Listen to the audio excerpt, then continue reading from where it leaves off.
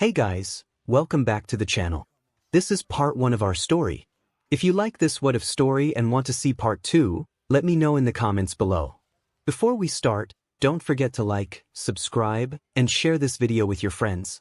Also, check the description for more great content and my playlist. This story was posted by 𝗧𝗵𝗃𝗲 on Wattpad. Now let's start. Hero registry. High school. Student file name, Midoriya, Izuku hero name, Solaris age, 15 at U. Entrance height, 175 centimeters affiliation, class 1 AU.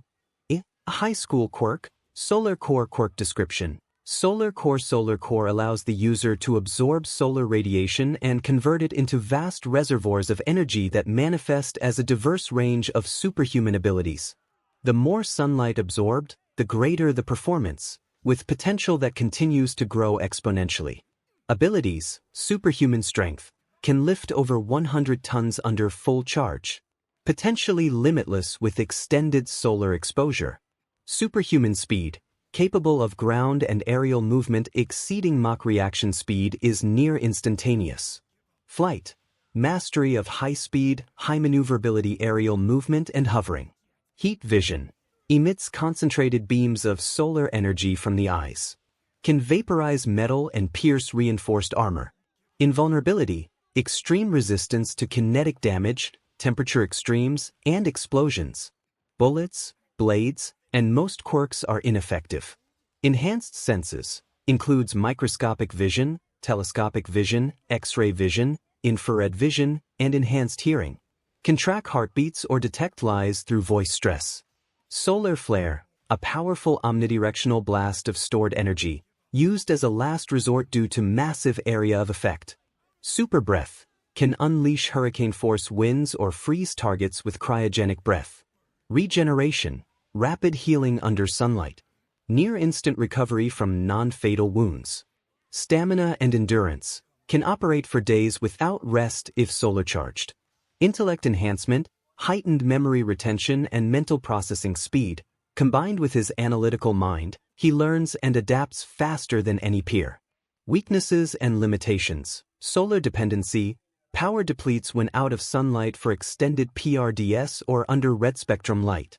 Complete depletion renders him vulnerable. Control sensitivity, super speed, strength, and vision-based attacks require high precision. Misuse can cause collateral damage or injury. Mental pressure, burdened by the weight of expectations, isolation, and trauma from early life rejection, emotional strain can cloud judgment. Personality, Izuku is analytical, kind-hearted, and fiercely determined. Despite his overwhelming might, he remains humble and emotionally grounded. His past as a quirkless outcast forged a deep sense of empathy and a tireless drive to protect others. He meticulously studies quirks, battle tactics, and combat psychology, seeking to grow beyond even his limits. Though more confident and composed than his canon self, Solaris carries a quiet intensity and detachment from those who once scorned him, particularly Bakugo and his mother. His compassion is great, but his tolerance for cruelty is near zero. Likes, hero notebooks and battle analysis. Real heroes. 𝗧𝗵𝗃𝗲 helping others from the shadows. Quiet rooftop training sessions. Stargazing and sunlight. Dislikes, Bakugo 𝗧𝗵𝗃𝗲 bullying, hypocrisy, betrayal. Izuku Midoriya neglectful and emotionally abusive after he was diagnosed quirkless. Being underestimated. Red sunlight / cloudy days. Wasted potential. Cowardice in the face of injustice. Hobbies, hero analysis and battle notebooks. Now more advanced and strategic. Classic manga and superhero comics. Loves both Japanese and Western styles. Admires tactical minds like Batman and strategists like Lelouch. Fighting games and arena simulators. Studies enemy patterns through competitive gaming. Favorites include Street Fighter, Dragon Ball FighterZ, and Mythos Combat. Infinite VR combat training and custom scenarios. Programs his own AI battles to push limits. Speed reading and mental puzzles. Solves logic puzzles and studies historical battles. Anime deep dives and voice acting practice. Has memorized entire speeches from iconic protagonists. Urban exploration and rooftop meditation. Loves to fly above the city and reflect at sunset. Combat style, tactical juggernaut, blends devastating physical might with surgical precision. High-speed blitz combat. Uses speed and air depths to disorient enemies. Aerial supremacy. Exploits flight and heat vision for rapid takedowns and crowd control. Strategic adaptation. Studies opponents mid-fight, adjusting his form and output in real time. Hero ranking U. Internal evaluation. Power, 6/5 overlimit tier speed, 6/5 technique, 5/5 intelligence, 5/5 cooperation. 4. 5/5 Izuku's voice echoed weakly in the quiet apartment. His small feet padded softly on the wooden floor as he stepped into the living room, clutching the hem of his all-might-themed pajama shirt. The lights were off, and the only glow came from the muted television screen, still showing highlights from a recent hero battle. But his mother, Izuku Midoriya, didn't turn to look at him. She sat on the couch, stiff, her hands folded on her lap, her eyes locked on the screen as if it would answer the questions swirling in her mind. Izuku tried again, a little louder this time, his voice quivering with confusion more than fear. He had a dream last night that he saved many people. Everyone cheered for him. Even she did. She hugged him and called him her hero. Izuku flinched slightly, barely, like a twitch in her shoulder, but she said nothing. Izuku stepped closer. He reminded her of their visit to the All Might exhibit last year when he expressed his longing to be a hero just like him. He tried to smile, recalling how she had encouraged him, saying he could do anything if he worked hard enough. She had called him her little champion. Izuku inhaled deeply through her nose but still didn't speak. Izuku continued, sharing what Dr. Tsubasa had told him, that he couldn't be a hero because he didn't have a quirk. But that didn't mean he couldn't try, right? He paused, his voice cracking, seeking her affirmation. Finally, Izuku turned her head. Her eyes were red, not from crying, but from exhaustion, as if tears had dried up long ago. She asked him why it had to be him. He froze as she continued, revealing her prayers since he was a baby, wishing he would be special and have something, anything. She had always thought he deserved to shine. Izuku took a trembling step forward, insisting that he could still shine, even without a quirk. But Izuku quickly shook her head, explaining that it wasn't just about trying. It was about acceptance in a world that wouldn't accept him. She expressed her fears that he would get hurt, be cast aside, and that she just wanted him to be normal and safe. Izuku whispered that he was still himself, still Izuku, and he wanted to help people, even if it was just one person at a time. Izuku questioned what would happen when people looked at him and asked what he could do, warning him of the fate that awaited those without a place in society. Izuku lowered his head, feeling the weight of her words. He had hoped she would still believe in him. Izuku admitted that she wanted to but didn't know how anymore. A long silence fell between them, the television continuing its loop of a pro-hero lifting rubble from a collapsed building. Izuku's voice was barely audible as he asked if he had done something wrong. Izuku's breath caught, and she stood suddenly, walking past him toward the hallway. She told him it was late and that he should go to bed. Her voice was firm, distant, and final. Izuku stood alone in the living room, the weight of the world pressing down on his small shoulders. He glanced at the screen, feeling the heaviness of his dreams and the reality that surrounded him. The hero on the screen smiled proudly as citizens clapped and cheered. He turned away and walked slowly to his room, his footsteps heavier than they should have been for a child. Izuku whispered to the dark hallway that he still wanted to be a hero, even if no one believed in him. Even if his mother didn't. He still wanted to be one. No answer came, only the soft buzz of the TV behind him. For the first time, the silence felt like the loudest rejection of all. Years later, he reflected on that day when the doctor's words came out so casually, as if discussing the weather. The doctor mentioned that his son's pinky toe joint showed no sign of the extra evolution and that he was one of the 20% who wouldn't develop a quirk. His mother's expression changed subtly, a twitch in her eye, a hesitation in her voice. The hope she had carried seemed to quietly die, and she didn't want him to see its funeral. She never looked at him the same again. From that moment, being quirkless marked him as less than everyone else. At first, he didn't understand. He still wore his all-might backpack proudly and tried to smile when kids talked about their powers, showing off little sparks, floating toys, and making things glow. He clapped along, laughed when he was supposed to, and cheered them on. He didn't know the rules had changed. But then they started looking at him differently. Not with hate, which would have been easier to deal with, but with pity and contempt. It was that mix of emotions people get when they want to act nice but also feel superior. Teachers stopped calling on him when discussing hero careers, and kids stopped inviting him to Quirk training games. The desks around him always had just a bit more space, as if being quirkless was contagious.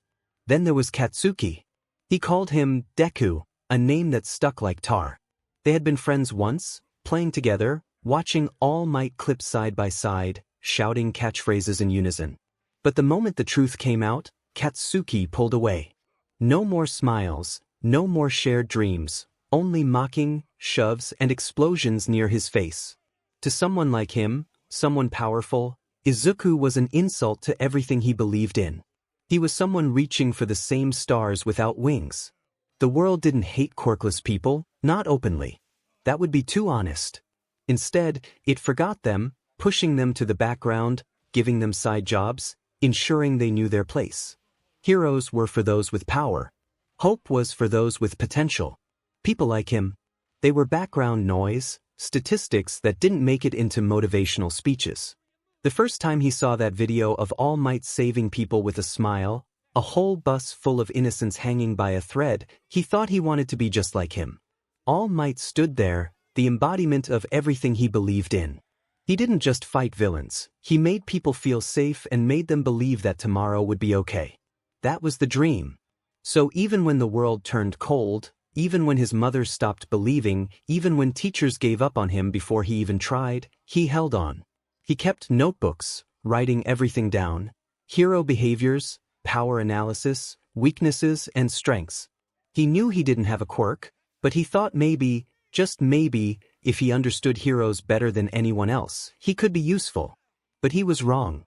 That day in class, when the teacher talked about career paths and joked that everyone wanted to be a hero, when Katsuki proudly declared he'd apply to you, and everyone clapped like it was already decided, no one looked at him. The classroom buzzed with chatter, desks cluttered with notebooks, the sun casting sharp lines through the windows. Mr. Yamada stood at the front, casually tapping through the slides.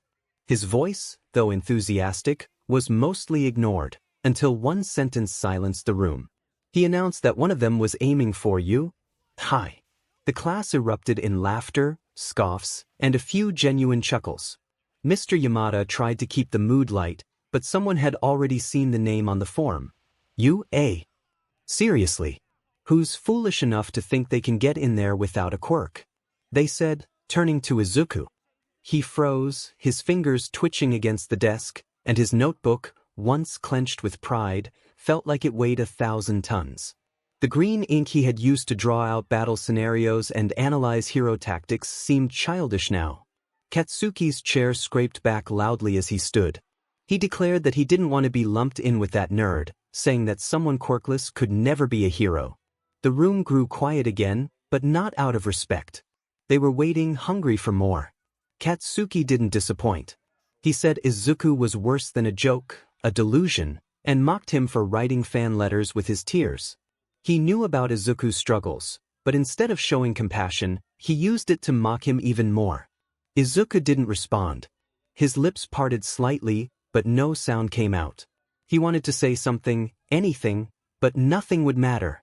The words wouldn't rise, it was just air. Later, when class ended, Izuku packed his things slower than usual, waiting until the room had mostly emptied out. But Katsuki was still there, leaning by the windowsill, arms crossed, his expression unreadable at first. Then he walked over, face close, with no laughter now, just coldness. He told Izuku he wasn't just a loser, he was a parasite, clinging to a dream that was never his to have. If he really wanted to be a hero, he suggested doing the world a favor and jumping off the roof, hoping that maybe in his next life, he'd be born with a quirk. Izuku couldn't move or breathe. The silence that followed wasn't empty, it screamed. The throb in his chest drowned everything else. He couldn't cry or even flinch, just stood there, face blank, as Katsuki walked away without looking back. When the last echo of footsteps faded, Izuku sat down in the now empty room, the corner of his hero analysis notebook clenched tight in his trembling fist. The words, the application form, stared at him from the page like a cruel joke. For the first time, he truly wondered if maybe Katsuki was right. That was the moment it truly hit him. It wasn't just about not having power, it was about the world deciding that, because of that, he didn't have worth.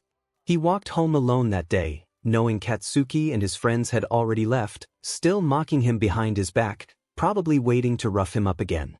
His notebooks were heavy in his bag, filled with notes he once thought might matter.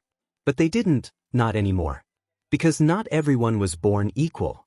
That was the harsh truth he learned too early. Some are born with power. Some with influence. Some with nothing at all.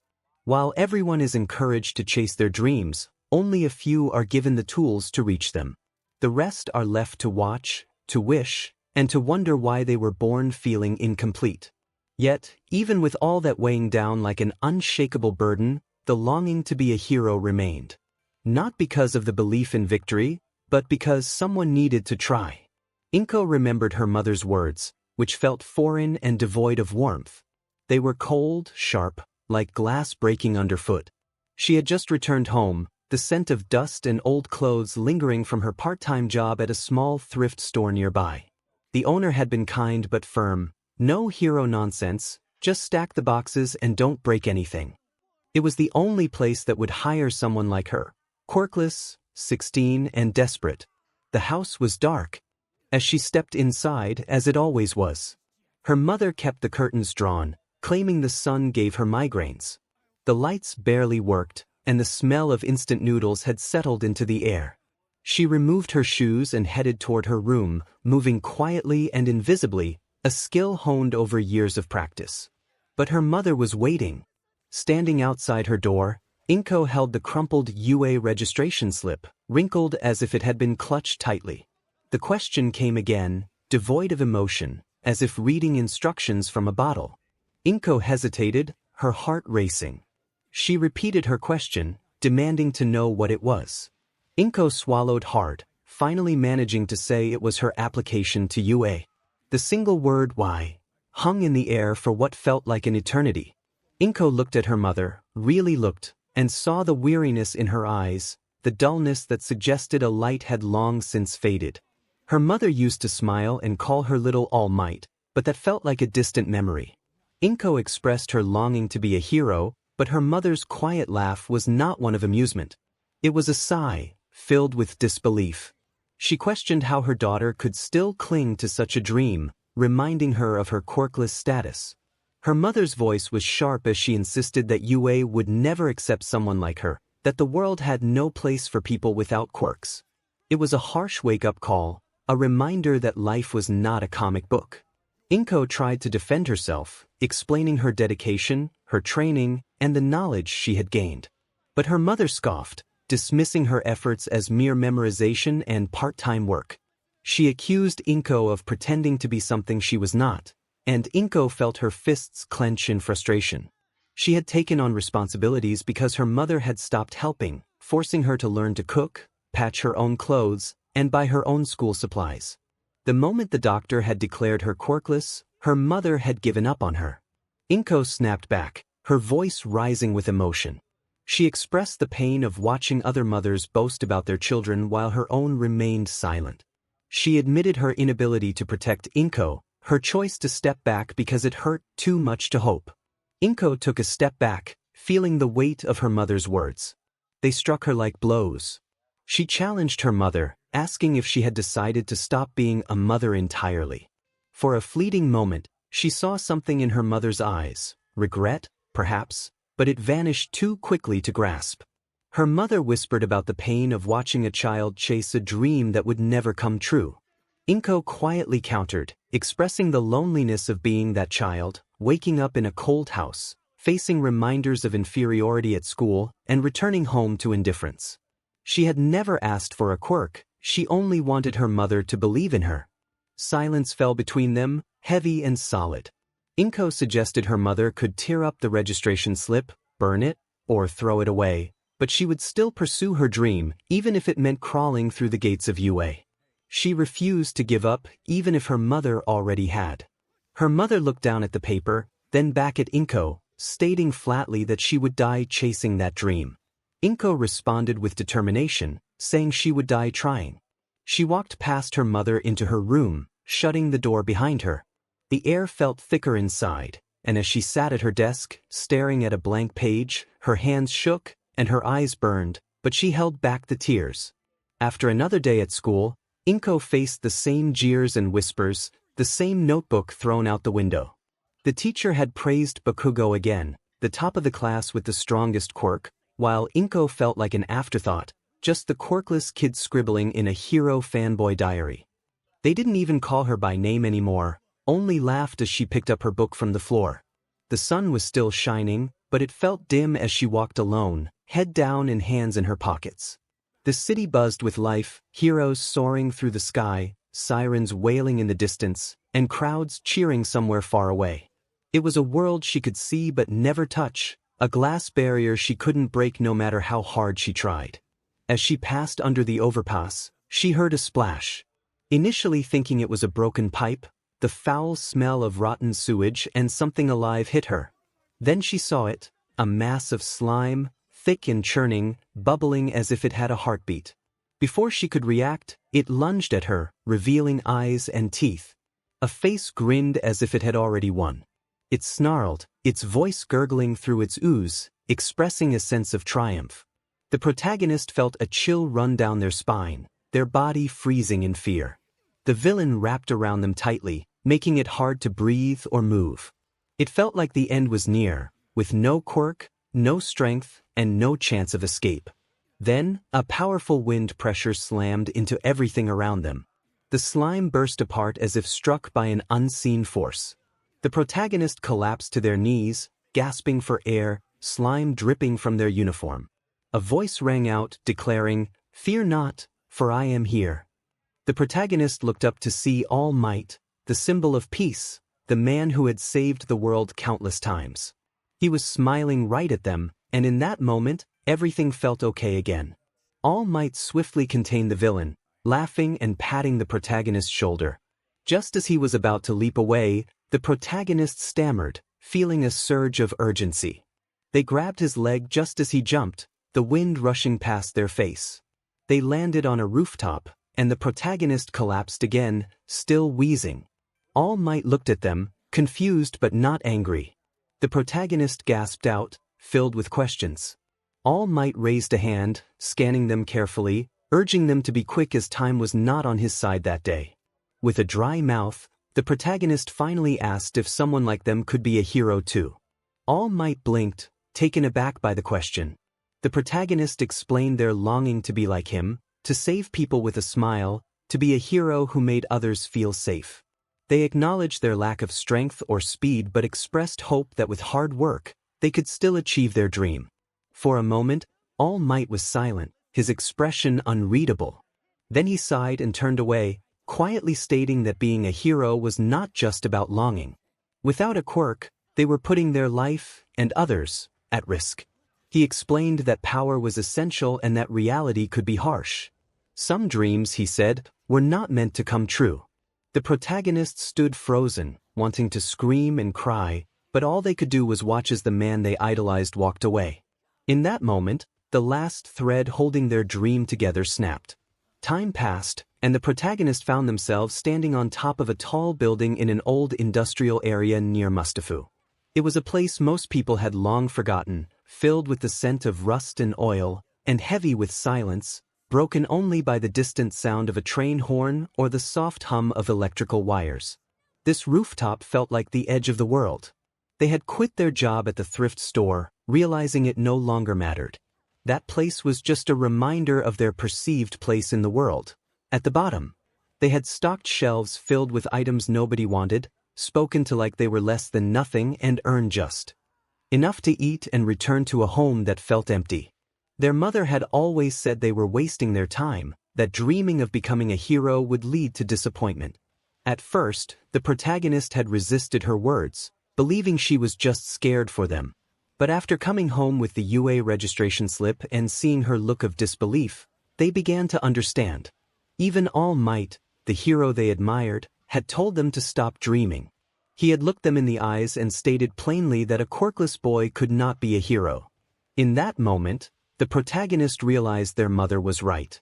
Society was right. Being quirkless was not just a minor inconvenience. It was a dead end, a label that marked them as powerless and hopeless. They questioned why they had been so foolish not to see it sooner, why they had clung to hope. They had let themselves believe that effort mattered more than power, that they could be the exception in a world designed to leave people like them behind. Even All Might could not pretend for their sake, and they had thanked him for it, smiling through tears, still seeking validation. Perhaps Bakugo was right. Maybe they should just follow his advice. If they wanted to be a hero so badly, they could jump off a roof and hope for a quirk in their next life. Everyone had laughed when he said it, and they had laughed too, but now it felt different. Standing at the edge, they looked down at the broken concrete below, wondering how long it would take, if it would hurt, and if anyone would care. They closed their eyes, letting the wind brush against their face, imagining it pulling them forward, as if the world was saying, "It's time." They took a step forward and then, nothing. They were not falling, nor flying. They were simply floating. Opening their eyes, they discovered they were hovering just a few inches off the ground. Confused, they looked down and realized their feet weren't touching anything. They were suspended in the air, as if the wind had caught them and refused to let go. Their arms trembled, and their breath caught in their throat. They tried to move, and their body responded slowly, gently. They drifted back, then forward again, feeling in control. Something inside them had awakened. Tears spilled from their eyes as the realization hit them. They had a quirk. They actually had a quirk. As soon as they landed back on the rooftop, they fell to their knees, hands trembling against the gravel and steel. They laughed, choked, and cried all at once. All this time, they weren't broken. They weren't useless. Something was awakening inside Izuku, something real and undeniably his. He whispered to himself that he had a quirk, and then he declared it louder. The world around him didn't pause, the sky didn't split open, and there were no cheers or hero anthems. Yet, something had shifted within him. For the first time in years, perhaps ever, he felt alive. Sitting down, his knees trembled slightly from the rush of emotions. His thoughts raced, as if his mind couldn't keep up with the whirlwind of feelings. A near-death experience had triggered this awakening. After years of ridicule, abuse, and despair, his body had finally decided to respond. He closed his eyes, trying to recall that moment when he stepped forward, that sensation of something inside him snapping open like a SW, flooding his entire being. He stood up and jumped lightly, feeling the familiar sensation of floating. It wasn't as high as before, but he was still off the ground, weightless, as if gravity had lost its hold on him. He took a deep breath, the cool air sharp in his lungs. The quirk he had awakened felt similar to his mother's ability to levitate objects, but this felt different, more intense, more powerful. Perhaps he could actually do something with this newfound ability. A thought nagged at him. What if this floating was just the beginning? What if he hadn't even begun to explore the depths of his power? He was following instincts, raw and untrained, but something inside him felt strange, as if every cell in his body had awakened after a long slumber. This energy, this force, had been buried within him all along, and now it was surging through him. He felt unstoppable. Across the rooftop, he spotted a rusted metal beam, thick and long, likely left behind from old construction work. Approaching it with a pounding heart and buzzing muscles, he grasped it with both hands. To his surprise, it felt light, almost like a toy. Instinctively, his grip tightened, and the metal groaned before bending effortlessly in his hands. He blinked in disbelief. He had bent it without effort, as if it were nothing. Confusion washed over him. What was happening? He had floated and now exhibited super strength. His knees buckled, and he collapsed, overwhelmed by a sudden, intense pain that surged through his head. It felt as if knives were digging into his brain. He clutched his skull, eyes wide, heart racing. He could hear everything, a baby crying blocks away, a microwave beeping, footsteps, breathing, a car engine struggling to start, muffled conversations from unseen buildings. His vision flickered uncontrollably, shifting through various filters. First, everything turned red and blue, the heat radiating from every surface and living being. Then, he could see through walls, beams, bricks, glass, and even people, layers peeling away as if they were non-existent. The pain intensified. He screamed, his voice hoarse as his vision blurred from the overload. The wind whipped around him, and he couldn't tell if he was shaking or if the world was trembling. His heartbeat thundered in his ears, and his lungs struggled to keep pace. He gripped the gravel of the rooftop, holding on as if it were the only real thing left. He didn't understand what was happening. Was this a quirk? A combination of powers? Floating, strength, enhanced senses. These sensations were beyond anything a normal person should experience. It felt like his body had surged from 0 to 100 in mere moments. After years of nothing, he was suddenly overwhelmed with the abilities of multiple people all at once. Tears streamed down his face, not from sadness, but from fear, awe, confusion, and pain. He had a quirk, but what was it? Why did it feel like it was both killing him and saving him at the same time? Izuku sat on the rooftop of an abandoned warehouse, a cracked notebook open on his lap, filled with messy notes and diagrams that barely made sense. It had been 3 weeks since that night when everything changed, when he hovered over the edge and thought he was going to die, only to awaken to a new truth. He spoke aloud, letting the words settle in the air, Solar Core. At first, it sounded ridiculous, like something from an old comic. But every test, every painful trial and error pointed to the same conclusion. His body wasn't a random anomaly. It was purposeful, reactive, waiting for the right spark to come alive. Standing to face the rising sun, he felt its warmth wash over him.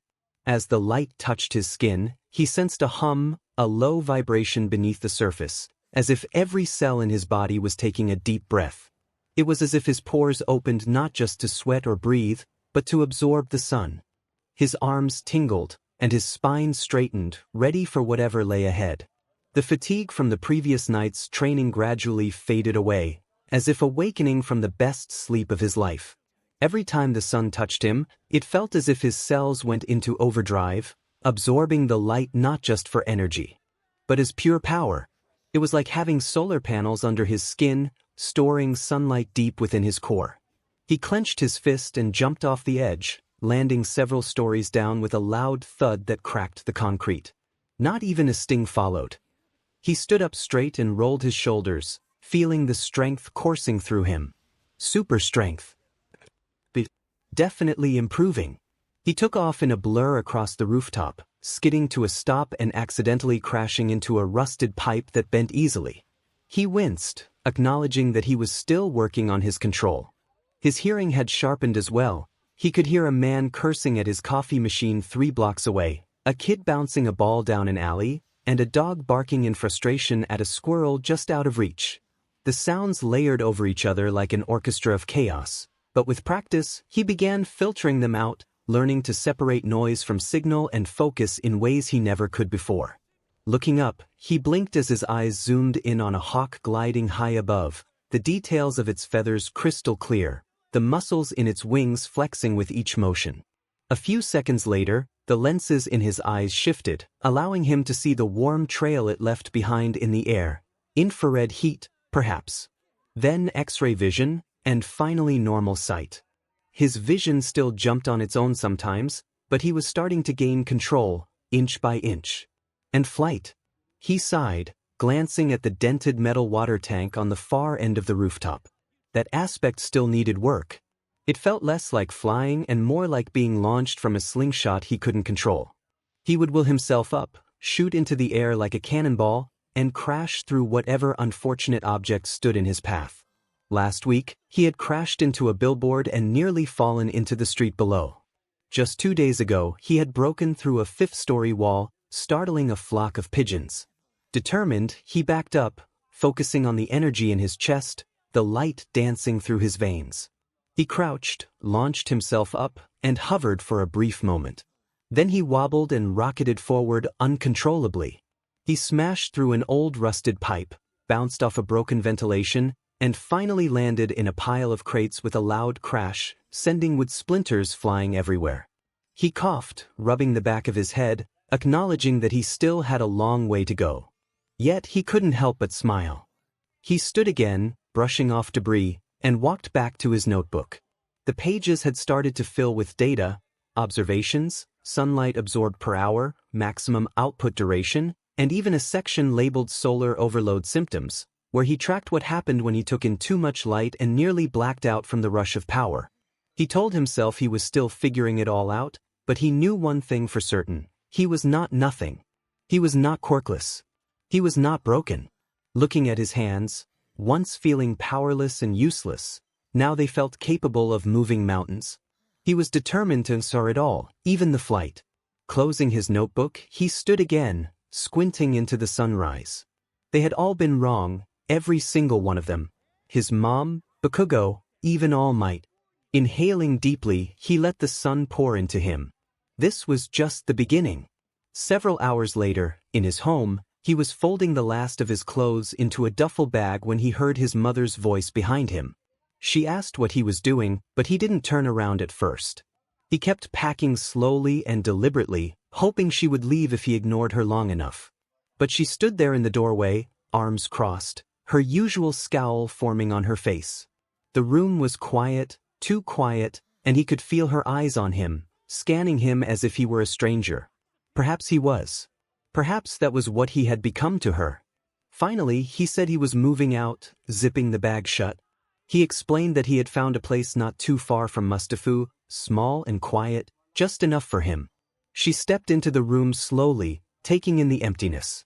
Most of the shelves were bare, the posters were gone, and his All Might figurines were no longer lined up by the window. She questioned if he was just leaving, and he turned to face her. She appeared older, perhaps more tired, but he was resolute in his decision. He had already paid for the first 3 months using the money from selling all the things she used to complain about. For a moment, she seemed at a loss for words. She asked if he wouldn't even explain why he was leaving. He almost laughed at the question, responding that he was tired of being treated like a burden. For years, she had barely looked at him unless it was to remind him of what he didn't have or how he had ruined her life. He was no longer willing to be her emotional punching bag. Her mouth opened as if to respond, but nothing came out. He continued, stating that she had never believed in him, not once. She had called him pathetic, weak, and useless, looking at him like he was something broken she was forced to live with. He reminded her of his last birthday, which she had forgotten because she was passed out on the couch. She narrowed her eyes and warned him to watch his tone, but he questioned why she cared now when she had never cared before. She took a step forward, scanning him again, confusion and uncertainty evident in her gaze. He had changed, taller, sharper, with color in his skin and light in his eyes. The bones that once showed through his skin were now covered in lean, coiled muscle. She quietly acknowledged that he had changed, noting he didn't look like he used to. He affirmed that he was not who he used to be, stronger, smarter, with a plan. He was no longer chasing anyone's dream, not All Might's or society's, but his own. She asked if he wouldn't even tell her how he planned to do it, but he insisted it didn't matter. What mattered was that he didn't need to live there anymore, pretending he was okay with how things were. She looked at him hard, then over at the empty shelves, the packed bags, and the faded shadow of a poster that used to hang above his bed. She asked if that was it, if he was just leaving just like that. He nodded, stating he had to go. He had stayed too long, hoping things would get better, but he realized they wouldn't. She wouldn't change. And she couldn't waste any more time. She sat down slowly on the edge of the bed, the same bed where tears had been shed for years, the same mattress that sagged from nights spent awake, wondering why she wasn't enough. A flicker of emotion crossed her face, but this time, he didn't stop to comfort her. Izuku picked up his bag and declared that he wasn't going to be a hero in the way people expected. He would still help others and make a difference, just not by conforming to their expectations. She remained silent. He continued, stating that he didn't need her permission or approval. He just needed to know he could survive without either, and now he knew he could. Her eyes focused on him, dull yet intent, as she asked if he was truly done with everything. He confirmed that he was finished with pretending, revealing that he had sold everything, including All Might's belongings, and had gotten a good price for them. He noted that worshipping someone didn't pay off unless it turned into profit. She flinched at the sarcasm in his voice, but he felt no remorse, at least not anymore. He mentioned that he would be late, slinging the duffel over his shoulder, explaining that he had a lot to do, training, and figuring out how far his quirk went. Though he didn't know everything yet, he at least understood who he was now. Her eyes widened in surprise as he confirmed that he had a quirk. He added that it turned out he was just a late bloomer. Her voice was small when she expressed that he could have told her. He paused at the door and turned back, questioning what he should have told her, that he had a quirk now, that he had faced despair before it awakened, or that everything he was now he had to become alone. He believed she wouldn't have listened. She never did. Silence enveloped them once more as he said goodbye and walked out without looking back. Adjusting the strap on his duffel bag, he stepped onto the cracked pavement, the gate creaking behind him with a finality he hadn't expected. The sky above was gray, heavy, but for once, he didn't feel burdened. He felt light, not because he was happy, but because the weight he had carried for years, that invisible pressure of feeling unwanted and unloved, was gone. Or perhaps he had simply stopped caring. He held his luggage close, the wheels thudding quietly on the uneven sidewalk as he walked away from the place he had once called home. The building loomed behind him like a faded monument to everything he used to be. Small, weak, forgotten. That was the old him. The place held the echoes of countless nights spent crying into his pillow, sitting alone in the dark with the glow of his All Might posters reminding him that there was still hope. It was ironic how even that hope had begun to fade. He questioned why he had said goodbye. The words echoed in his mind, a soft whisper he hadn't meant to utter. It made it sound like he cared, like part of him still wanted something from that house, from her, from the life he was leaving behind. But he didn't. He didn't need her guilt, her late-night apologies that never came, or her reminders of how broken he was, how much of a burden he had been. He certainly didn't need her pity now that something had finally changed. 8 more months. That was all he had left until the UA entrance exam. 8 months to become someone worthy of the path he was carving. He had to get serious. He needed books, lots of them. Not just hero-related, but also biology, physics, and engineering. If his quirk was solar-based, he needed to understand it inside and out. He couldn't rely solely on his powers. No real hero did. He needed to train his body, his reflexes, and his mind. He needed to learn how to fight. Hand-to-hand combat was essential. He couldn't afford to flail around in the middle of a fight just because he had grown accustomed to flying or using raw power. Power without control was mere destruction. He didn't want to be another explosion-loving maniac. He wanted precision, strategy, and purpose.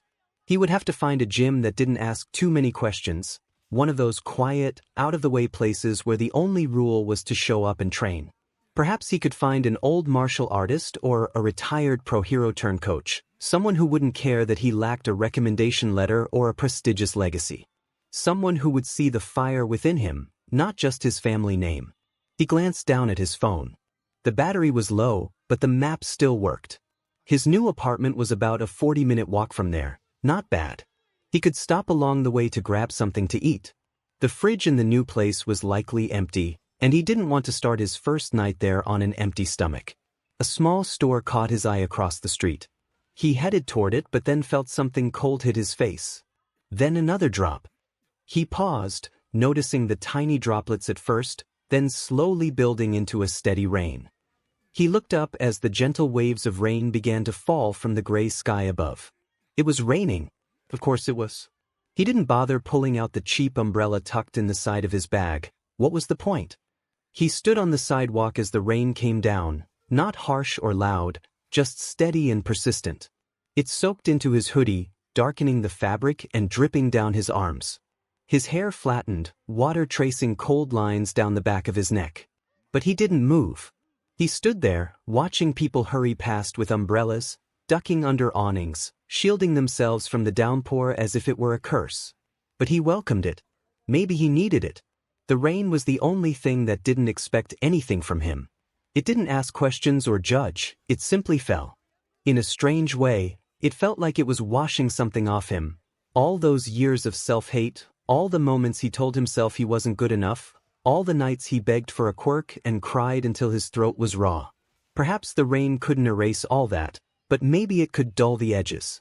He took a slow breath and let his eyelids flutter shut, imagining the solar energy within him, flickering like tiny suns just beneath the surface. They were still there, glowing even without the light. He could feel it in his bones, in his muscles, in the way his body didn't shiver despite the cold rain. He was different now. He stepped into the store, water dripping onto the tile as the bell above the door jingled softly. The clerk glanced up before returning to his magazine, not asking why he looked like he had just stepped out of a storm. He didn't care, and that was good. He picked up some instant noodles, rice, canned curry, and a few bottles of water. Nothing fancy, just enough to get him through the next few days while he figured things out.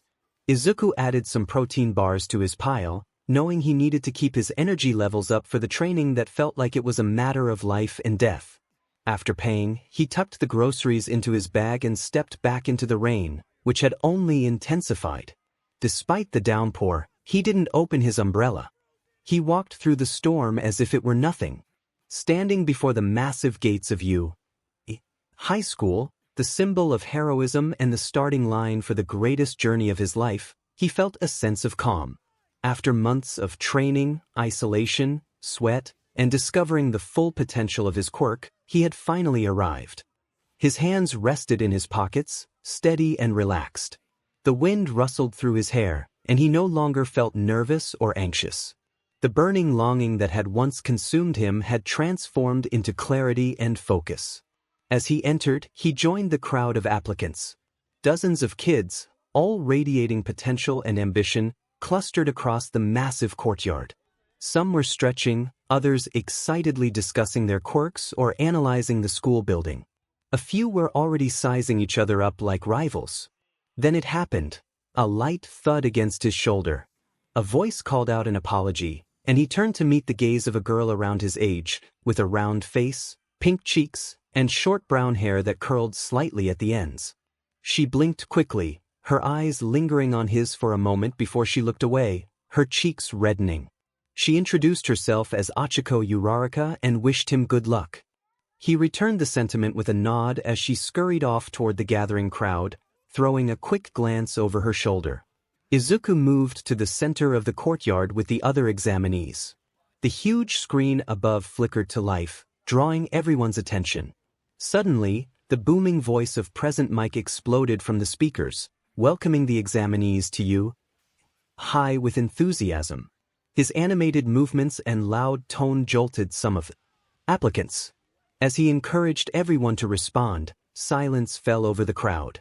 Clearing his throat, 𝗵𝘃𝗵𝗃 began the orientation, explaining the layout of the testing zones. Each applicant would take part in a 10-minute mock battle in a replica urban setting, with each site serving as its own battlefield. He emphasized that each applicant fought for themselves, with no point in bringing friends along. The excitement in the air intensified as he detailed the types of robots they would face: 1-pointers, 2-pointers, and 3-pointers, scattered throughout the field. The goal was to take down as many as possible for points. However, he warned them about the fourth type, the 0-pointer, a massive robot that served as an obstacle rather than a source of points. 𝗵𝘃𝗵𝗃 advised everyone to run from it, eliciting laughter from the crowd. Izuku noticed a boy with glasses adjusting his frames, looking precise and serious. When he raised his hand to ask about a potential misprint in the handout, 𝗵𝘃𝗵𝗃 responded with a smirk, clarifying that the 0-pointer was indeed real but not worth any points. As the orientation continued, Izuku felt a sense of calm wash over him. He was ready. The sun was high, and its warmth fueled him gently. They lined up in front of the massive gate of Test Site B, which resembled the entrance to a theme park more than a battlefield. The atmosphere was heavy with anticipation as everyone around him stretched and muttered strategies. From a distance, he noticed Izuku again. When their eyes met, she smiled nervously, and he nodded reassuringly, which seemed to relieve her. Suddenly, the boy behind him stepped forward, accusing Izuku of glaring at Izuku.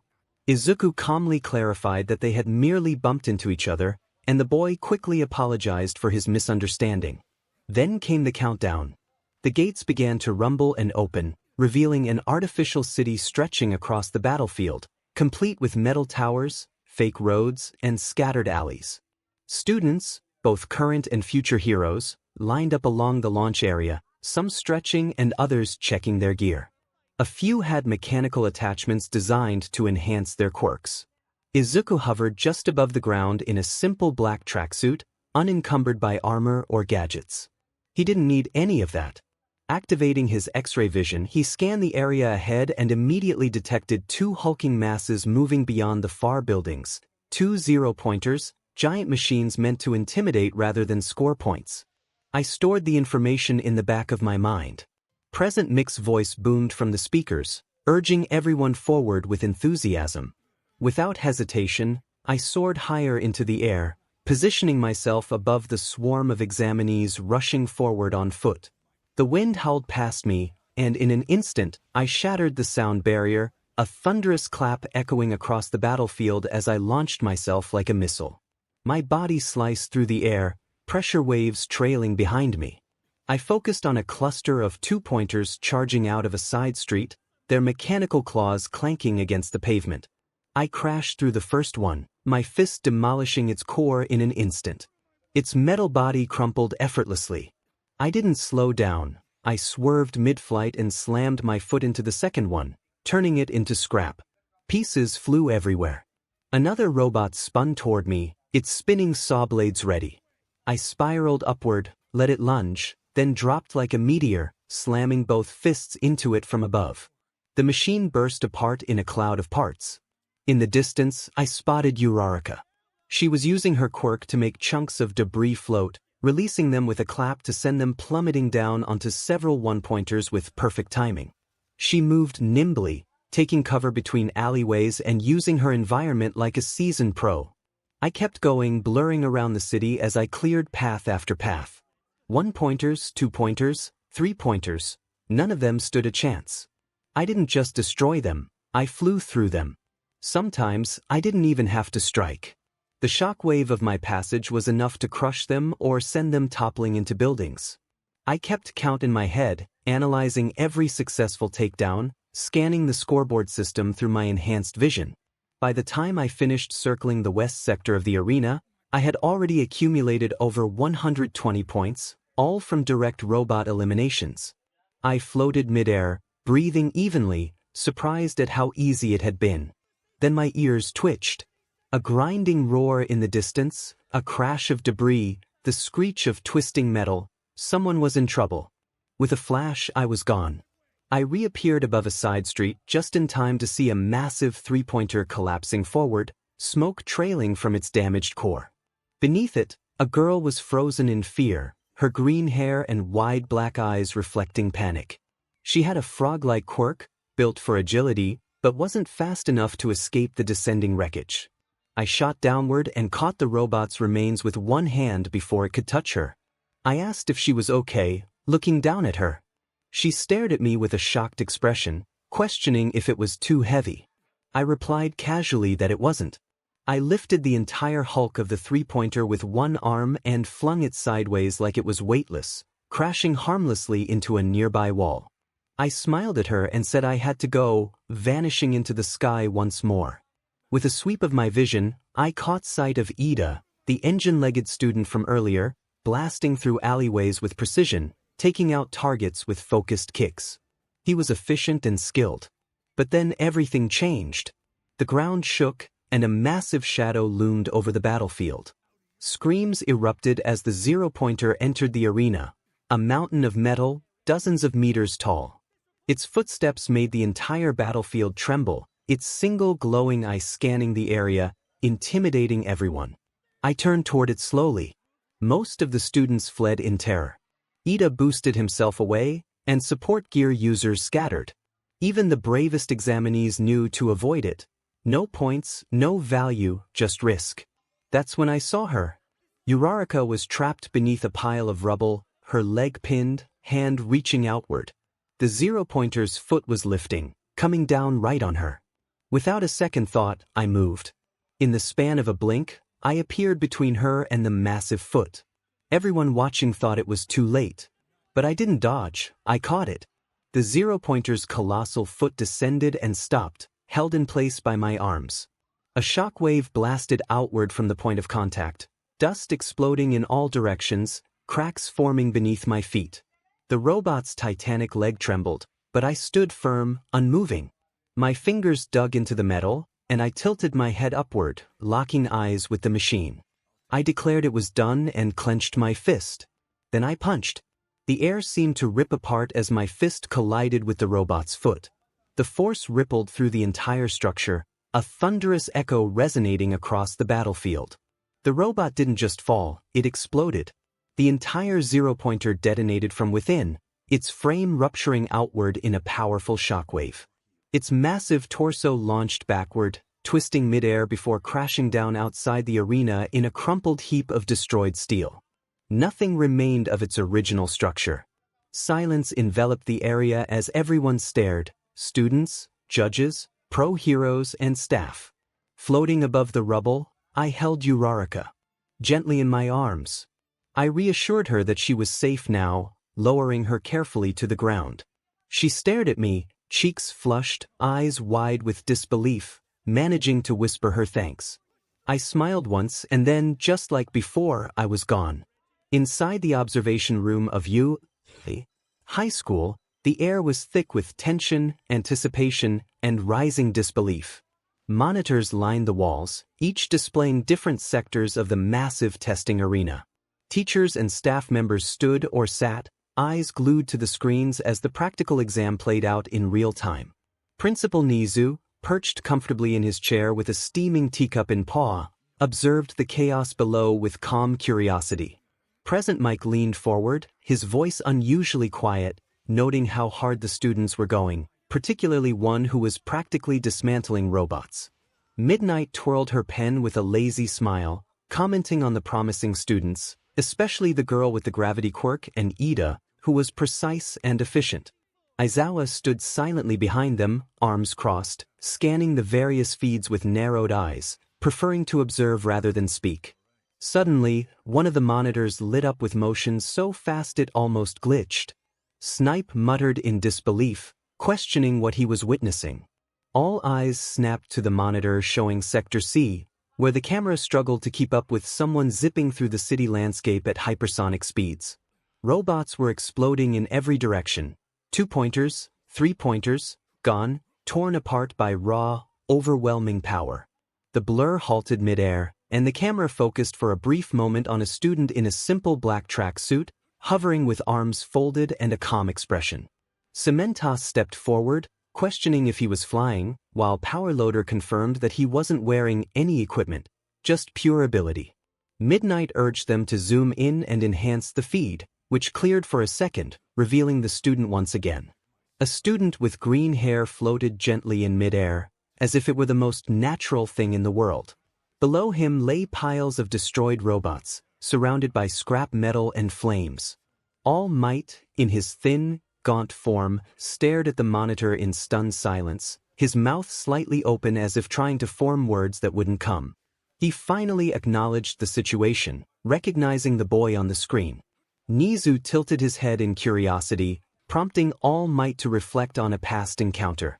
He recalled a time when the boy had approached him, asking if a quirkless person could become a hero. All Might had told him no, advising him to dream of something else. The weight of that moment hung in the air as silence enveloped the room. Izuku broke the stillness, inquiring about the boy's name. He moved to a nearby terminal, pulled up a file, and began reading aloud the student profile. Midoriya Izuku, age 15, attended Aldra Junior High, with academic scores below average and physical scores abysmal. His medical record indicated repeated visits due to injuries sustained from bullying. Once labeled quirkless, he was now registered with a quirk called Solar Core, a passive solar energy absorption ability. Powerloader expressed disbelief at the lack of a secondary effect or description of what the energy could do. Izuku confirmed that it merely stated passive solar absorption, questioning if that could even be considered a quirk. Midnight pointed out that the boy's abilities were clearly impressive now, as President Mike excitedly noted his soaring score from combat. The atmosphere shifted as the camera feed zoomed in on a colossal zero-pointer stomping through Sector D, causing chaos among the students. Amid the panic, one student, 𝗬𝗧𝗏, was pinned under rubble. Midoriya appeared again, unwavering in his determination. He caught the zero-pointer's foot and delivered a powerful punch, resulting in an explosive impact that shook the monitors and left nothing but a crater where the machine had stood. The room fell silent, everyone frozen in disbelief. All Might swallowed hard, still transfixed by the screen.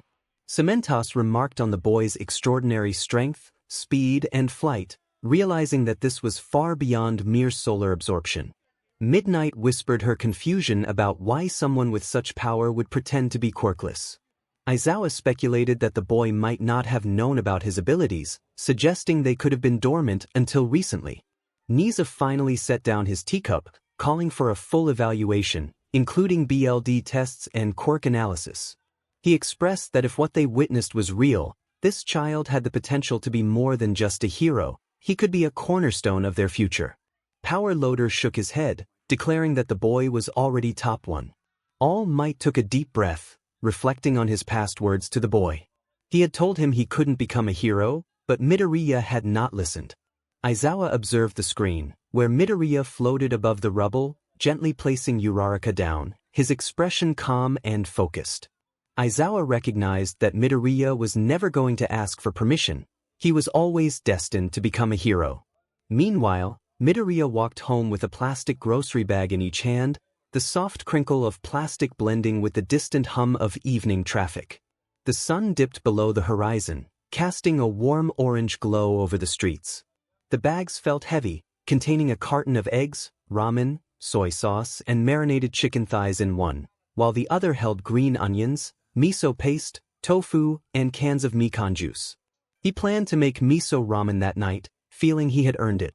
As he turned down a quieter street, he hoped Ochako and the frog girl were okay, recalling how quickly everything had unfolded during the exam. One moment he was soaring through the air, the next he was catching a falling zero-pointer's foot and crushing it effortlessly. Instead of pride, uncertainty gnawed at him. What if he didn't pass? What if he caused too much damage? The rules were unclear, and he feared he might have jeopardized his chance. He shook his head, trying to dispel the negative thoughts. He had done his best, he had saved someone. That had to count for something. Yet, the doubts lingered, making it hard to feel excited about his achievements. Normally, he would want to share this moment with someone, but he felt isolated. His thoughts turned to 𝗵𝗃𝗲, his mother.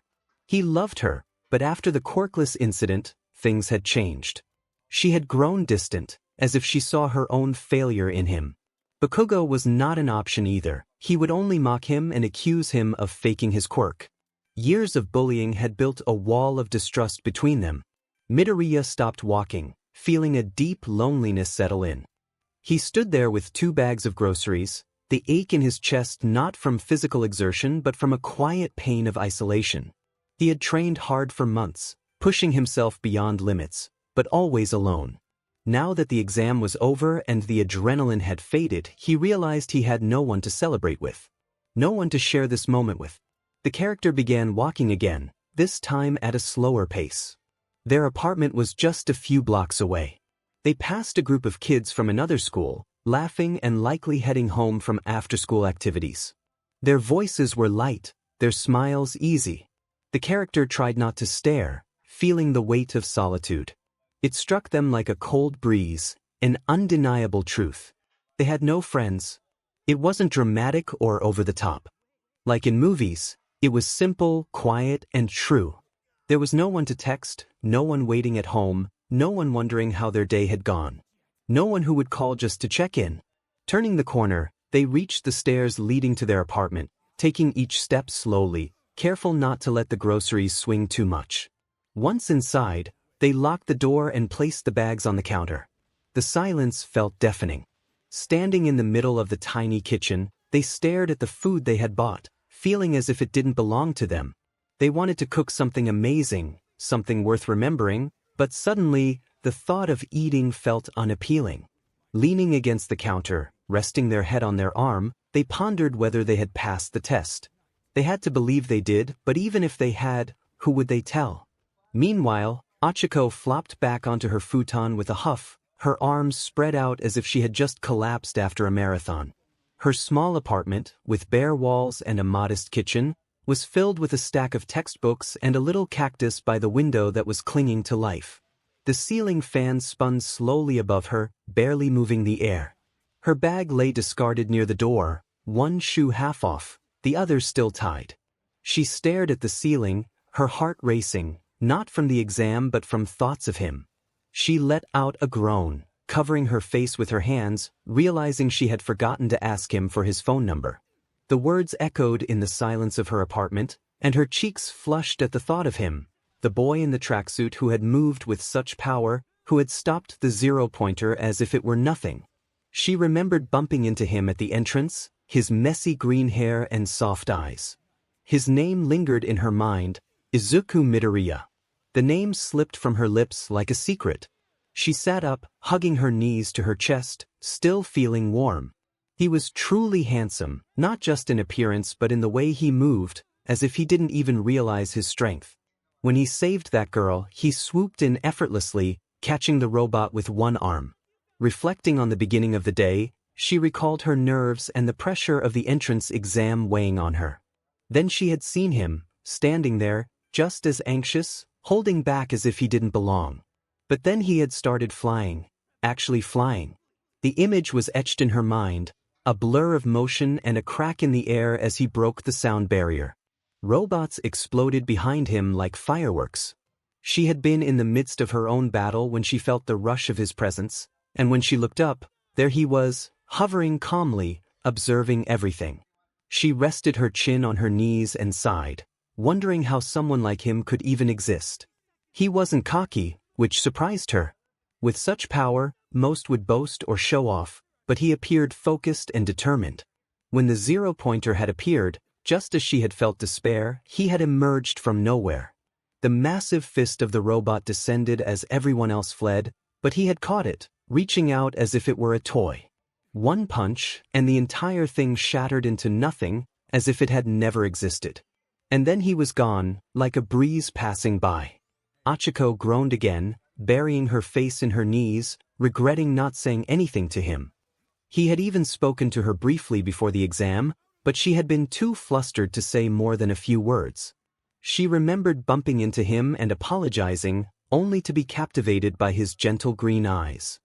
His voice had been soft and kind, but she had been too distracted by her racing heart to fully comprehend what he said. She should have asked for his name or expressed her gratitude. Now, he probably thought she was just another random girl he saved. Sitting up, she rubbed her face, reminding herself to stay focused on her goal, to get into 𝗧𝗵𝗃𝗃, become a hero, and help her parents. She couldn't let herself get lost in thoughts of a flying Superman with perfect hair and muscles who casually defeated a robot. Yet, he was undeniably cute. She groaned again, falling backward onto the futon. Something about him felt different. Not just his strength, but the way he carried himself, as if he had risen from hardship. It was a quality that couldn't be faked. She could see it in his eyes, in the way he instinctively helped others without needing to be told. He simply did the right thing. 𝗬𝗃𝗃 stared at the ceiling, her voice soft as she wondered if he even knew how amazing he was. Silence enveloped her apartment, a peaceful quiet, but her heart continued to race, replaying the moment when the fist of a monstrous machine had been caught by a boy who seemed unlikely to possess such strength. She smiled to herself, albeit a little sadly, resolving that next time, she would get his number. In another room, Ida sat in the quiet of his space, his posture rigid and upright as always, but his mind was far from composed. The air buzzed softly with the low hum of his fan, a stack of textbooks nearby unopened. He had returned from 𝗧𝗵𝗃𝗃. Several hours after the entrance exam, Ida showered, dressed in his usual lounge attire, a clean-pressed shirt and navy blue slacks, and attempted to sit down to study, read, or organize his thoughts.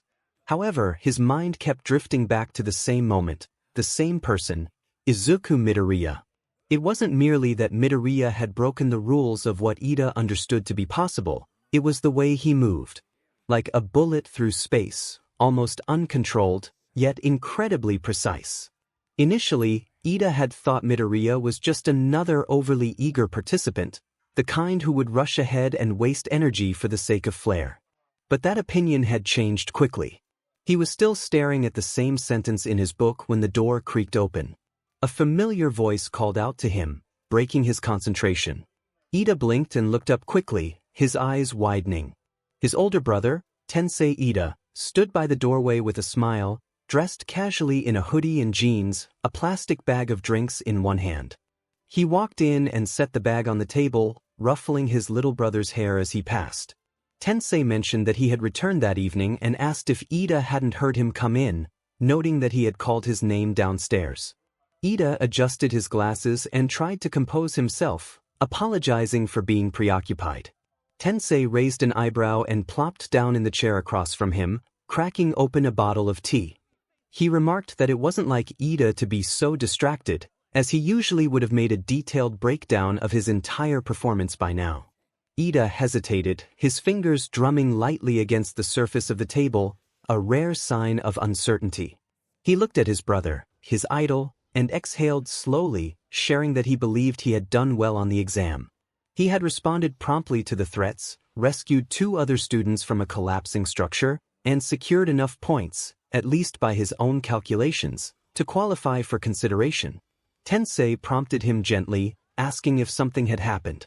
Ida leaned forward, placing his hands on the table, and spoke about a student he had met during the exam, Izuku Midoriya. He struggled to explain what he had witnessed. At first, Midoriya hadn't stood out. He was quiet and almost unremarkable. Ida had assumed he might not be cut out for you, as he seemed hesitant to step into the arena. Tensei chuckled, noting that it sounded like someone Ida would have corrected on the spot.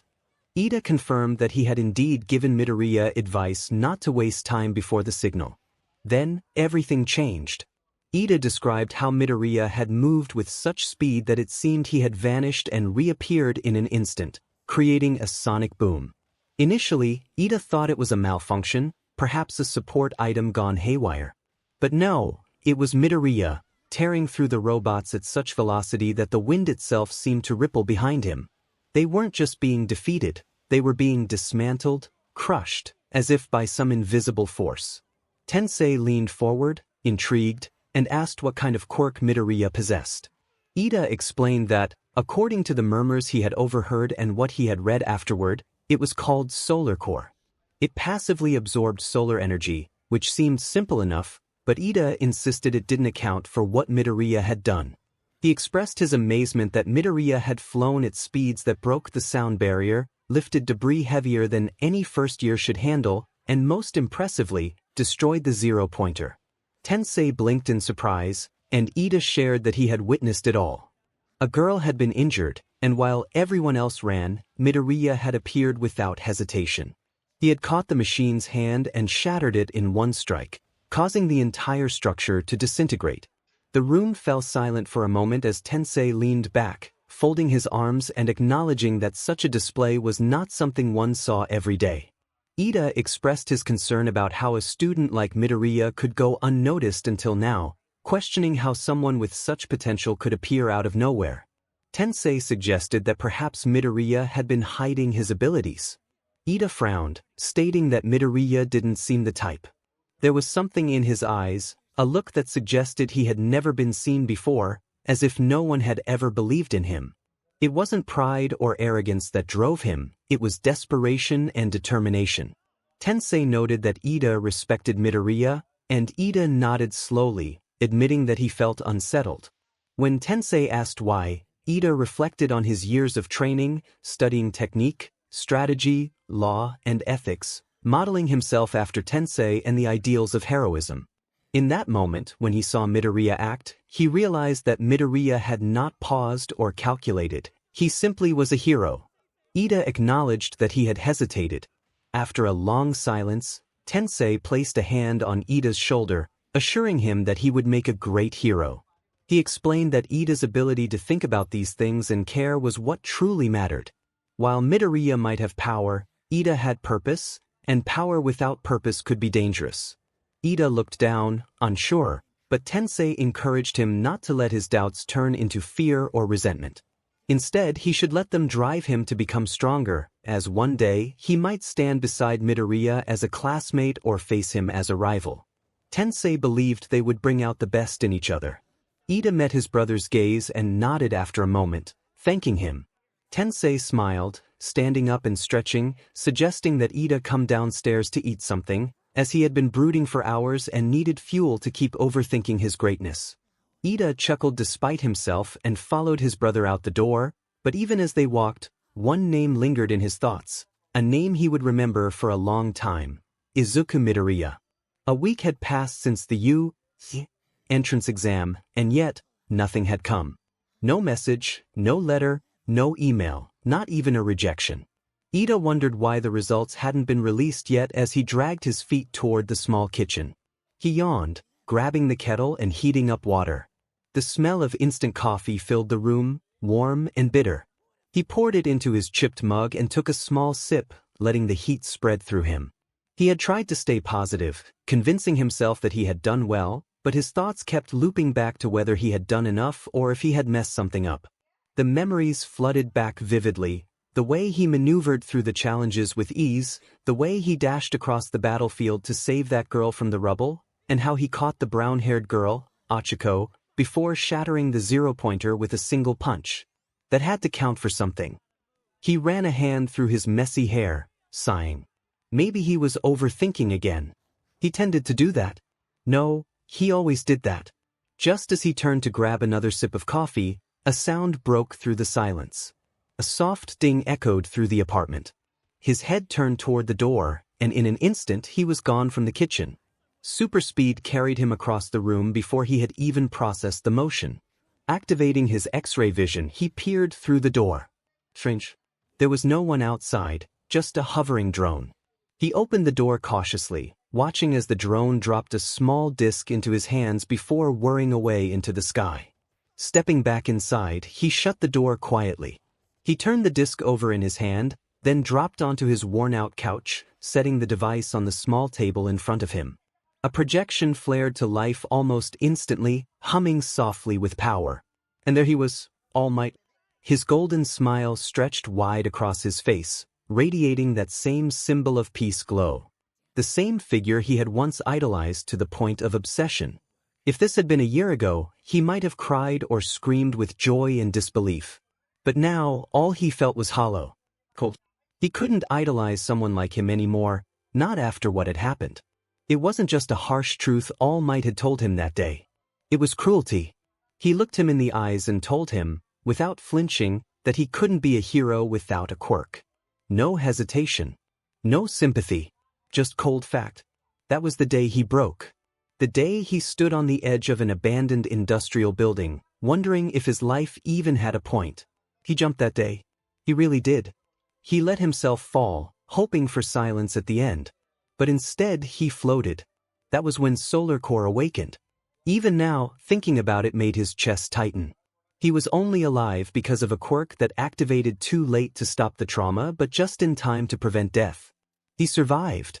But a part of him didn't. A part of him still lay on that rooftop, motionless and broken. And All Might. He was the one who pushed him there. He gained an incredible quirk later, sure. But it was a matter of principle. All Might had crushed a boy who needed hope.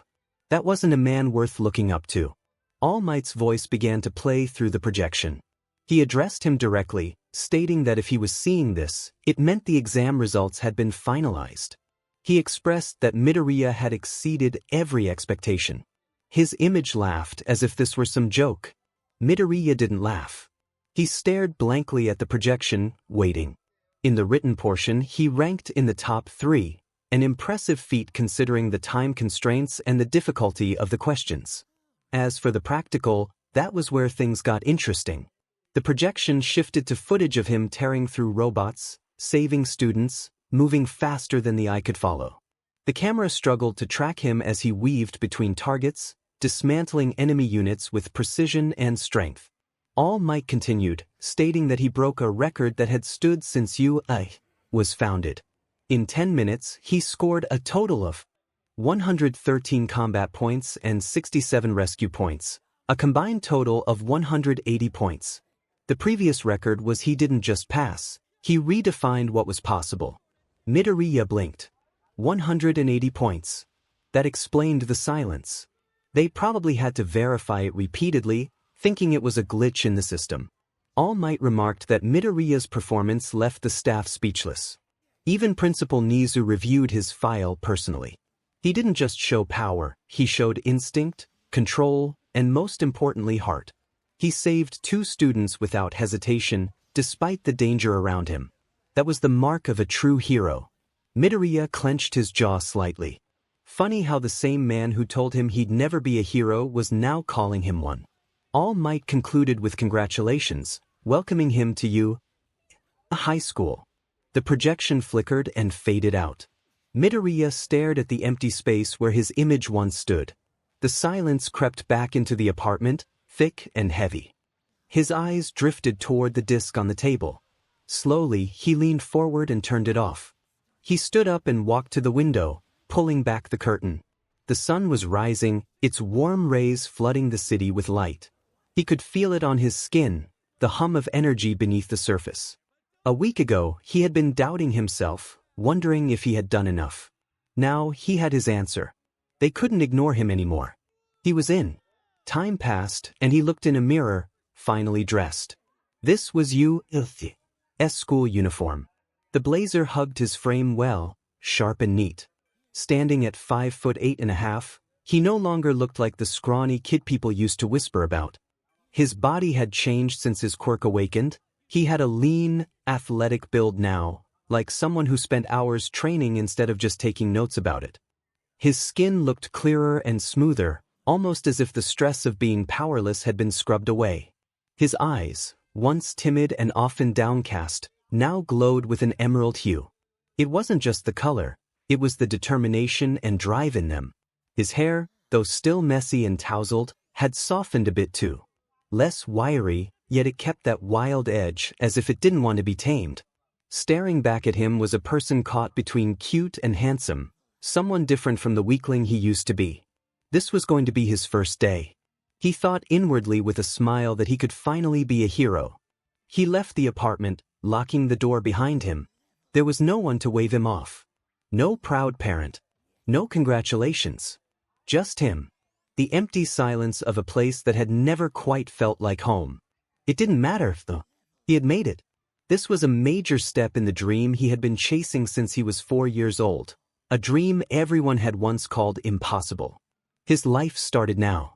He got off the train and walked the rest of the way to 𝗬𝗲𝗍.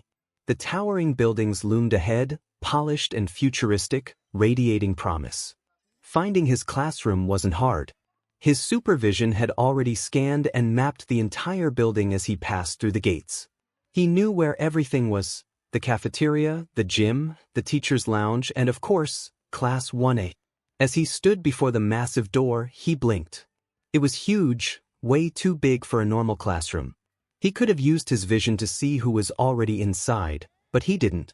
That felt wrong. I didn't want to start off as the guy invading people's privacy. I thought to myself that my classmates were just beyond this door. I opened the door and stepped inside, only to be met with chaos. Tenya Ida stood tall, his square-framed glasses perched on his nose. He pointed accusingly, his voice firm and loud as he reprimanded another student for putting their legs on the desk, emphasizing the disrespect toward their upperclassmen. Bakugo, with his trademark arrogance, responded aggressively, dismissing Ida's concerns. Ida, unshaken, introduced himself as a student from 𝗬𝗵𝗲 Junior High School. Bakugo scoffed at the mention of 𝗬𝗵𝗃, clearly unimpressed, and threatened Ida with his usual bravado. The tension in the room was palpable, and I felt out of place. Then, the door opened again, and all eyes turned toward me. The chatter ceased, and the room fell silent. I stepped forward, offering a gentle smile and greeting everyone. Ida was the first to approach, his demeanor calmer than before as he apologized for his earlier behavior during the entrance exams. I blinked, surprised, and assured him it was fine, feeling a sense of relief wash over him. I noticed 2 girls sitting nearby, both of whom I recognized from the exam. Achiko, the girl I had saved from the 0-pointer, looked at me with a blush, while Tsuyu maintained a calm, unreadable expression. Achiko managed to greet me, and I responded simply, feeling a warmth in the interaction. From the corner of my eye, I felt Bakugo's intense glare. He looked frustrated, his hands clenched under the desk. Thoughts raced through his mind, filled with bitterness and confusion about my presence and newfound abilities. He couldn't understand how I had managed to succeed and was clearly irritated by it. Suddenly, a dry voice interrupted the tension. Izuku emerged from a yellow sleeping bag on the floor, his exhausted eyes scanning the room with an unimpressed glare. He quickly commanded silence, pointing out how long it took for us to quiet down. The class was taken aback, and whispers filled the air as we realized he was our teacher. Izuku instructed us to put on gym uniforms and meet him outside. Just as a blonde student attempted to engage him, Izuku swiftly used his quirk to silence him, demonstrating his authority.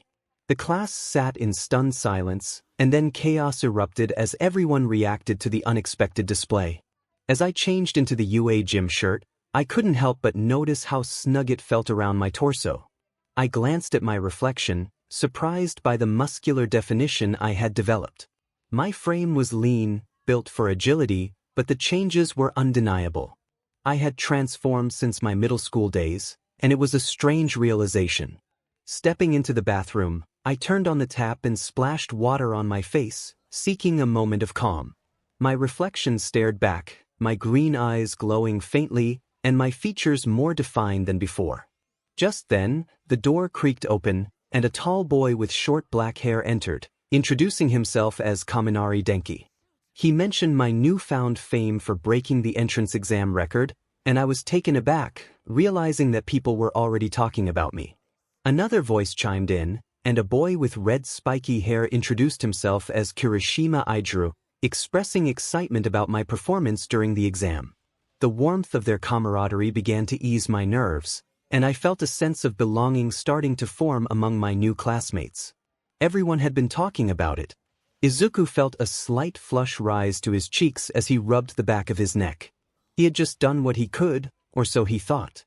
𝗬𝗵𝗃𝗄𝗧, tall and slender with a mischievous glint in his eyes, laughed as he leaned casually against the wall near the hand dryers. He pointed out that Izuku had achieved the highest score in UA history, emphasizing that it was more than just doing what he could, it was going plus ultra from the start. 𝗬𝗪 had seen the footage and heard about how Izuku saved 2 girls and took down a formidable robot. He was curious about how Izuku had managed to do that, suggesting that his quirk must be incredible. Izuku murmured that it was called Solar Core and admitted he was still figuring it out. He hadn't even realized its full potential until it had happened during the exam. Kirishima, eyes narrowing with interest, asked if it was one of those body enhancement quirks that boosted strength. Izuku hesitated, explaining that it stored energy and circulated it through his body, constantly adapting and pushing him to the next level. Kaminari whistled in admiration, commenting that it made sense why Izuku looked the way he did. He had thought Izuku was one of those gym enthusiasts at first. Izuku blinked in confusion, unsure of how to respond. Kaminari continued, playfully calling him a jacked cinnamon roll, noting that while he had a soft face, his arms could bend steel. Izuku felt a bit embarrassed, admitting that he hadn't done much training and that his quirk seemed to be doing the work for him. 𝗬𝗪 chuckled, calling him modest and joking that it made him feel like a bum. Before Izuku could reply, Shoji Mizo entered, towering over the others with his many arms. Despite his intimidating size, he had a gentle presence and asked if they were all preparing for the quirk assessment. Kirishima gestured toward Izuku, mentioning that he was the one who broke the entrance exam record. Shoji nodded thoughtfully, acknowledging Izuku's achievement. Minoru Mineta strolled in behind Shoji, trying not to look too impressed. He introduced himself and mentioned that he had heard about Izuku's performance, noting that it was hard not to since he had knocked out the scoring system. Izuku felt overwhelmed by the attention, his cheeks burning as he struggled to respond. Another student, Tokoyami Fumikichi, introduced himself with a calm demeanor. He acknowledged Izuku's strength and decisiveness during the exam, expressing respect for those qualities. Izuku bowed slightly, feeling grateful for the recognition. 2 more students entered, Yuga Oyama, who introduced himself flamboyantly, and Koji Koda, who gave a small wave. Izuku was taken aback by the warm reception, feeling a sense of camaraderie he had never experienced before. However, one boy stood apart from the group, arms crossed and eyes hard. Bakugo's intense gaze felt like a weight on Izuku's back, filled with anger and determination. Izuku swallowed, forcing himself not to look at Bakugo. He knew he would have to deal with him later, but for now he was surrounded by classmates who were showing him curiosity and interest. The timer on the wall beeped, and Shoji announced that time was up. One by one, they started heading out of the bathroom, their chatter trailing behind them. Izuku lingered for a moment, staring at his reflection. His eyes glowed faintly, and he smiled just a little before turning to follow his classmates back into the world. Unbeknownst to him, Shoto Todoroki had been watching him intently, viewing Izuku as an obstacle to overcome in his quest to surpass his father and All Might. He balled his fist, whispering to himself that nothing would stand in his way. Unfortunately for him, Izuku's super hearing picked up on the words, prompting him to mutter that he felt sorry for Todoroki already. The morning sun hung high over the U campus as Class 1A gathered on the training field, their uniforms crisp and postures tense with anticipation. Dezawa Shota stood before them, his tired eyes scanning the group with an air of indifference that concealed a calculating sharpness beneath. His capture weapon hung loosely around his neck, and his hands were buried deep in his pockets. He began with a low, gravelly voice that cut through the murmurs of the students, announcing that they would be doing a quirk apprehension test. Confusion rippled through the group, prompting Kirishima to raise his hand and ask about the entrance ceremony and guidance sessions. Aizawa didn't even blink. Aizawa stood before the class, his expression serious as he addressed them. He warned that if anyone was there to play school, they should transfer out immediately. Heroes did not have the luxury of easing into things. They would be tested and pushed, starting that very day. His gaze swept over the students, pausing briefly on Midoriya, who stood unusually still, his green eyes sharp and focused, a stark contrast to his usual demeanor. Bakugo scoffed, crossing his arms, and declared that it was about time they got started, eager to see who was truly worthy of being there. Ignoring Bakugo, Aizawa pulled out a small device that projected a holographic list of standard fitness tests: the 50-meter dash, grip strength, standing long jump, repeated side steps, ball throw, sit-ups, seated toe touch, and endurance running. He reminded them that they had done these tests in middle school, but this time, they would be using their quirks. He noted that while the government insisted on keeping things standardized for fairness, it was a joke. Real combat was not standardized. Today, they would see what they were truly capable of. Uraraka blinked in surprise, realizing they could use their quirks. Aizawa's expression remained unchanged as he explained that it was not amazing but necessary. If they could not use their quirks effectively in basic physical tests, they had no right to call themselves heroes. His gaze shifted back to Izuku, as if expecting something from him. Izuku met his gaze without flinching, exuding a quiet readiness. Aizawa turned his attention to Bakugo, who had scored the second highest in the entrance exam, and asked about his best softball throw in middle school. Bakugo smirked and replied that it was 67 meters, but that was without his quirk. Aizawa tossed him a ball and instructed him to do it again, this time using his quirk and not holding back. Bakugo caught the ball, rolling it in his palm before stepping into the circle. With a powerful roar, he unleashed an explosion at the peak of his throw, sending the ball soaring into the sky. The device in Aizawa's hand beeped, displaying the result: 705. 2 meters. The class erupted in shock, with Kaminari exclaiming in disbelief and Siro adding that it was insane. Bakugo grinned, cracking his knuckles and boasting about being the best. Aizawa remained unimpressed and explained that the rest of them now understood the standard. He emphasized that this was what it meant to use their quirks to their full potential. If they could not keep up, they did not belong there. A heavy silence fell over the group as Aizawa's voice dropped lower and colder, warning that the student who came in last place in this assessment would be judged hopeless and expelled. The class froze in shock, voices rising in protest. Ida argued that it was unfair to start with such high stakes, but Aizawa cut him off, reminding them that life was not fair. Villains would not care if they were having a bad day, and natural disasters would not wait for them to be ready. He warned that if they could not prove their potential now, they would not survive later. The air grew thick with tension as Izuku clenched his fists, his expression unreadable but focused.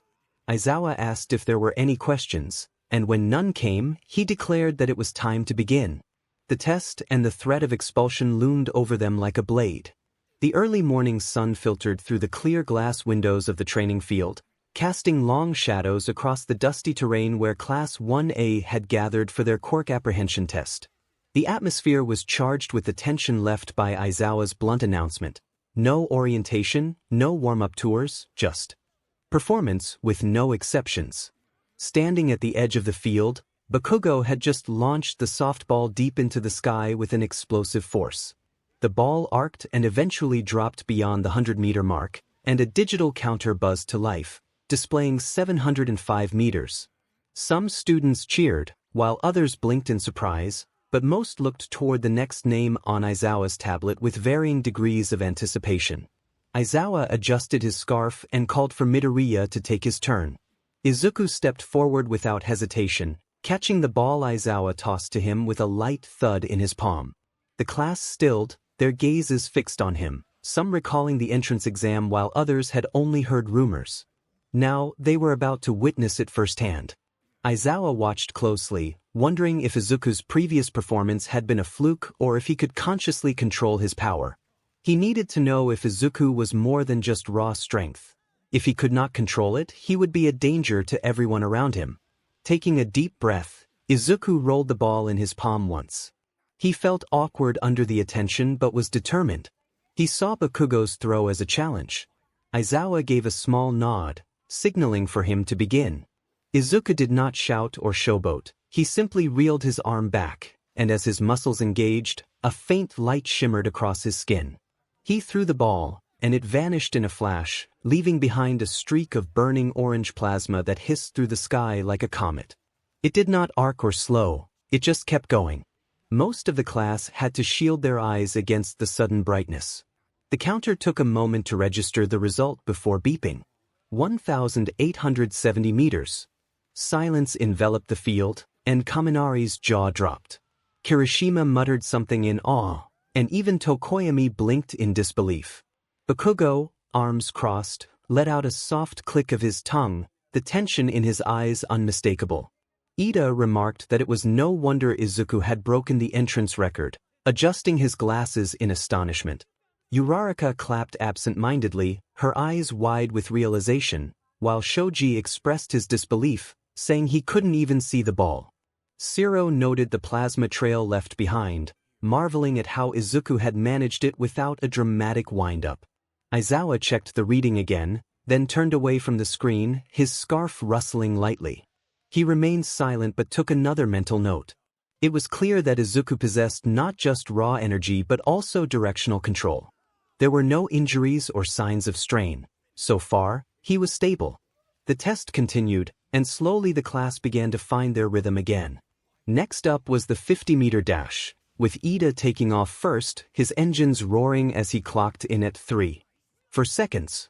The others followed, with Kaminari managing 5.49 seconds and Shiro coming in close to 6 flat. Tokoyami, long-legged and precise, finished at 4.22 seconds. Then it was Izuku's turn again. He took his position quietly, no words or showboating. When the buzzer blared, he moved, or rather, he vanished. The timer barely registered before stopping at 0.01 seconds. Kaminari shouted in disbelief, while Kirishima remarked that it wasn't speed but teleportation. Tokoyami observed that it seemed like Izuku's body moved on instinct, suggesting that it was not a speed quirk but rather an evolution of his abilities. Aoyama whispered in stunned admiration, noting that Izuku's footwork had not even distorted the ground. Aoyama noted that such output would typically leave craters. This was due to his tactile telekinesis field, an ability that allowed him to carry items without them breaking apart while flying or running. Aizawa narrowed his eyes, observing that there was no time lag or recoil in Aoyama's movements. They were perfectly balanced. The level of acceleration he displayed should have caused injuries if he weren't properly adapted. His quirk was doing more than just boosting him. It was reshaping him internally. Next came grip strength. Kirishima set an impressive benchmark with 540 kilograms, followed by Shoji, who surpassed that. But when Izuku stepped forward, took hold of the handle, and squeezed gently, the machine emitted a strangled beep before crumbling with a sharp crack. Fragments of its frame split apart, and a puff of smoke rose from the core. Izuku blinked down at the remnants, surprised. He hadn't intended to break it. Minato whispered in awe, noting how it had crumbled like wet clay. He wondered just how strong Izuku was. Uraraka stared, recalling how she had thought he looked somewhat soft when they first met. Shoji remarked that Izuku looked like a model but moved like a war machine. Koda quietly stepped away after his own attempt, casting Izuku a look filled with awe and confusion. Even Aoyama, who rarely showed genuine emotion, appeared humbled. During the side jump, Midoriya didn't even shift his weight. His feet barely touched the ground between bursts, moving as if he weighed nothing at all, skipping effortlessly between the flags. Aizawa refrained from commenting, knowing the readings would be exceptional once again. Meanwhile, the other students were not idle. Kirishima gave every trial his all, shouting encouraging words regardless of his own performance. 𝗧𝗵𝗲 cracked jokes even as he stumbled over a measuring stick during the repeated side steps. Kaminari accidentally shorted out one of the monitors during his electric burst challenge, scratching his head with an apologetic grin while Jiro rolled her eyes nearby. Shoji excelled in raw strength categories while being careful not to overshadow the smaller students. Tokoyami remained cool and composed, his shadow moving with eerie precision during a shadow reflex segment Aizawa had added at the last minute.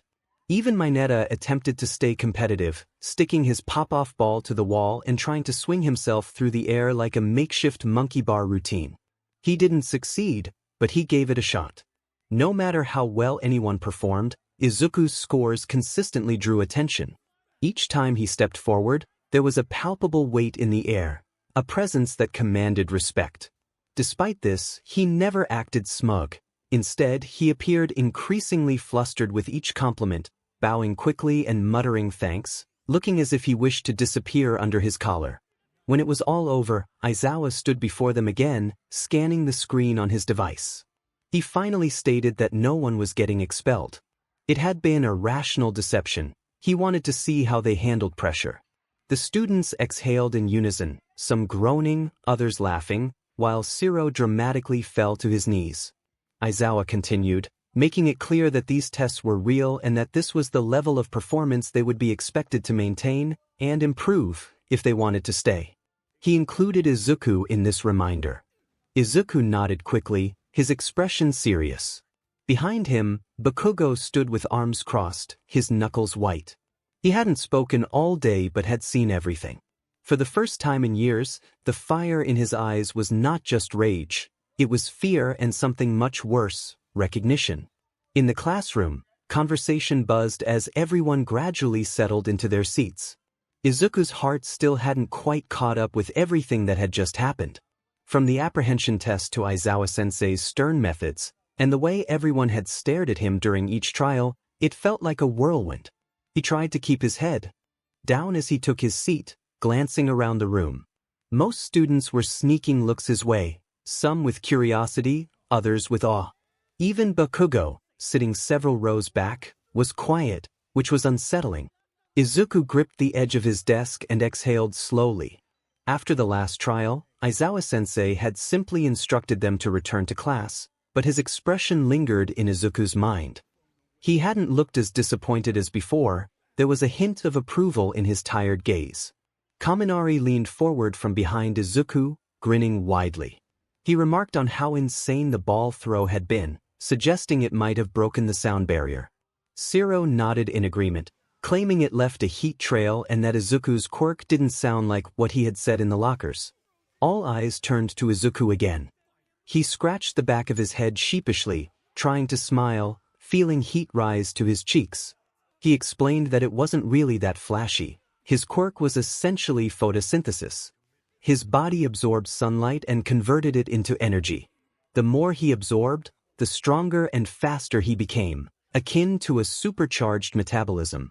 Kirishima, wide-eyed, exclaimed that it was anything but unremarkable, noting how Izuku had crushed the grip strength meter like it was a soda can.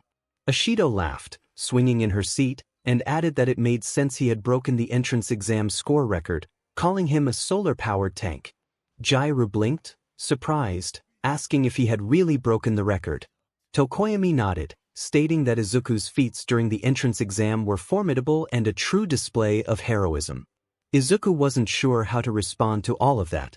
He smiled weakly, cheeks burning hotter than ever, and shrank a bit in his seat, feeling overwhelmed by the attention. That was when Iida stood up, straight as always, adjusting his glasses. He announced that now that they had concluded the day's trials and returned to class, it was appropriate for the female students to introduce themselves, emphasizing the importance of knowing and respecting their classmates. The girls exchanged glances, some raising eyebrows, others chuckling softly. Achiko cheerfully volunteered to start, introducing herself and sharing her longing to become a pro-hero to give her parents a better life. She explained her quirk, zero gravity, which allowed her to make things float by touch. Next to her, a girl with a green tint to her skin and a calm gaze waved and introduced herself as 𝗬𝗪𝗎𝗍, or Tsu, noting that her quirk was frog, enabling her to do anything a frog could. Mina Ashido leaned back in her chair, grinning as she introduced herself and explained her quirk, acid, which allowed her to secrete and control acid.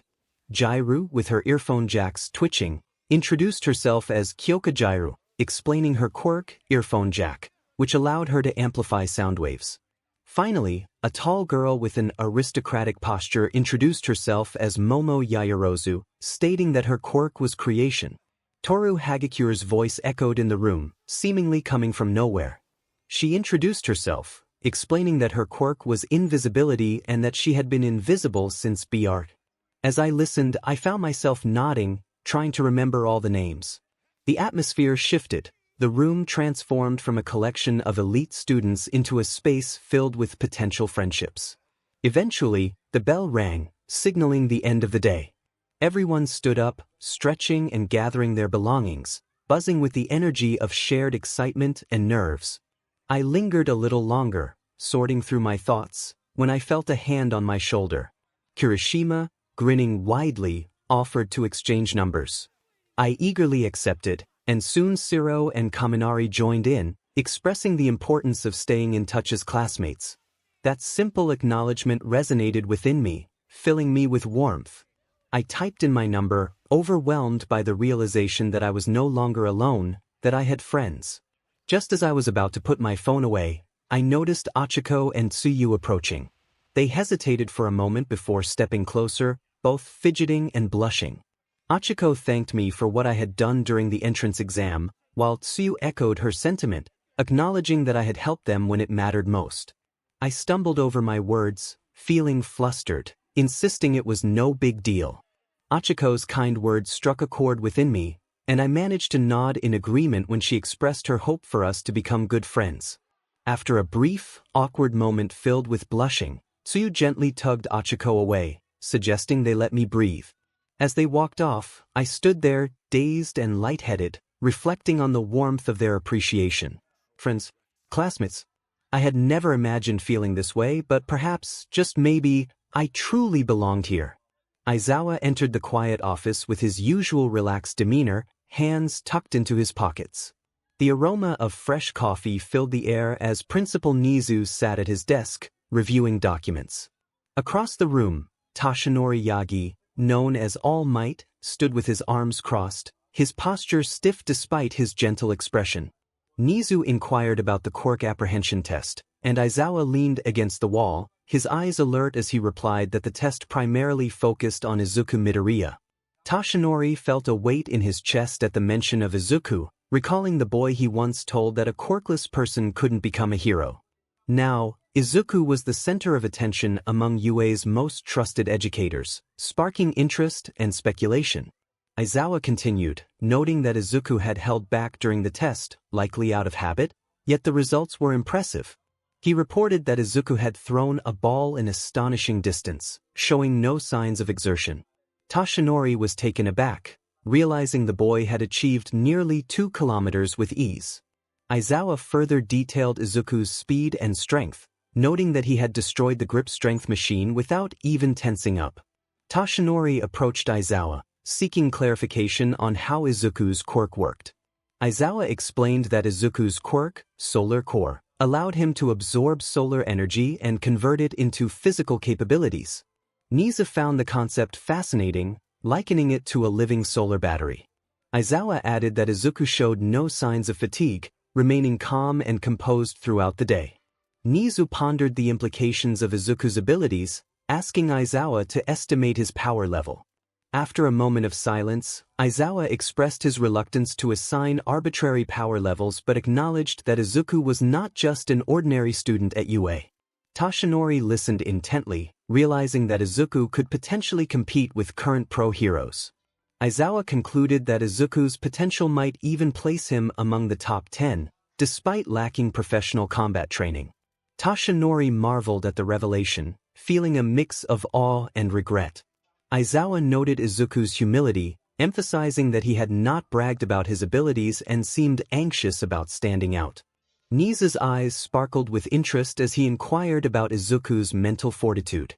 𝗧𝗏 described him as stable, cautious, and observant, possibly self-deprecating due to past experiences, yet still a kid who preferred not to draw attention to himself.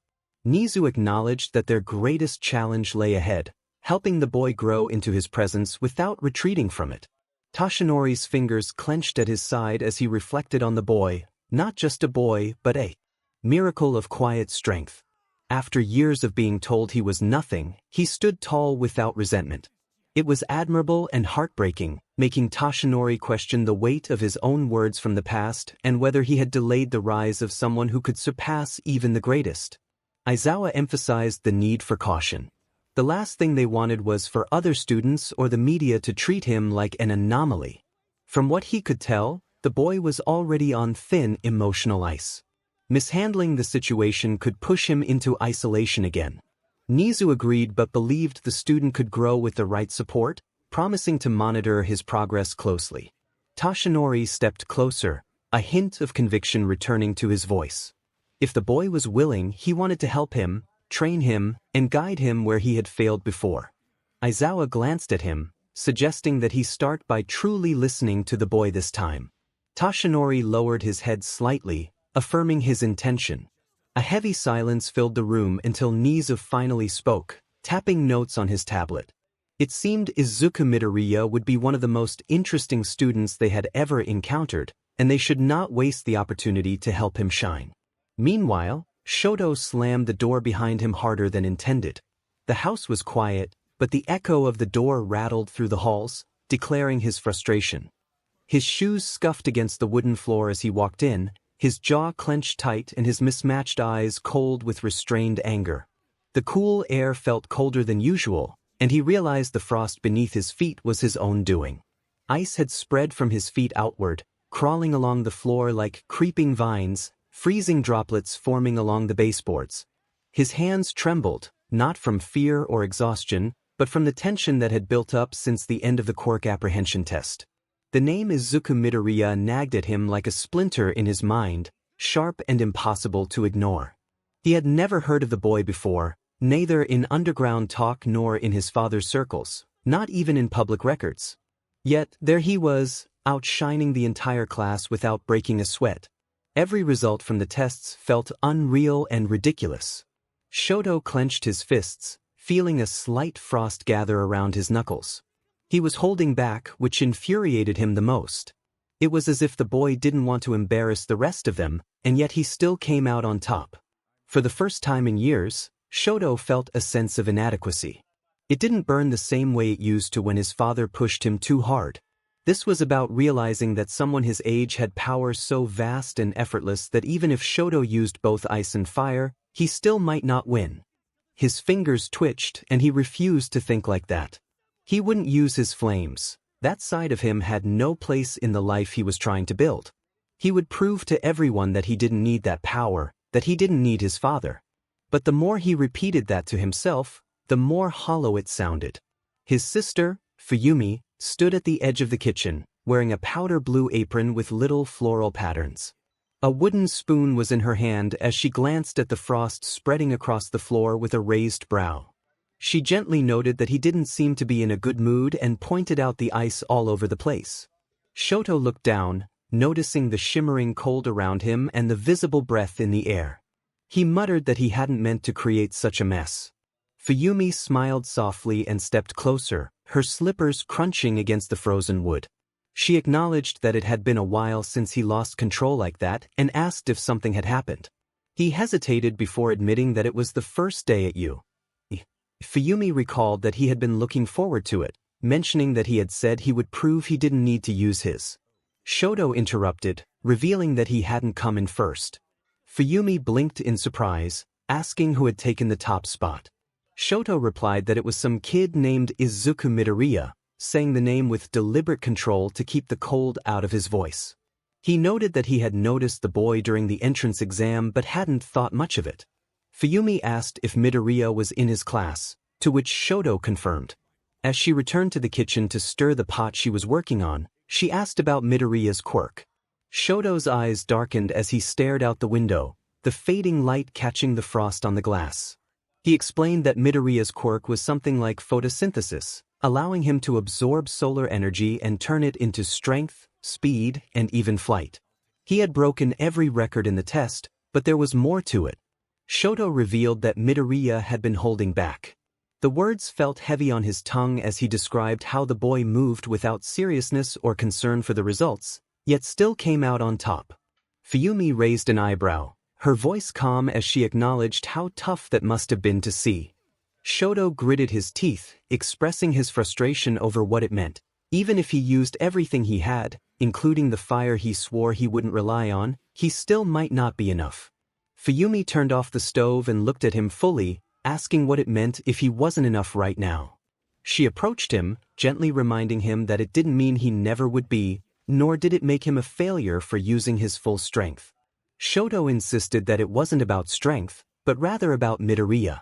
He didn't want to be like him. 𝗵𝘃𝗍 reassured him gently that he was not Midoriya and never had been. That power belonged to him too, not just to Midoriya. If using it gave him a chance to grow stronger and protect others, perhaps it was time to start seeing it as a part of himself, not a part of someone else. Shoto looked away, his eyes falling back on the icy floor, feeling the weight of her words. He noted that Midoriya didn't even act like it was a big deal. He was shy and quiet, as if he didn't realize he had outclassed everyone, which made it worse somehow. 𝗵𝘃𝗍 placed a hand on his arm, suggesting that perhaps Midoriya didn't see him as a rival yet. Shoto scoffed, still grappling with his feelings. 𝗵𝘃𝗍 expressed her thoughts, suggesting that perhaps Shoto could see this as an opportunity. She encouraged him not to harbor hatred but to learn from his rival and push himself further. She recognized his stubbornness but insisted he wasn't truly cold. Shoto remained silent, his gaze fixed on the frost, but gradually, the air around them warmed, causing the thin ice beneath their feet to melt. He quietly reiterated his resolve not to use his flames, stating that he would only do so when he chose to, not out of necessity. He was determined to defeat his opponent using his own strength.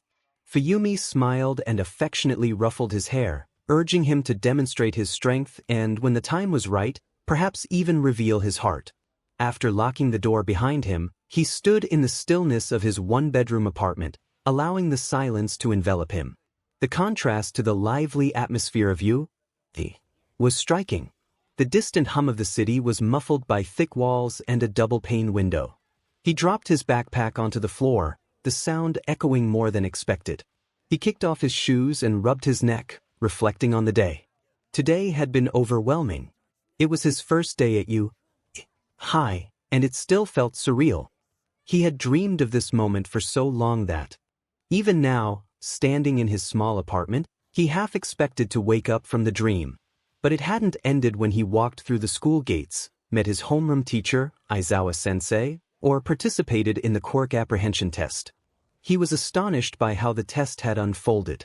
He had intended to hold back, and he mostly succeeded, enough to avoid drawing attention. Yet even in restraint, he felt the power within him, like a sun radiating beneath his skin, humming softly in his chest and waiting to be unleashed. It had become so natural that he almost forgot there was a time he didn't possess it. Even the slightest effort now achieved what he had never imagined a year ago. His classmates looked at him not with disgust or pity, but with curiosity and respect. Some even smiled at him as if they were already friends, which felt strange yet comforting. He wandered into the kitchen and opened the fridge. Although he no longer needed to eat, thanks to his quirk that provided him with solar energy, he still enjoyed food, the smells, the warmth, and the act of creating something with his hands. So, he decided to cook, not out of necessity, but out of longing. He gathered some vegetables and leftover chicken, chopping rhythmically against the cutting board while the oil sizzled in the pan. He lost himself in the familiar motions: wash, chop, stir, flip. It felt safe. He thought of it as a celebration. For the first time in over 10 years, he had friends. The realization struck him, causing him to pause momentarily, the spoon dripping sauce onto the stove. He truly had friends. He pondered what had changed. Perhaps it was the school, or maybe it was him finally accepting himself. When he spoke to Achiko, laughed at Siro's joke, and connected with Tsuyu, he felt a sense of belonging. His phone buzzed on the counter, drawing his attention. 17 unread messages appeared on the screen, which surprised him. He opened the group chat titled, 𝗵𝗃 Siro complimented him on his impressive jump during the test, while Kaminari joked about his abilities. Tsuyu acknowledged his performance, and Achiko expressed her excitement about his landing. Tokoyami admired his restraint, and Shoji suggested they train together to understand his quirk better. Kirishima wanted to learn about his grip strength. He stood there, reading each message with disbelief. They were words meant for him, friendly words, not cruel or mocking. He typed a quick response, trying to sound casual, expressing his gratitude for their support. After sending the message, he returned to cooking, stirring the contents of the pan and inhaling the scent of soy and ginger, which reminded him of home. His mother used to prepare this dish on good days, moments when things felt right between them. He wondered what she would say if she saw him now. Once the food was ready, he plated it and carried it to the small table in the corner of his room. He chose to sit in silence, savoring each bite while listening to the city outside his window. His phone buzzed again with another message from Achiko, asking about his favorite snack for the next day. He smiled, feeling a warmth he hadn't experienced in years. As days passed since the quirk apprehension test, he sensed the attention on him growing, not just from his classmates but from the faculty as well. Perhaps it was due to the records he had unknowingly set or the fact that no one had known him before he excelled. The attention was uncomfortable. He preferred to blend in. His quirk granted him enhanced hearing, which made the whispers in the staff lounge echo in his mind, discussing him as that one student or another powerhouse. Despite his discomfort, he found something unexpected: friends. The word felt foreign yet exhilarating, like a new flavor he was beginning to enjoy. The loneliness he had grown accustomed to was fading, and it was both thrilling and frightening.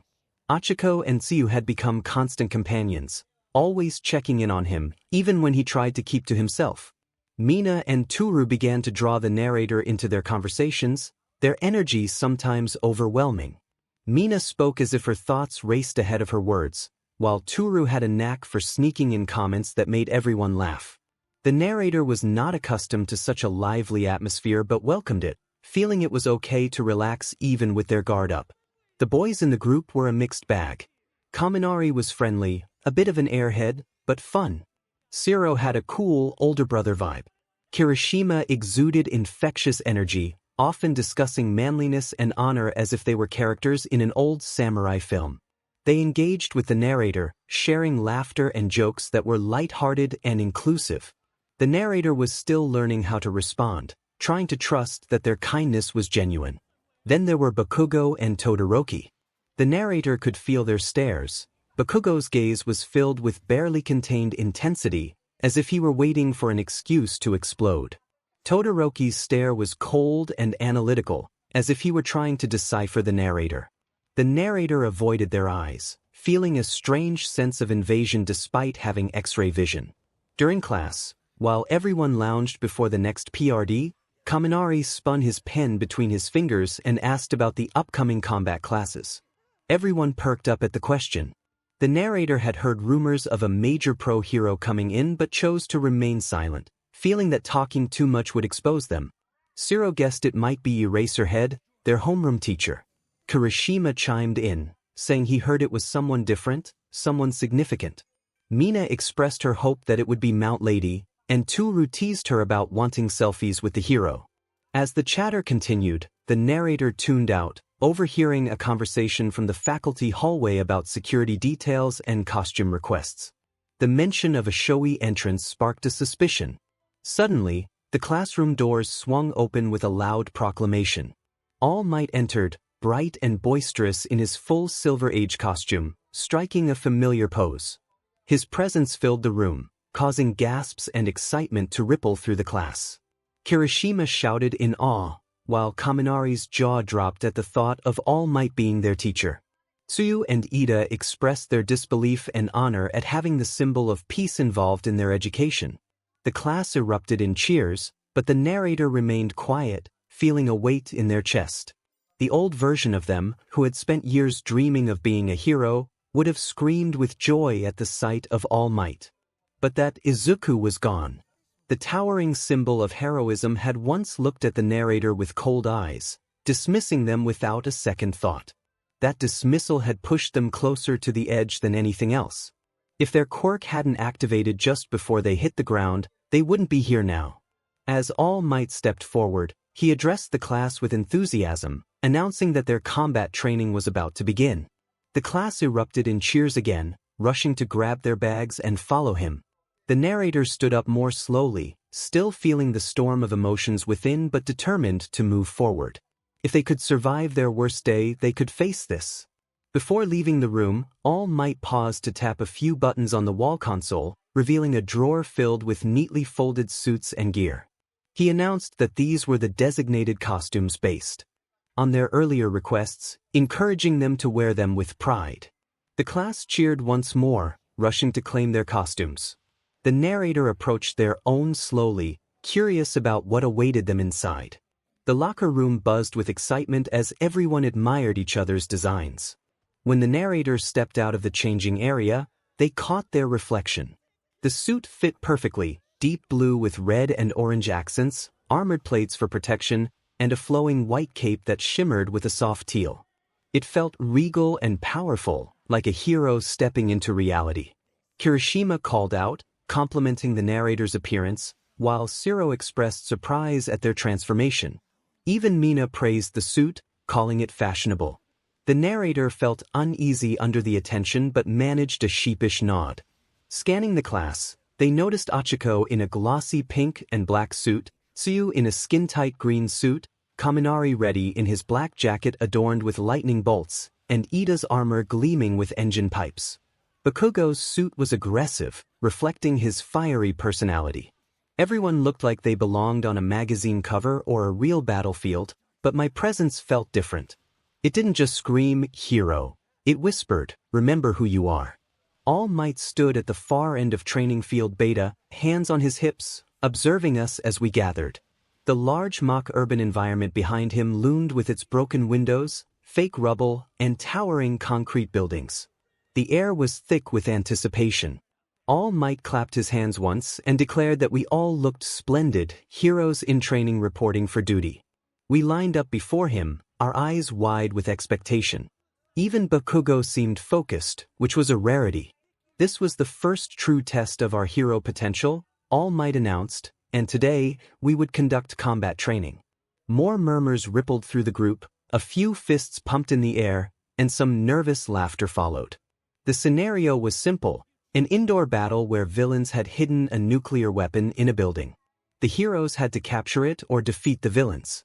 We would be divided into two teams, heroes versus villains. A mix of excitement and nerves swept through the group. I glanced at Achiko, who was bouncing on her toes, clearly eager.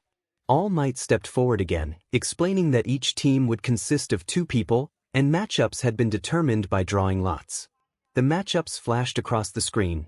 Team A, Izuku Midoriya and Achiko Uraraka Team B, Katsuki Bakugo and Tenya Ida Team C, Shoto Todoroki and Mina Ashido Team D, Momo Yaoyorozu and Denki Kaminari Team E, 𝗬𝗵𝗲 and 𝗵𝘃𝗁𝗃 Team F, Ijiro Kirishima and Rikido Sato Team G, Yuga Aoyama and Koji Koda Team H, Mizo Shoji and Toru Hagakure. I froze when I saw the pairing, me with Achiko against Bakugo and Ida.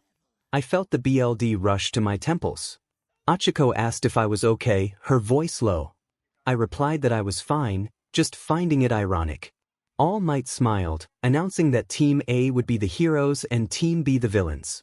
Bakugo let out a dry chuckle, rolling his shoulders as he cracked his neck, claiming it would be over fast. He didn't even look at me, his familiar contempt rolling off him like smoke. Ida adjusted his glasses, maintaining his polite demeanor, stating he would fulfill his villainous duties to the utmost of his ability and encouraging me to do my best. Bakugo walked toward the building, snorting and telling Ida not to get in his way, while mockingly advising me to try not to cry this time. I didn't react, keeping my eyes locked on his back until he vanished into the building. Achiko frowned, sensing something brewing. She told me that I didn't have to prove anything to him, but I insisted that I wasn't proving anything to Bakugo. I was showing him he didn't control me anymore. When I turned to All Might, something must have flashed in my eyes because his smile faltered for a moment. He knew, perhaps not the whole truth, but enough. All Might cleared his throat and instructed Team A to report to the monitor room, where we would have 10 minutes to plan our approach before entry. Team B had 5 minutes to set up their defense. Achiko and I nodded and began walking toward the monitor building, my cape fluttering behind me. As I passed, All Might's voice was quieter, telling me I had grown. I didn't respond, I didn't need to. Inside the dim glow of the monitor room, I stood before the screen, eyes flickering rapidly as I processed 1,000 calculations a second. Achiko hovered beside me, shifting from foot to foot, her gaze darting between the blueprint and my face. I was completely still, muttering every corridor, every wall, every stairwell. I calmly stated that I had scanned the whole structure. Bakugo and Ida were on the 4th floor, with Bakugo positioned in the west wing, likely anticipating a direct confrontation. Ida was stationed by the bomb in the top central chamber, 3 corridors down past the atrium. Achiko blinked in surprise, asking how I had gathered that information. I explained that I had used X-ray mode while the countdown was starting. The building was reinforced but not enough to block my vision for long. I had seen their placements, body posture, and pacing patterns. Ida was guarding, and Bakugo was hunting, not waiting. He wanted a fight. I turned to her, finally blinking, and instructed her to enter from the eastern access under the maintenance duct. There was a vent system that led directly above Ida's location. She could use her quirk to float down silently and secure the weapon while I distracted them. Achiko hesitated, asking if I was going in alone. I looked back at the screen and confirmed that I would let him come to me. All Might's voice rang through the speakers, announcing that heroes could now enter the battlefield. Without a word, I turned, my cape dragging across the floor as I walked. 10 minutes later, the heavy doors to the building opened with a mechanical hiss, and I stepped inside. The halls were dark, dust floating in the air, and fake debris was strewn across the tile. My boots echoed with each step, and the air was still, but the tension coiled like a spring. Somewhere above, Bakugo waited, crouched in the dark like a predator. Suddenly, Bakugo's voice tore through the silence, violent and desperate. An explosion erupted from above, shattering the ceiling as he dropped through it, palm already primed. I didn't flinch. Bakugo crashed down, a shockwave of heat and force exploding outward. The smoke parted quickly, revealing me standing unburned and unmoving. Bakugo grinned like a wild animal, taunting me about being scared stiff. I took a single step forward, the ground beneath me cracking slightly. Bakugo lunged, explosions flaring from both hands as he flew at me like a missile, screaming as his gauntlets let loose a roar. Fire and smoke engulfed the hall as he released a massive burst straight into my chest. But the smoke cleared too quickly. I stood in the middle of the corridor, my cape fluttering in the wind created by the blast. There wasn't a scorch mark on me. Bakugo's grin faltered. I remarked that he was still using the same patterns, still leading with his right and telegraphing every strike. He was slower than I remembered. Bakugo's anger flared, but I was already moving, a blur of motion. My hand planted firmly on his chest, and with raw force, I pushed. Bakugo was ripped off the ground, shot backward like a cannonball. His body blasted. Through one wall, then another and another. Concrete shattered, metal bent, and he hit the far wall with a crunch, crumpling to the floor. The entire class watching from the monitors gasped in shock. Kaminari started to speak, jaw slack, while Jiraiya's eyes widened in disbelief. Yaoyorozu whispered that I was terrifying. Tokoyami murmured about my precision, noting that I had analyzed Bakugo's entire style and dismantled him without breaking a sweat. From beside them, Todoroki narrowed his eyes, asserting that it wasn't luck, it was 𝗵𝗃𝗲. Even All Might's eyes flickered with unease, his silence betraying the tension in his jaw. Inside the building, Bakugo groaned and began to rise, coughing through the dust. Bakugo fired off a desperate blast to gain height, launching himself back at Izuku, rage boiling in his eyes. Izuku walked toward him calmly, shoulders relaxed.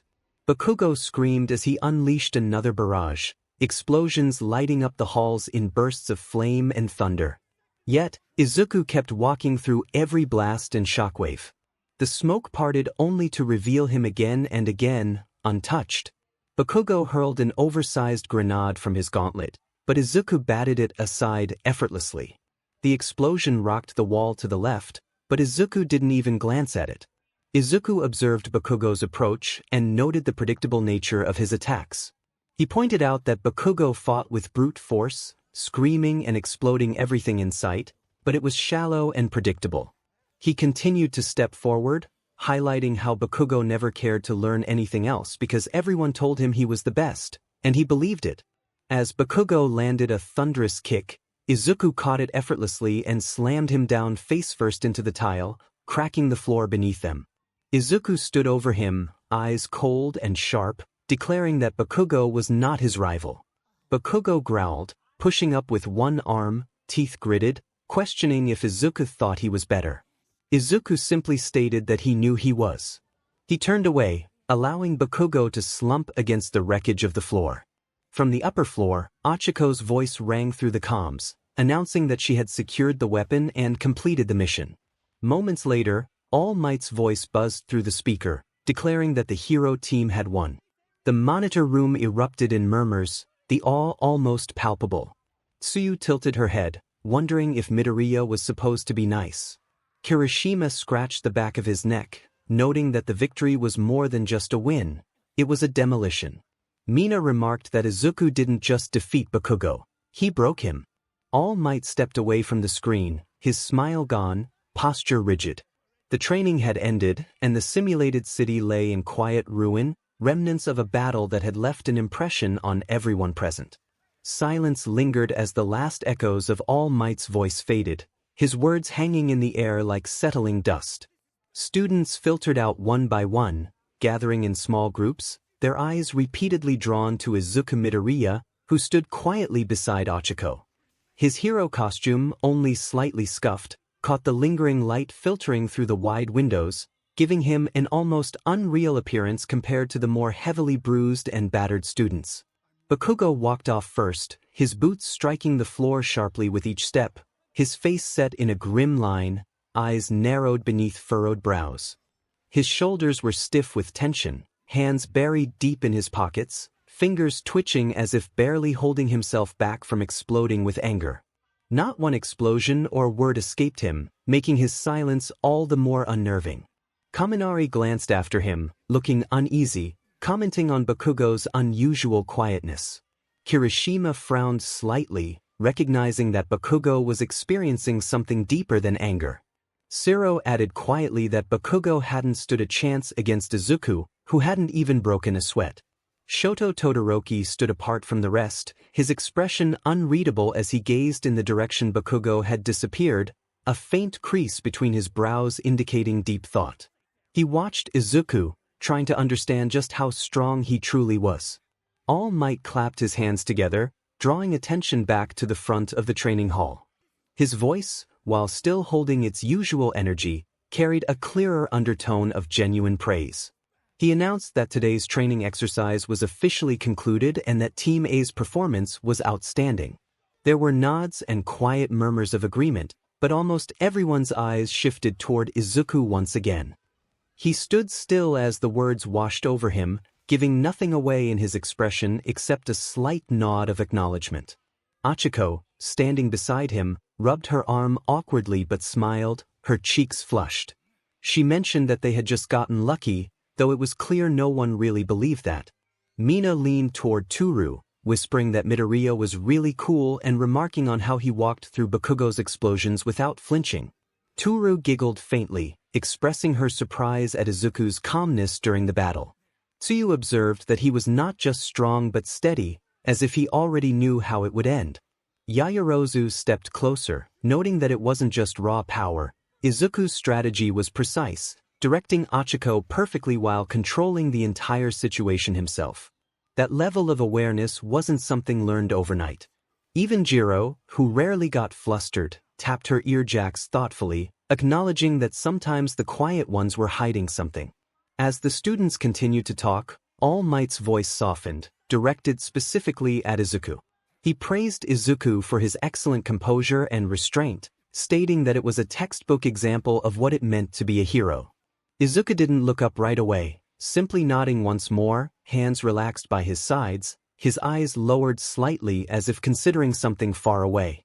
He quietly thanked All Might, his voice clear but subdued. If anyone had expected an excited outburst from him, it didn't come. No shining grin or triumphant shout, just calm acceptance. Behind him, Achiko glanced over, sensing the difference in him but saying nothing for now.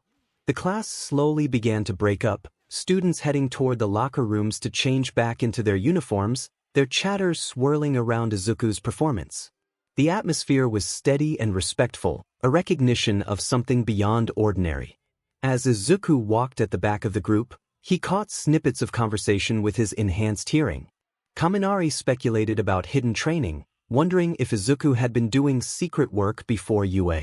Kirishima replied thoughtfully, unsure but recognizing that something significant had happened. That was the kind of strength Izuku wanted to reach someday too. Shoto remained silent, falling a few paces behind the others, hands still in his pockets, his eyes flickering toward Izuku once more. At the front, All Might stood watching them leave, his smile dimming slightly as his thoughts turned inward. Izuku walked through the hallway, feeling the quiet weight of everything that had happened during training still lingering in his body like an echo. The school was quieter now, most students either heading back to change or already gone. His footsteps echoed faintly against the polished floor, steady and calm. That was when he noticed it, floating school uniform sleeves and skirt fabric moving as if someone were wearing them. It wasn't hard to figure out who it was. He greeted Toru casually, and the floating uniform paused before turning toward him. She responded, sounding just as lighthearted as ever. They walked side by side for a while, discussing the usual topics, how the training exercise went, how chaotic everything had been that day. It felt normal, easier than he'd expected. He kept his eyes ahead, hands in his pockets, letting his mind wander until his gaze drifted to her floating sleeves again. Without really thinking about it, he expressed his curiosity about seeing someone who was essentially invincible, using his quirk to do so. He complimented her hair, and the moment the words left his mouth, the uniform stopped moving entirely. Realizing a second too late what he'd just said, a pause stretched between them before her voice broke it, small, quiet, and a little stunned. Toru's voice had lost its usual playful tone, sounding more hesitant now, almost disbelieving. Izuku scratched the back of his head, glancing aside as he awkwardly explained that he had different kinds of vision as part of his quirk, X-ray vision, telescopic vision, and so on. Her voice came again, softer this time, revealing her surprise at his ability to see her. Another pause followed, and she asked if he could really see her. There was a slight tremble in her voice, and Izuku felt his throat tighten, realizing he might have said too much without considering how it might make her feel. He turned toward her fully, standing still as the floating sleeves clenched faintly. He quickly apologized, assuring her he hadn't meant to make her uncomfortable. But her voice wasn't angry, it was something else entirely, fragile. 𝗬𝗪 quietly shared her feelings about being invisible since childhood, how she had been bullied because of it, and how she couldn't see herself in the mirror. Now, someone could see her, and her words hit Izuku harder than he expected. He opened his mouth to respond, but nothing came out at first. His mind felt slow, heavier than usual, as if the moment carried more weight than it should have. He tried to reassure her, but she gently interrupted, saying it was okay, though her voice quivered slightly. She admitted it was strange, that she had always thought it might be better not knowing what she looked like, but now she couldn't stop wondering. She fell quiet after that, the floating sleeves rising toward where her face would be, as if she were hiding it. Izuku stood there, unsure of what to say. He wasn't good at navigating feelings or knowing what people needed to hear when things got complicated, but he didn't want to walk away either. Finally, he lowered his voice, offering to describe her appearance if she wanted. There was silence again, then a soft intake of breath as she asked if he would really do that. He nodded slowly, assuring her he would only do it if she wanted him to, not wanting to make things harder for her. For a long moment, 𝗬𝗪 didn't say anything. Then, quietly, she stepped a little closer, and the floating sleeves settled back down, hanging at her sides again. She asked him to tell her, and he took a quiet breath, glancing up at the empty air where he knew her face was. His vision adjusted automatically, layers of invisibility peeling back like mist clearing from glass. And there she was, 𝗬𝗪. Her soft green hair fell just past her shoulders, lighter in color than most. She had gentle eyes and a faint, natural flush on her cheeks. Her features were kind and warm, the kind of person who made one think of open windows and sunlight. It was strange seeing someone who didn't know what they looked like, and even stranger that he might be the only one who ever would. He began to describe her, choosing his words carefully. He noted that she had green hair, a soft color that suited her, and her eyes were bright, as if she were always smiling even when she wasn't. 𝗬𝗪 didn't say anything, but he could hear her breathing quietly. He continued, saying her face was gentle and that she looked like someone easy to talk to. After a pause, she finally spoke, her voice shaking slightly as she thanked him. He exhaled slowly, feeling the tension in his chest ease, and responded with a simple, "You're welcome." 𝗬𝗪 rushed off quickly, her footsteps light and fast as she disappeared down the hallway, leaving him standing there, unsure of what had just happened. One moment she was in front of him, and the next she was gone. He stared at the spot where her floating uniform had been, feeling a strange weight in his chest, as if he had said too much again or done something he wasn't supposed to. Unsure whether to follow her or leave her alone, he was still contemplating when he heard footsteps approaching from the opposite direction. He turned just in time to see 𝗬𝗪 and Achiko walking toward him, both looking curious. 𝗬𝗪 blinked her wide eyes at him and asked what had just happened. Achiko added with a light smile, though her curiosity was clear, that they had been looking for him and noticed 𝗬𝗪 running off. Izuku rubbed the back of his neck, feeling awkward all over again. He assured them that nothing bad had happened, explaining that they had just been talking and that 𝗬𝗪 had found out he could see her. Both of them blinked at him, clearly not understanding at first. Then Achiko tilted her head slightly, prompting him to elaborate about his quirk, explaining that he had supervision and could see through things, which allowed him to see 𝗬𝗪 completely. 𝗬𝗪's eyes widened a little more, but as usual, she didn't look too surprised, just thoughtful. Achiko appeared uncertain about what to say. Izuku leaned back against the wall and lowered his voice, expressing his confusion about 𝗬𝗪's reaction.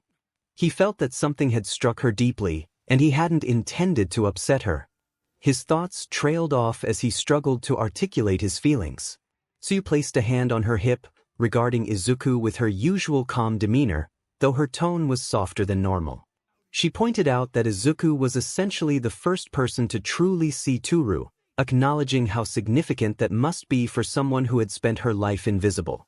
Achiko quickly agreed, emphasizing how overwhelming it must be for 𝗬𝗪 to suddenly be seen after a lifetime of not even being able to see herself in a mirror. Izuku reflected on their words, flexing his fingers as he considered the impact of his quirk. What he had always viewed as a simple ability had a profound effect on 𝗬𝗪's life, touching a part of her existence that no one else could. He quietly expressed doubt about whether he should have said anything at all, wondering if it would have been better to keep his thoughts to himself. 𝗧𝗵𝗃 stepped closer, her voice gentle as she reassured him that while it might have scared Toru, it also held meaning. She affirmed that he had meant no harm. Izuku responded immediately, confirming that he had no intention of causing distress. 𝗧𝗵𝗃 smiled, suggesting that Toru would come to understand that in time. Tsuyu nodded in agreement, stating that Toru would reach out when she was ready. Izuku took a deep breath, grateful for their support. He acknowledged their friendship, which was still a new concept for him, but he was beginning to appreciate the comfort it brought. Tsuyu suggested they return before the others wondered about their absence, and Izuku agreed, standing up straight as they made their way back to the changing rooms. He glanced back, wondering where Toru had gone, knowing he would wait for her to talk to him again. In the locker room, Bakugo sat alone on a bench long after everyone else had left, his fists clenched tightly on his knees. His head was bowed, eyes fixed on the floor as he replayed the battle in his mind. He was haunted by the image of Izuku walking through his explosions effortlessly, the cold determination in Izuku's gaze. Bakugo's frustration boiled within him. It wasn't supposed to be this way. Izuku, once seen as worthless and quirkless, now stood above him in a way that felt insurmountable. A low growl escaped Bakugo as he slammed his fist against the bench, the sound echoing in the quiet room. His heart raced, fueled by a mix of anger and confusion. Why was it Izuku who had risen to such heights? Footsteps broke the silence, and Bakugo didn't look up until he heard a familiar voice. Shoto stood a few steps away, his calm demeanor tinged with something deeper, perhaps curiosity or something colder. He noted that he thought Bakugo would have left by now.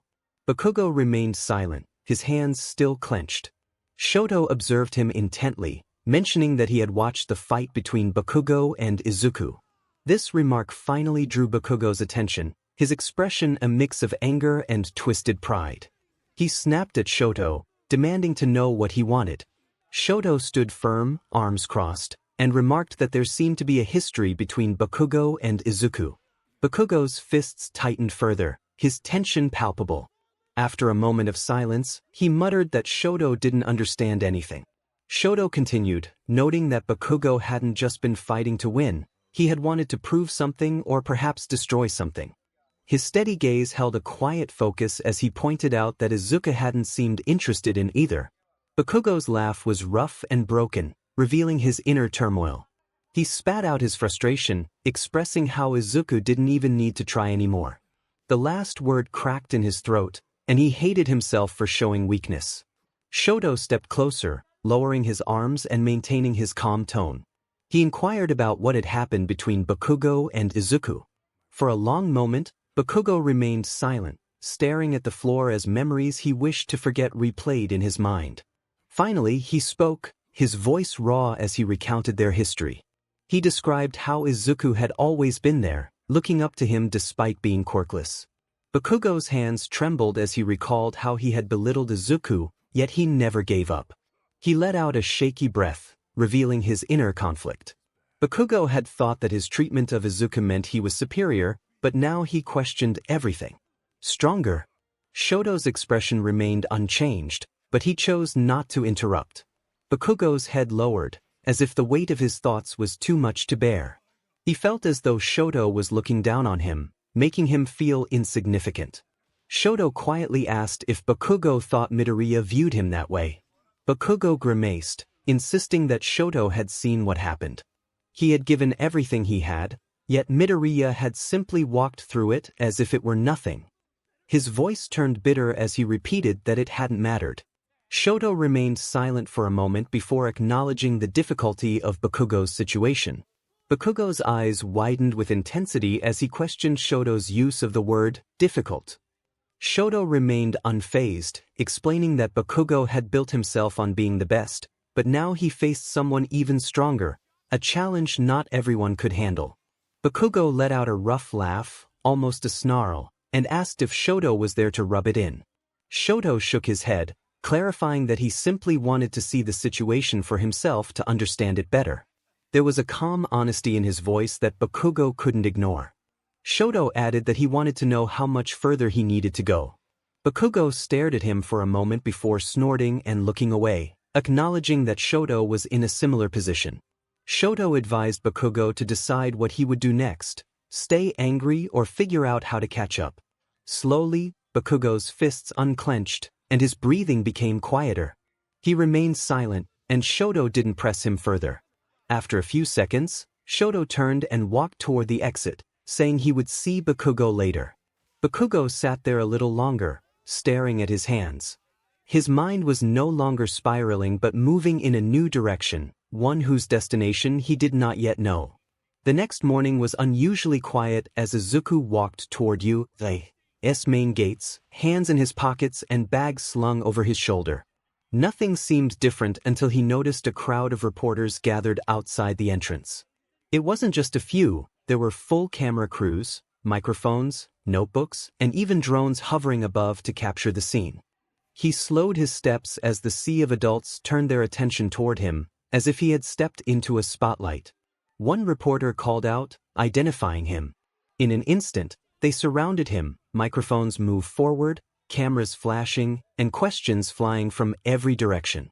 They asked if he was Midoriya Izuku, if it was true that all might taught at you, and what his training regimen was like. Their voices overlapped, and Izuku instinctively took a step back, trying to create some distance from the barrage of inquiries. A microphone bumped against his chin, and a camera lens nearly clipped his shoulder. He glanced toward the school gate, hoping for an escape, but they were right up against the property line, likely exploiting every loophole to avoid trespassing. Izuku muttered to himself that this was too much and considered that he could sue for this. Just as he contemplated forcing his way through the crowd or phasing past them, a familiar voice cut through the noise with calm authority. Aizawa-sensei stood there, eyes half-lidded but radiating authority. His scarf hung loosely around his neck as he walked forward, surveying the crowd as if they were an annoyance. Aizawa stated that they were on school property and warned that stepping past the line would be considered trespassing, prompting you to take legal action. The reporters backed up, their questions fading into murmurs. Izuku released a breath he hadn't realized he was holding and straightened his posture. He thanked Aizawa-sensei for the assistance. Aizawa gave a slight nod before instructing Izuku to get to class. Izuku followed Aizawa through the gates, leaving the crowd behind. The halls were quiet compared to outside, and as he entered classroom 1A, the familiar energy returned. Students were chatting, leaning against desks, and reviewing notebooks. Kaminari and Kirishima were debating which pro hero had the best theme song, while Mina and Toru giggled about something. 𝗧𝗪 sat in his usual spot by the window, arms crossed. As Izuku settled into his desk, Uraraka leaned over with a small smile, asking if he was okay after seeing all the reporters outside. He admitted it was overwhelming. Kaminari chimed in, teasing that it was what happened when one became the class golden boy after the fight with Bakugo. Izuku requested not to be called that, his voice quieter than he intended. Before the conversation could continue, Iida stood up, adjusting his glasses with precision. He called for everyone to take their seats as homeroom was about to start, emphasizing the importance of not wasting time. Gradually, the class settled down, even Kaminari and Kirishima, though they exchanged glances as if wanting to continue their discussion. Aizawa entered a moment later, hands in his pockets and expression unreadable. He greeted the class flatly, acknowledging the media frenzy outside and reminding them that as students training to become pro heroes, public attention was part of the job. There were murmurs in response, and Mina leaned toward 𝗓𝗪, whispering something that made 𝗓𝗪 roll her eyes in amusement. Aizawa continued, announcing that they had something else to settle that day, class leadership. This caught everyone's attention, and conversation ceased. Kaminari repeated the word leadership in surprise. Aizawa explained that they needed a class president and a vice president to handle minor administrative tasks, coordinate class decisions, and represent 1A during official events. Students began looking around, whispering and guessing. Iida's hand twitched against his desk, eager to raise it but holding back.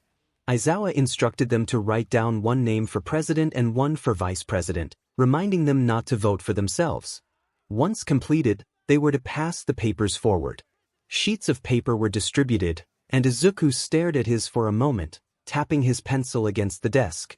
He didn't see himself as the type for president, so he quietly wrote Ida's name for president and Yaoyorozu's for vice president, feeling it was a good fit.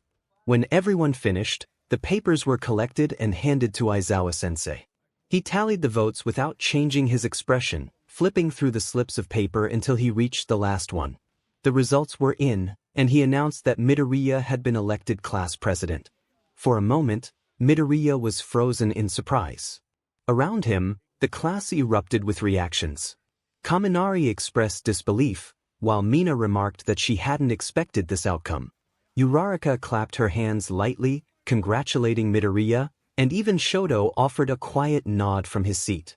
Midoriya looked up slowly, his mouth slightly open in disbelief. He couldn't believe he had been chosen. Aizawa confirmed the results, stating that the vice president was Yaoyorozu. She appeared unfazed, folding her hands in front of her desk and giving Midoriya a polite nod. Ida sat nearby, his expression stiff as he drummed his fingers lightly against the desk, deep in thought.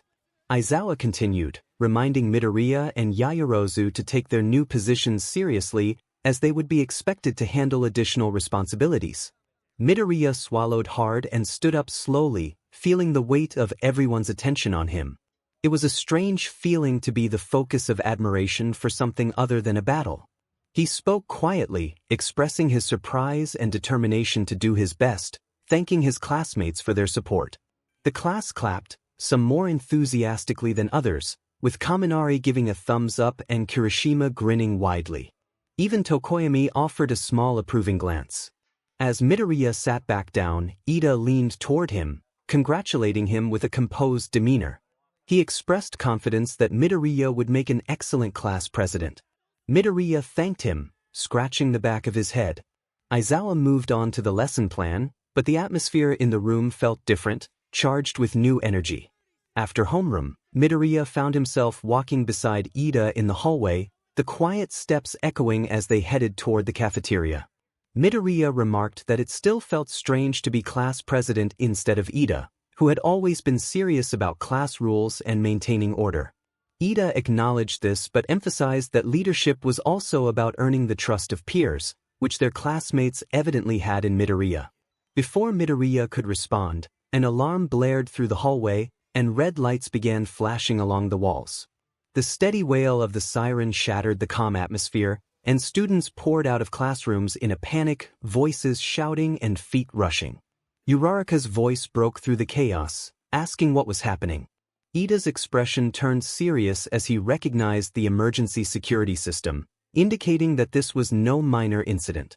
The tension escalated as rumors of possible villains spread through the crowd. Ida noted that people could get hurt from the panic. Midoriya glanced at him, then back at the crowd, feeling his heart race.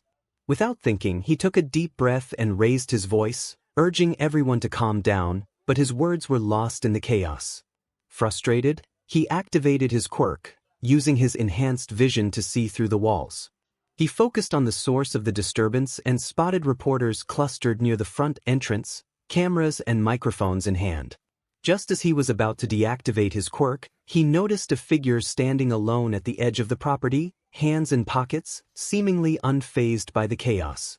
Instinctively, he felt a sense of unease. Pushing down his anxiety, he turned to Ida, tapping him on the shoulder to share what he had seen. Ida's eyes widened in surprise when Midoriya confirmed that it was just the press, not villains. Relief flickered across Ida's face, but he quickly regained his composure and addressed the crowd, raising his hands to get their attention. Despite Ida's efforts, the panic continued. Uraraka grabbed Midoriya's sleeve, asking what they should do. Midoriya clenched his fist and stepped forward again, this time projecting his voice with all his might, assuring everyone that there was no threat, just reporters. A few heads turned, and Ida seized the moment to repeat the message, urging everyone to return to their classrooms in an orderly fashion. Gradually, the panic subsided as the message spread. Students began to calm down, confusion replacing fear. Mina looked over at Midoriya, incredulous that it was just reporters. He confirmed it, letting out a slow breath as he stood beside Ida. Once the situation settled, the alarm ceased, and the flashing lights stopped. In the quiet that followed, Ida and Midoriya exchanged glances before heading back to their classroom with the rest of their classmates. As they entered, Aizawa was waiting, arms crossed and expression unreadable. He briefly acknowledged Midoriya, asking if he had seen what happened. Midoriya nodded, stepping closer to speak quietly, confirming that it was just reporters causing the commotion. There was someone else. Aizawa's brow twitched slightly as he processed the information. Izuku mentioned that there was a man standing outside the gates, not with the press. He didn't know who the man was, but something felt off. The figure remained still, watching everything unfold. Aizawa didn't respond immediately, his eyes narrowing as he considered the situation. He asked if Izuku was sure, to which Izuku confidently affirmed his certainty. Aizawa glanced out the window briefly, as if hoping to spot the figure himself, then returned his gaze to Izuku, acknowledging his observation with a nod. He instructed Izuku to keep the information between them for now. Izuku stepped back, allowing the others to return to their conversations, but the image of the man remained vivid in his mind. He sensed that this was not the end of the matter. The faculty room was unusually tense as the evening sun filtered through the tall windows, casting long shadows across the polished floor. Midnight stood near the damaged gate, her eyes narrowed as she lightly traced its surface. Her voice broke the heavy silence, expressing concern about the gate's condition. The other teachers gathered around her, each examining the panel with varying degrees of focus. Present Mike leaned forward, squinting at the screen, commenting on the abnormality of the situation. 𝗵𝗃𝗲 stood silently beside 𝗵𝗃𝗃, arms crossed, his expression stoic. His gaze shifted to Aizawa, who wore his usual tired expression but with a noticeable tightness around his eyes, indicating he was not overlooking the situation. Aizawa finally spoke, his voice low and calm but carrying weight. He relayed Izuku's observation about the suspicious figure outside the school, suggesting that the man might be responsible for the damage. 𝗵𝗃𝗃 adjusted his hat slightly, acknowledging Izuku's sharpness in noticing what others had missed. Midnight added that Izuku's abilities were impressive, raising the question of what other talents he might possess. All Might, standing by the window with his arms crossed, finally broke his silence, noting that Izuku's growth was faster than expected and that his quirk had layers still being understood. 𝗵𝗃𝗃 remarked on Izuku's multiple abilities layered on top of combat skills, questioning how they would manage that in a school setting. Aizawa maintained his flat tone, stating that they would keep an eye on Izuku, ensuring that his talent did not outpace his judgment. Hound Dog, who had been silent until then, leaned against the doorframe, reflecting on the fact that it was Izuku who first noticed the suspicious figure. The room settled into another pause, heavy with contemplation, broken only by the faint buzz of electricity from the panel. Midnight sighed, stepping back from the console, emphasizing the seriousness of the damage and the need to report it. She urged Aizawa and All Might to keep a close watch on Izuku, as his talent could attract both good and bad attention. All Might nodded firmly, though his expression remained thoughtful. Aizawa closed his eyes momentarily, already planning ahead. Present Mike leaned back with a shrug, commenting on the attention class 1A was receiving this year, not just from villains. Aizawa opened his eyes and stepped toward the door, stating he would inform Nizu and ensure the situation remained confidential to avoid media attention. The teachers began to file out, each lost in their own thoughts. The sun had dipped lower, casting longer shadows across the polished floors, while a faint breeze stirred the air through an open window, unnoticed by anyone. Izuku sat at his desk, flipping through some papers Aizawa had asked him to hold onto. He noticed Momo standing beside him, her posture straight and her expression focused, as if she were preparing for an exam rather than waiting for class to start.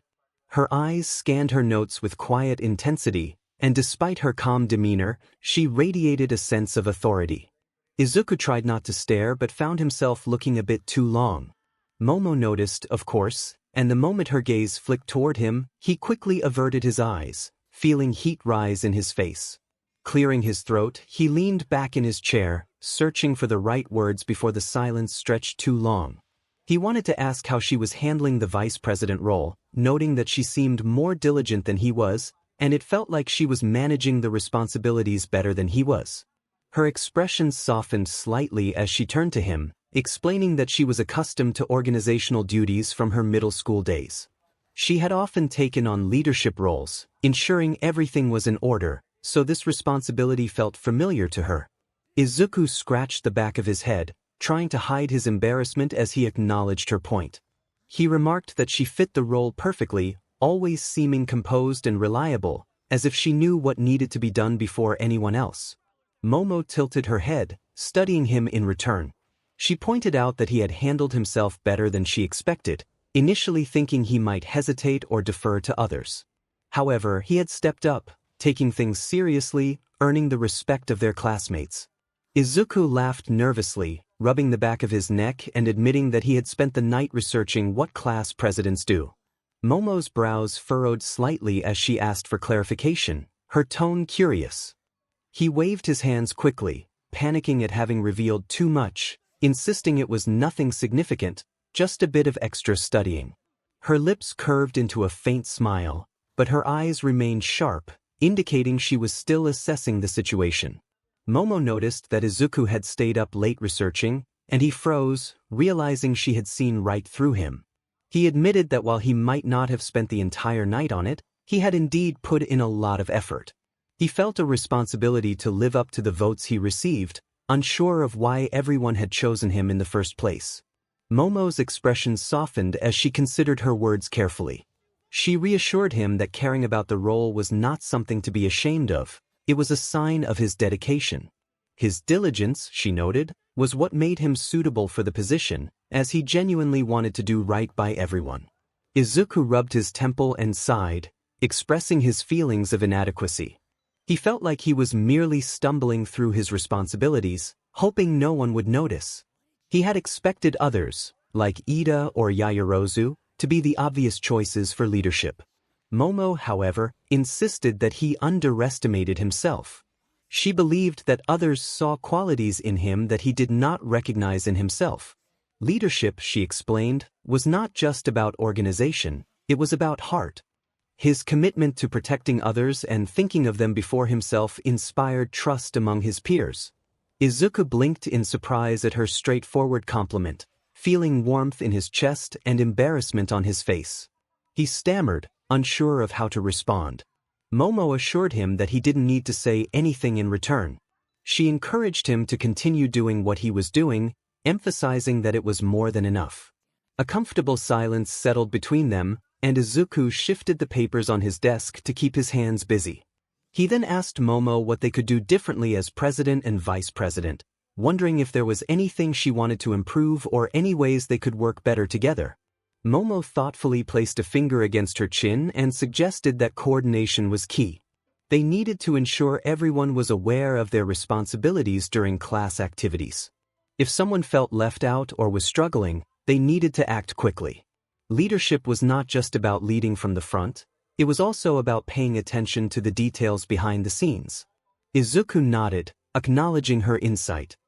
He realized he had been so focused on not messing up in front of everyone that he hadn't considered what was happening in the background. Momo reminded him that he didn't have to carry everything alone, she was there to support him as his partner. Her words eased something within him, and he smiled faintly, thanking her for her reassurance. He admitted that sometimes it felt like one mistake could lead to everything falling apart. Momo encouraged him to lean on others when needed, explaining that part of being a leader was knowing when to trust those beside him. Just then, the classroom door creaked as voices echoed down the hallway, signaling the arrival of other students. The quiet moment they had shared began to fade, and Izuku quickly stacked the papers into a neat pile. Before the noise filled the room, Momo spoke one last time, her tone low and steady, reminding him that he was not alone in this. Hours later, the school day unfolded like any other, filled with the familiar excitement of being taught by pro heroes. Today's lesson was foundational hero studies, and their teacher, the imposing Eraserhead, promised something special. His tired voice cut through the chatter as the students gathered in the classroom. He looked more exhausted than usual, but a flicker of anticipation shone in his eyes as he announced that their training would take place at an off-campus facility. The class froze momentarily, the significance of his words sinking in. An off-campus facility was not part of their usual drills, and curiosity buzzed through the air. Momo eagerly raised her hand, asking what kind of training they would be doing. Aizawa replied that they would find out soon enough, tugging at his scarf. He explained that the facility was designed for rescue operations, disaster relief, and combat simulations, emphasizing that heroes needed to know how to protect civilians in a crisis. Excitement rippled through the room as Kirishima grinned, expressing his enthusiasm for seeing what the pros were made of. Ida chimed in, declaring that rescue training was essential to a true hero's duty and that it would be their chance to show their resolve. Jdru, resting her cheek on her hand, smirked as she commented on the challenge ahead. The chatter grew louder, bouncing off the walls, even drawing a wide grin from Bakugo, who declared it was about time they stopped wasting time with trivial matters. Kaminari nervously laughed, reminding Bakugo that saving people from a burning building wouldn't allow for his usual explosive tactics. Bakugo retorted that he would do whatever he wanted, still aiming to be number one, his scorn directed at Izuku. Aizawa's eyes narrowed, his demeanor shifting as he warned the class about the importance of following orders in the field.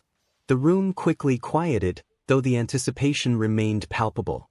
The bus ride to the facility was filled with infectious energy, students speculating about what the place would be like and what simulations they would face. Ida attempted to enforce an orderly seating arrangement but was largely ignored. Izuku found himself wedged between Tsuyu and Achiko, their shoulders brushing in the cramped space. Across from them sat Momo and Ida, while Kirishima, Mina, and Kaminari joked loudly a few rows back. Ida leaned forward, serious as he reminded Izuku that as class president, he had a great opportunity to set an example. They needed to treat the day as if it were a true crisis. Izuku nodded quickly, acknowledging the importance of the moment. Momo tilted her head, curious about what he had considered regarding their approach to the day's challenges. Izuku reflected on the need for heroes to react quickly under pressure, ready to face whatever lay ahead. So, Izuku decided their main priority would be to keep civilians safe first. He stopped abruptly when he felt Tsuyu lean her head gently on his shoulder. His face turned red, and his words caught in his throat as Tsuyu murmured casually, her eyes half-lidded. Achiko noticed this and puffed her cheeks slightly, leaning a little closer on his other side, her voice quick and high-pitched, expressing her admiration for Izuku's thoughtful approach. Izuku felt stiff, his mind spiraling into chaos. He questioned what was happening and tried to focus, but his racing heart made every second feel like torture. Thankfully, the bus soon arrived at its destination, cutting the tense moment short. The doors hissed open to reveal a massive, futuristic complex, its dome gleaming under the sun. Izuku took his position as class president, ushering his classmates off the bus with more confidence than he felt. They stepped through the towering doors and froze at the breathtaking sight before them. It wasn't just one training ground but a vast, domed world filled with meticulously crafted disaster zones. A ship floundered in a roiling flood zone. A dense urban landscape was shrouded in mock smoke. A rocky mountainside dominated one corner, while a barren wasteland stretched in another. Kaminari exclaimed in awe, his eyes wide, comparing the scene to a movie set. Mina clapped her hands together, expressing her excitement about the experience. Standing proudly in the center of the plaza was another hero, clad in a sleek black spacesuit with a domed helmet. It was the space hero, 𝗬𝗏, who greeted the students with enthusiasm. The students erupted in awe, knowing 𝗬𝗏 was famous for a quirk that was incredibly powerful yet used almost exclusively for rescue operations. Achiko's face lit up with excitement as she expressed her admiration for 𝗬𝗏. 𝗬𝗏 raised a gloved hand modestly and began to explain the nature of their quirk, Black Hole, an ability that could SCK in anything and reduce it to dust. They emphasized the importance of using power to save rather than harm, and Izuku listened intently, nodding to himself. 𝗬𝗏's words resonated with him, reminding him of the danger of unrestrained strength. However, as 𝗬𝗏 finished their speech, Izuku felt a tightening in his chest. A sense of wrongness crept into the facility, subtle at first, then sharper, gnawing at his instincts. His hearing heightened as he turned to Izuku, urgently expressing his concern. Izuku's sharp eyes darted toward him, calm yet chilling. Before Izuku could elaborate, the lights flickered, and a strange buzzing hum filled the air, resonating in his bones. Far below, in the central plaza, a dark mist began to swirl and coalesce into a towering, purple-black vortex. Students gasped as the black fog expanded, growing taller and denser until a gateway split open in its center. Izuku's body tensed, his scarf unfurling like a predator preparing to strike, commanding the students to huddle together and not move, while instructing 13 to protect them. From the swirling vortex, figures began to emerge. First a few, then a dozen, and finally an entire horde. They appeared ragged and malicious, armed with crude weapons and twisted grins. The sound of their footsteps filled the dome like an approaching storm. At their forefront stood two figures that commanded attention. One was a lanky, pale young man whose body was covered with disembodied hands, his crimson eyes burning with malice. Beside him stood an unsettling creature made entirely of black mist, adorned with a gleaming metal brace around its neck. The students froze in disbelief, the tension palpable. This wasn't a simulation. The man covered in hands scratched at his neck, his voice rasping thinly as he expressed disdain for the absence of all might, questioning where he was and hinting at dark intentions. His voice dropped lower, dripping with hatred, suggesting that perhaps all might would come if they harmed some students. Let's dive back into the journey together. New surprises await, and the storyteller is eager to share every twist and turn with the community that brought this story to life. With renewed passion and gratitude, Momo pondered how the villains managed to enter the school. Her voice was low, tight with unease, as her sharp eyes followed the dark mist that oozed across the training dome like ink in water. Despite holding her hand close to her chest, it trembled slightly. Izuku's mind raced ahead as he clenched his fists, forcing himself to breathe evenly. He noted that the villain had some sort of teleportation quirk linked to the mist, allowing him to bypass the sensors easily. This was not just infiltration, it was a full-scale attack. The mist gathered into a humanoid shape, and from its shifting body, a voice flowed with an unsettling politeness. 𝗬𝗓, the smoky villain, expressed apologies for the intrusion, bowing slightly as his glowing yellow eyes gleamed through the swirling black vapor. He humbly requested to know All Might's whereabouts. A rasping laugh interrupted the false civility. A man with hands clamped over his arms and face twitched, scratching his neck until flecks of red appeared between his fingers. His voice was grating as he suggested that if they killed some kids, it would draw that annoying symbol of peace. His head lolled sideways, and his fingers scraped against his face, leaving a trail of icy dread in the air. The mist surged forward, and Izuku gasped as time seemed to lurch, everything slowing in his perception. His body screamed with power as he lunged, grabbing whoever he could. He clamped his hand around Tsuyu's wrist, pulling her back, while wrapping his other arm tightly around Ochiko's waist as the mist closed in. He shoved Ida away from the spreading fog, his fingertips brushing against Kirishima's shoulder just in time to drag him out of range. Kaminari, Momo, and Tokoyami were close enough that he hooked his arms around them and yanked, pulling them to safety. They stumbled behind him, wide-eyed but safe. However, there were too many villains and the fog was too fast and thick. Izuku couldn't reach everyone. The rest of his classmates vanished in swirls of black, their shouts cut off as if swallowed whole. His chest tightened painfully. Frustration bubbled within him as he stared at the empty spaces where his friends had been. Beside him, Izuku's scarf uncoiled with a sharp snap, his tired eyes burning with intensity. He called out to Izuku, his voice hard but with a hint of reluctance, indicating that he might need help. Izuku blinked in surprise. Izuku never relied on students for real combat roles beyond training. This meant the situation was dire. He steadied himself, knowing there was no time to hesitate. Izuku muttered under his breath about how some of them were already separated, his heart twisting painfully at the thought of his scattered friends. He forced his voice loud enough for those who remained to hear, urging them to regroup with 13, hold their position, and prepare to support and rescue the others.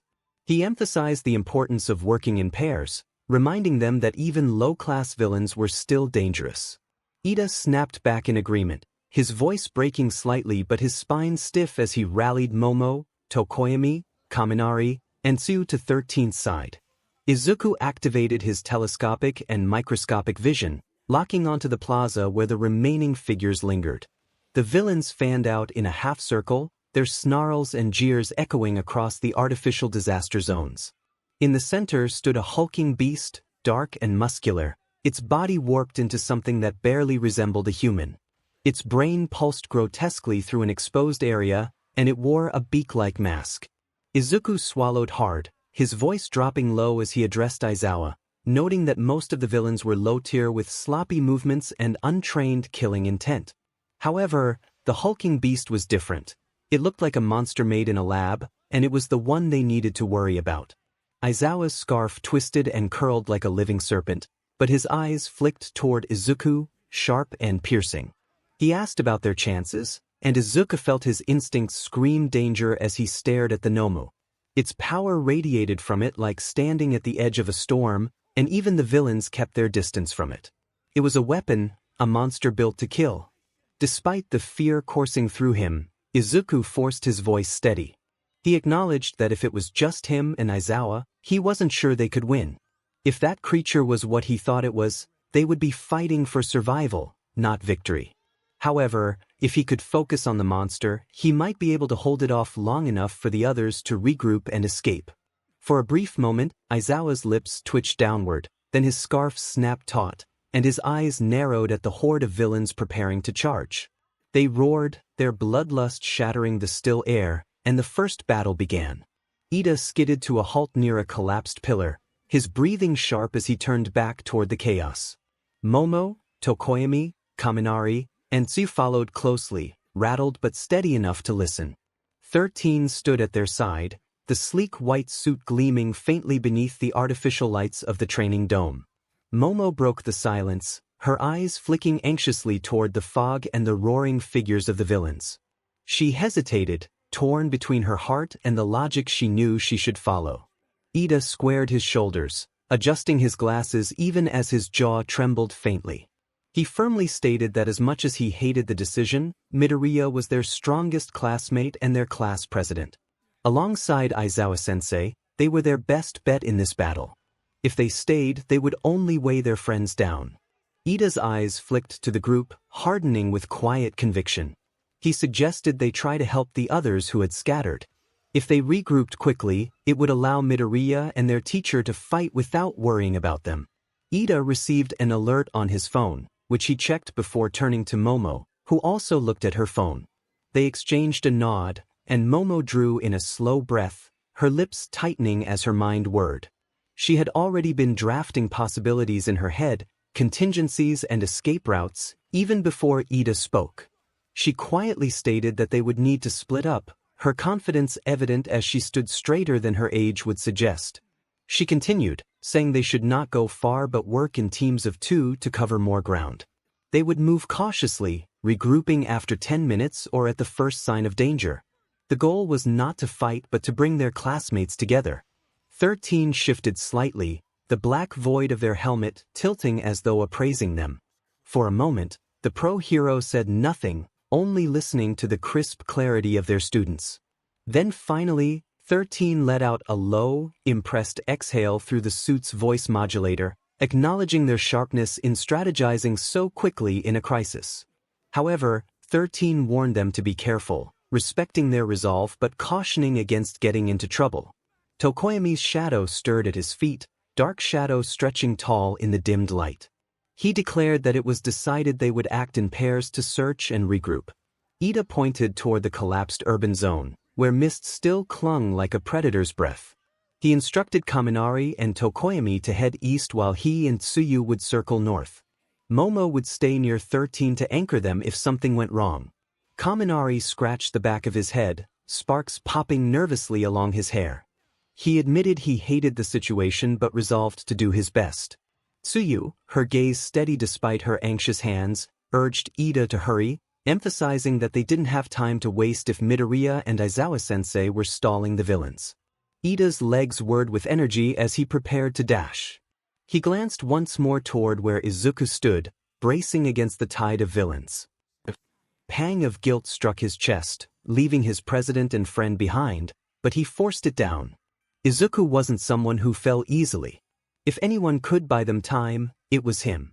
They broke apart in a rush of movement. Kaminari and Tokoyami slipped into the skeletal remains of collapsed concrete structures, shadows swallowing them whole. Ida and Tsuyu sprinted north, weaving between shattered walls. Momo stayed back with 13, already creating a metal staff in her hands, her eyes darting over every detail of the battlefield like a chess player keeping track of every piece. But the villains were not idle. From the mist and rubble, figures lunged forward, drawn toward the retreating students like wolves chasing strays. Ida's sharp ears picked up the guttural laughter before the villains came into sight. He grit his teeth and pushed harder, his engines flaring as he propelled himself and Tsuyu farther from reach. Tsuyu called out to not stop, using her long tongue to swing across a gap, urging them to keep moving. Behind them, Kaminari's sparks flared, followed by the deep growl of dark shadow tearing through the air. A shriek rang out as a villain was thrown back into a wall, electricity crackling along his limbs. Kaminari's panicked laugh echoed faintly as he encouraged them to go ahead. 13, watching from the anchor point, tensed as several villains redirected toward Momo and themselves. The hero extended their gloved hand, the spiraling void of their quirk humming dangerously at the edge of activation. 13 ordered Momo to stay behind, acknowledging her intelligence but warning that against killing intent, it wouldn't be enough. Momo swallowed, gripping the staff tighter, her voice wavering slightly as she resolved to fight with what she had. She couldn't just stand and watch. The battlefield fractured further, groups scattering like sparks from a fire. Each of them carried the weight of knowing Midoriya and Aizawa were holding the line against something monstrous.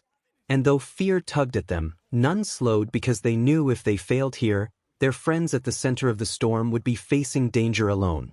On the main battlefield, Izuku blurred forward before the villains even realized he had moved. The ground cracked in his wake, the shockwave hurling loose rubble into the air as he blitzed through their ranks. One man barely had time to raise his weapon before Izuku's fist slammed into his gut, the impact folding him in half and sending him flying into a cluster of his allies. Another villain, his arms swollen with hardened growths, roared in anger. Izuku didn't flinch. He caught the massive fist with one hand, his fingers tightening like an iron vice. Bones cracked audibly under the pressure, the man's scream cutting through the chaos. With a swift push, Izuku hurled him backward, the villain's body smashing through a concrete structure, leaving a crater of dust and debris. Above, another attacker leapt with a blade raised high, his face twisted with desperation. He bellowed his intent, but Izuku vanished in a blur, leaving only a ripple of displaced air. He reappeared behind the man, suspended midair as if gravity had forgotten him. His fist shot out, colliding with the villain's back and sending him crashing into the ground. Izuku had pulled his punch just enough to avoid serious harm, but the man didn't rise again. Izuku muttered to himself, scanning for the next threat as a barrage of long-range attacks erupted from several villains at once, blades of wind, shards of ice, bursts of fire, and jagged stone spikes converging on him from every angle. He clapped his hands together with enough force to create a shockwave that rattled the entire dome. The resulting blast tore through the incoming attacks, scattering them harmlessly. The villains who launched them were hurled back like ragdolls, their bodies colliding painfully with walls and pillars. Aizawa landed beside him, his scarf snapping outward to entangle another would-be attacker. He grunted, slamming a man into the ground and rendering his quirk useless with a glance, asking how they were going to get reinforcements. Izuku ducked under a swing, his shoulders slamming into another villain's chest and sending him flying. He explained that he had already sent a text to Momo and Ida before they split off, instructing them to find Bakugo and Todoroki. With their quirks, they would draw more attention and give Ida the chance to slip away. If he had said it out loud, the villains would have focused on them more than they should have. He grabbed another villain by the wrist, twisted, and flung him into two more charging thugs, knocking all three unconscious in a pile. Aizawa's eyes narrowed, impressed despite himself, acknowledging that Izuku wasn't just strong but was thinking 3 steps ahead too. Izuku urged Aizawa to keep his eyes forward as he kicked another villain squarely in the chest. The man was sent flying so fast that he left a dent in a steel support beam. Aizawa smirked faintly as he caught another with his scarf, yanking him off balance before driving a knee into his gut. Aizawa reminded the villain not to lecture his teacher in the middle of a fight. Together, they moved like a storm. Aizawa erased Quirk's left and right, turning dangerous opponents into helpless targets. Izuku capitalized on every opening, his movements so swift that most villains couldn't even register being hit until they were already on the floor. One man attempted to form spikes along his arm, only for them to vanish under Aizawa's gaze. Izuku was already there, slamming him down hard enough to leave a crater in the floor. Another group rushed them from behind, thinking Izuku's focus was elsewhere. His senses caught them instantly, the scuff of shoes, the faint intake of breath, the whisper of steel leaving a sheath. Without turning, he kicked back. The air itself cracked, and the group was launched away as though struck by a cannonball. One villain shouted in panic, expressing disbelief at the boy's strength and calling him a monster. Izuku didn't even glance at him as he advanced, his voice calm but cold, stating that if they came to hurt his friends, they should have been ready for this. He ducked low, drove his fist into the ground, and the shockwave knocked 6 enemies off their feet. He surged forward again, striking each one before they could even land, dropping them in a brutal, efficient rhythm. On the other side of the field, Kurojire's mist shimmered faintly. The warped villain's voice was quieter, almost uneasy, as he remarked that the boy was too strong, far too strong for his age. This wasn't the ability of a first year. Shigaraki stood beside him, scratching furiously at his neck as his red eyes locked on Izuku. His teeth ground together audibly, expressing frustration at how easily the boy was handling the situation. His fingers twitched, flexing as though itching to crumble the boy into dust. Izuku stood tall amidst the pile of groaning villains, his chest rising and falling steadily despite the chaos. His fists were clenched, his eyes sharp, his stance unshaken. Every move he made radiated a terrifying mix of raw power and calculated precision.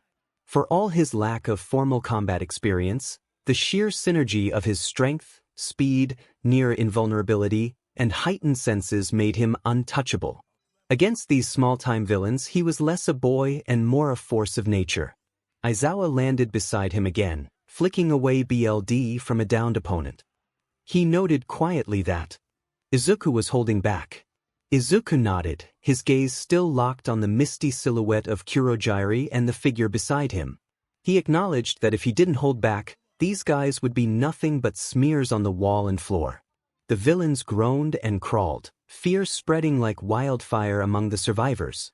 Every attempt to regroup was crushed instantly, every coordinated strike dissolved by Izuku's overwhelming speed.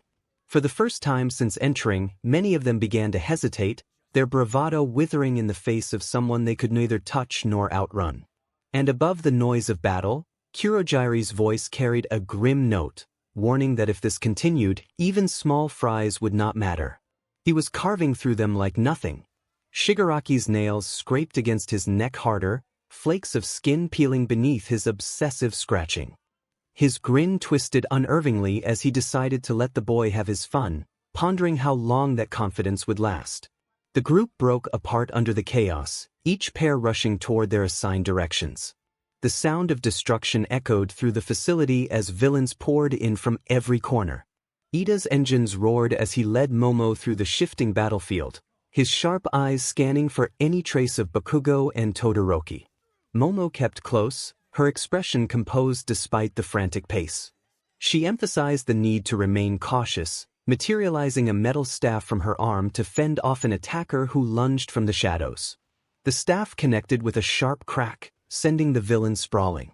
Ida nodded, kicking another enemy aside, affirming that their priority remained clear. If they secured Bakugo and Todoroki, they would significantly increase their odds.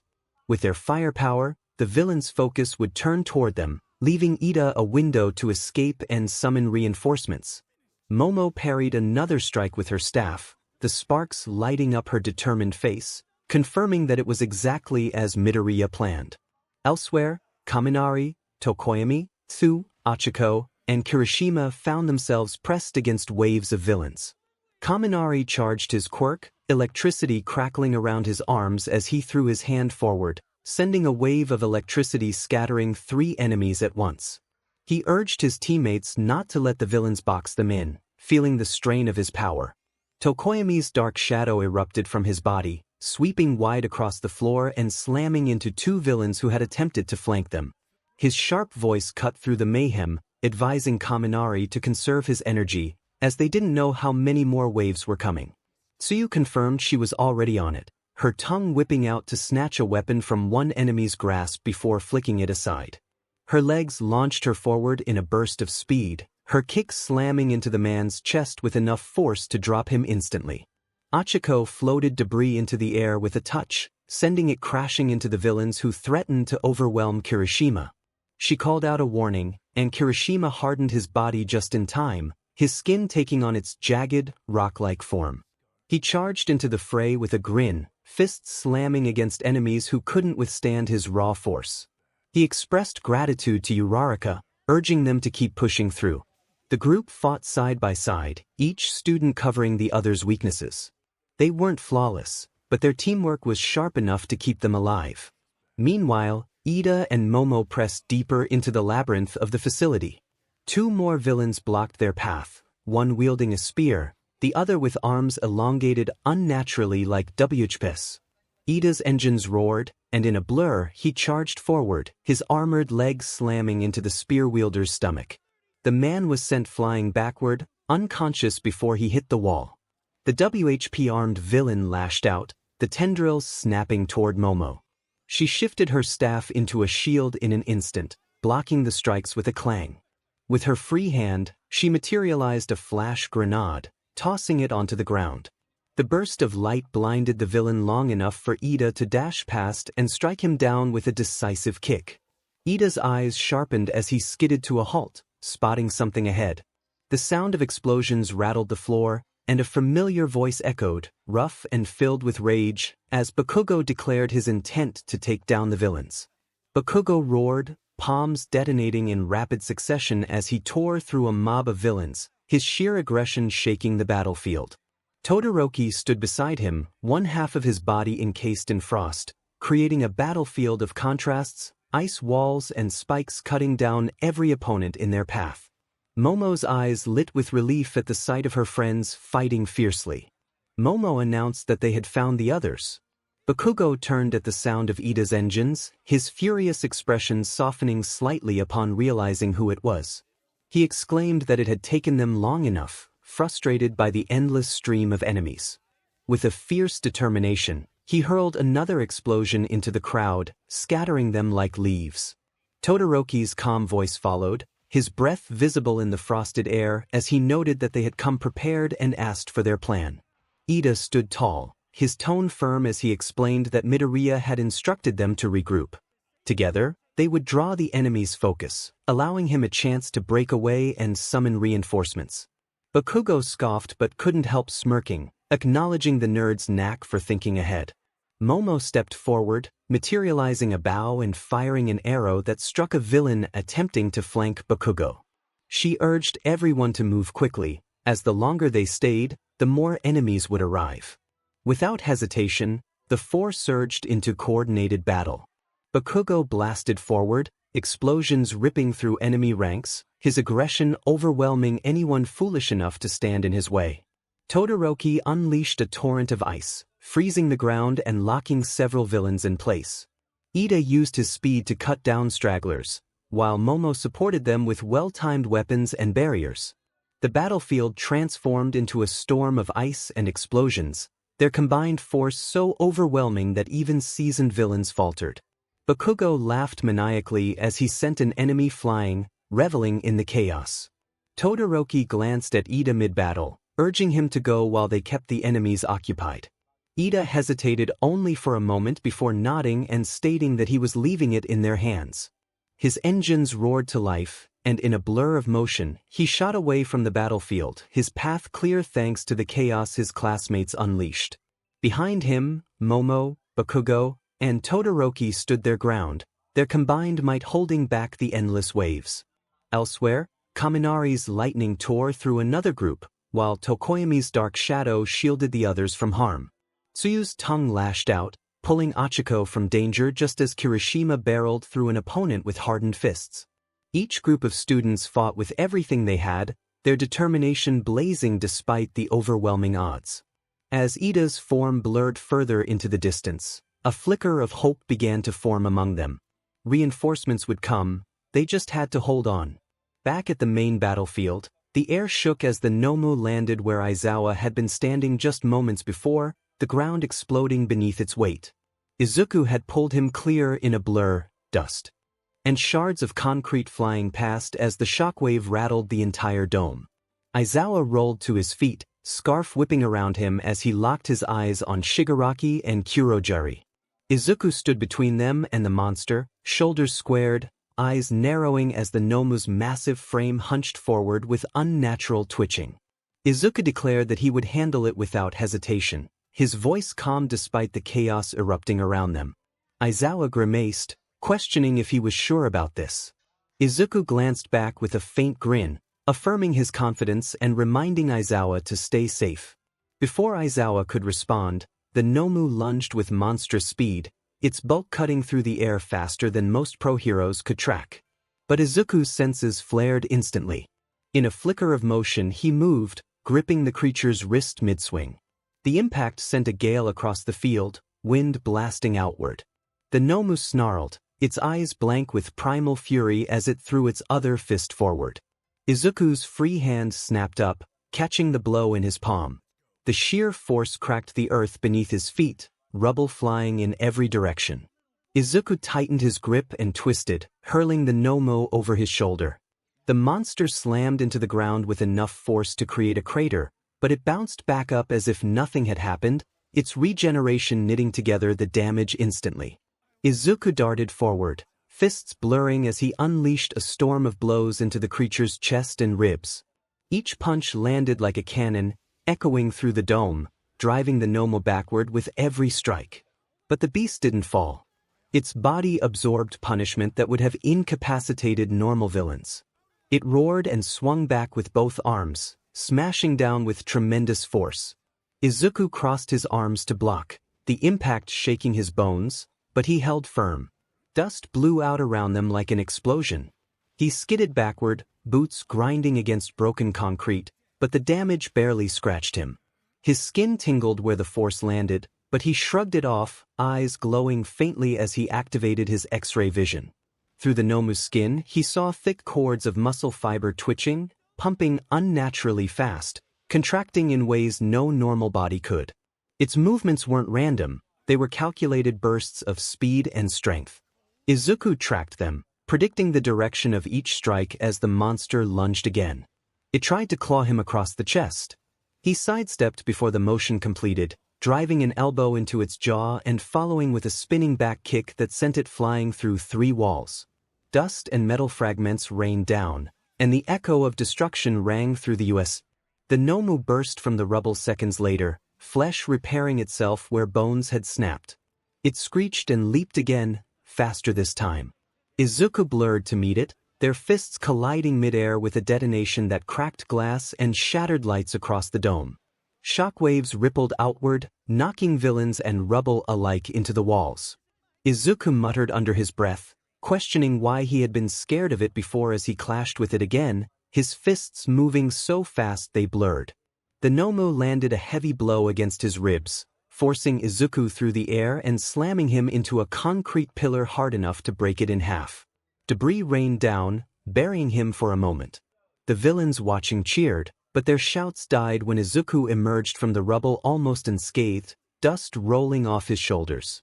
He dusted off the tears in his suit, the only sign that the hit had even landed. With a smirk, he cracked his knuckles and taunted the monster, questioning if that was all it had. The monster screeched again and charged. Izuku met it head-on, both of them blurring with speed as they tore across the battlefield. They smashed through walls, ripped up floors, and shattered entire sections of the facility. Every collision felt like an earthquake, shockwaves throwing chunks of concrete and steel beams into the air. Izuku ducked under a wild swing, countering with an uppercut that snapped the 𝗵𝗄's head back. He followed with a flurry, fists hammering into its chest and stomach until the creature's body cratered a steel wall. He grabbed its arm, twisted, and snapped the elbow joint backward.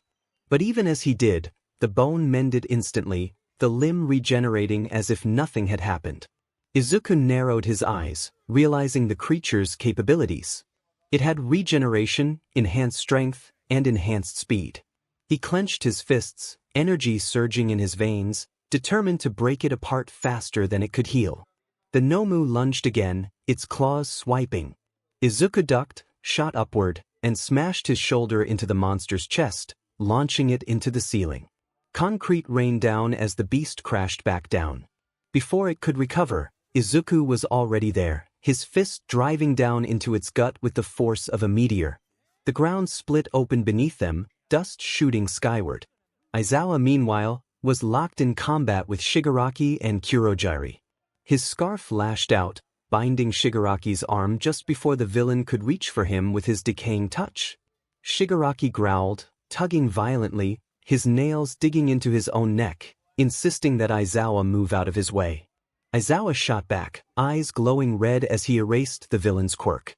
Kurogiri appeared behind him, a warp gate swirling, but Izuku twisted, his scarf wrapping around the misty form to disrupt the attack.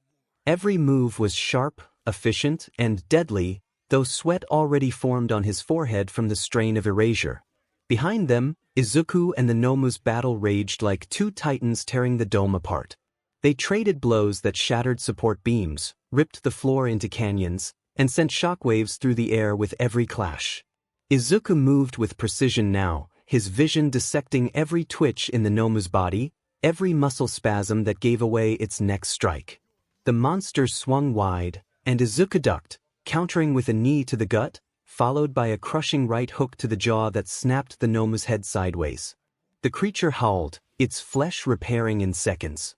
Izuku slammed his hands together with such force that the resulting shockwave blasted the 𝗵𝗄 backward, tearing up the ground in a straight line. For the first time since the fight began, Izuku smirked, his breathing steady, his blood running hot with adrenaline. He acknowledged the 𝗵𝗄's strength but declared that strength alone wouldn't be enough. This was the first time he had encountered such a durable opponent, and he was determined to enjoy every second of it. The 𝗵𝗄 bellowed and charged again, its massive form cutting through the dust like a freight train. Izuku charged to meet it, their collision shaking the entire facility as the clash raged on, neither side willing to fall. Dust hung thick in the air, every breath tasting like ash and pulverized concrete. Izuku's fists clenched and unclenched, his body humming with power he had been holding back. The 𝗵𝗄 staggered in front of him, chest heaving, its muscles twitching as they knitted themselves together over and over again. Its blank eyes fixed on him with mindless fury, but for the first time, it hesitated. Izuku's lips curved into a faint grin. His speed spiked, a blur so sharp that the 𝗵𝗄's eyes couldn't keep up. Afterimages splintered across the battlefield, copies of him flickering from every direction. The monster swung wildly, claws raking at illusions that dissolved before contact, while the real Izuku slipped between them, fists slamming into its body from every angle. Each strike was a thunderclap, shaking the dome, bursting holes clean through the 𝗵𝗄's flesh. One blow hammered into its ribs, another cracked against its jaw, two more caved into its chest and thigh. By the time the 𝗵𝗄 spun around to retaliate, its torso was riddled with wounds. The regeneration tried to keep up, muscles twitching and knitting, but Izuku's assault outpaced its healing. His fist blurred into an uppercut that cracked like thunder, snapping the 𝗵𝗄's head back with such force that it left the ground. The entire monster lifted into the air. Izuku shot upward after it, his body vanishing into a streak of motion. He rose above the beast, twisted midair, and drove both fists down like a sledgehammer into the top of its skull. The impact echoed like an explosion, the 𝗵𝗄's body rocketing toward the ground. It hit with such force that the entire floor cratered, shockwaves ripping outward in jagged lines. Izuku landed an instant later, dust and debris exploding outward beneath his boots. The 𝗵𝗼 writhed in the pit, but Izuku didn't give it a chance. He lifted his leg and brought his heel crashing down onto its stomach. The force cracked the floor again, a shockwave ripping outward, fissures splitting through the dome's supports. The monster coughed, its body folding under the pressure, struggling to recover. Still, it growled and clawed upward, its hand raking across Izuku's chest with desperate fury. The strike tore through fabric but barely scratched his skin. Izuku barely flinched. His eyes burned with determination, his chest rising and falling with a calm steadiness that contrasted the chaos around him. He acknowledged the 𝗵𝗼's toughness but declared that he was done holding back. The 𝗵𝗼 roared, lashing out again, but Izuku's fist was already in motion. He struck the monster's chin, then its chest, then its gut in a series of blindingly fast blows. The 𝗵𝗼 flew backward, crashing through walls, leaving shattered steel and dust in its wake. Izuku followed like a shadow, appearing in front of it mid-flight, fists 𝗵𝗃. He struck again and again. The last punch drove the 𝗵𝗼 through an entire section of the arena, each layer of steel and concrete exploding outward as if a bomb had gone off. The monster's body tore through barrier after barrier, each impact leaving behind nothing but wreckage, until finally, it vanished into the distance, swallowed by the ruins of the U.S. Nobody could say where it had landed, whether still inside the facility or flung beyond it entirely. Silence followed for a moment, only the sound of settling rubble filling the air. Izuku stood in the wreckage, chest rising and falling, knuckles raw but steady. Around him, the battlefield was unrecognizable, walls collapsed, floors torn apart, lights shattered. The dome looked like it had been hit by a natural disaster. In the distance, footsteps thundered. Reinforcements poured in, the unmistakable figure of All Might at the lead, with other teachers at his side. Ida was with them, face pale, pointing ahead as he shouted about the state of the USJ. Their eyes widened as they took in the destruction, the fractured remains of what had once been their training ground. And in the center of it all, standing amidst the rubble, was Izuku. His chest was heaving, his eyes still sharp, the air crackling faintly around him from the force of what he had unleashed. He exhaled slowly, glancing toward the gaping hole where the 𝗵𝗼 had disappeared, muttering that it should keep the creature down, though deep down he wasn't certain if the monster was truly finished. But for now, the fight was his. The battlefield was quiet, and the reinforcements had arrived. Izuku possessed the power to confront a villain, yet he understood that he didn't have all the answers. He recognized that every individual in his class had a role to play. Relying on them didn't signify weakness. Rather, it made him stronger and more complete. The aftermath of the USJ incident loomed heavily over the halls of U. Medical teams rushed through the devastated building, their stretchers and equipment moving swiftly through corridors that had been reduced to rubble. Students were treated for shock, bruises, and cuts, but all were alive thanks to the frantic efforts of their classmates. Izuku, however, sat on the edge of a cot in the corner of the infirmary, his hero suit torn and burned in several places. Despite a light coating of dust, his skin bore no injuries. He wasn't the one being treated. Instead, the medics surrounded him in disbelief, checking vitals that remained normal, with a steady heart rate and unshaken BLD pressure. One medic whispered that his durability bordered on the impossible, and yet there he was, sitting calmly, occasionally smiling at his classmates to reassure them while others groaned in pain. All Might paced back and forth across the room like a caged beast, his large frame dominating the space. His jaw was tight, and his eyes shadowed with guilt. Finally he stopped and turned sharply toward Izuku, his voice deep and demanding. He questioned how Izuku could allow Izuku to face such a monster. The words cut through the air, silencing the chatter in the room. The teachers who had gathered, Nizu perched calmly on a chair, recovery girl with her cane, present Mike leaning against a wall, 𝗵𝗵𝗃 standing near the window, Midnight crossing her arms, Snipe with his hat tipped low, all turned their attention toward Izuku. All Might's fists trembled. He had seen the footage, watched Izuku take on the 𝗵𝗼 alone. Each blow was etched into his memory, the ground tearing apart, the monster flung across the arena, the destruction rivaling anything All Might himself had ever done. And the boy hadn't flinched. Not once. Aizawa, his arm bound and face pale from exhaustion, met All Might's gaze steadily. His scarf hung loosely around his shoulders, dirt still smudging his skin. He explained that he had no choice. The Nomu had come for All Might, built to kill him. If he had divided his attention, students would have died. Midoriya stepped in because he was the only one who could. He was the strongest student in Class 1A and their captain. That wasn't an exaggeration, it was a fact. 13, standing a little farther back with burn marks on their suit, added quietly that it was due to Izuku's planning and leadership that everyone else was alive.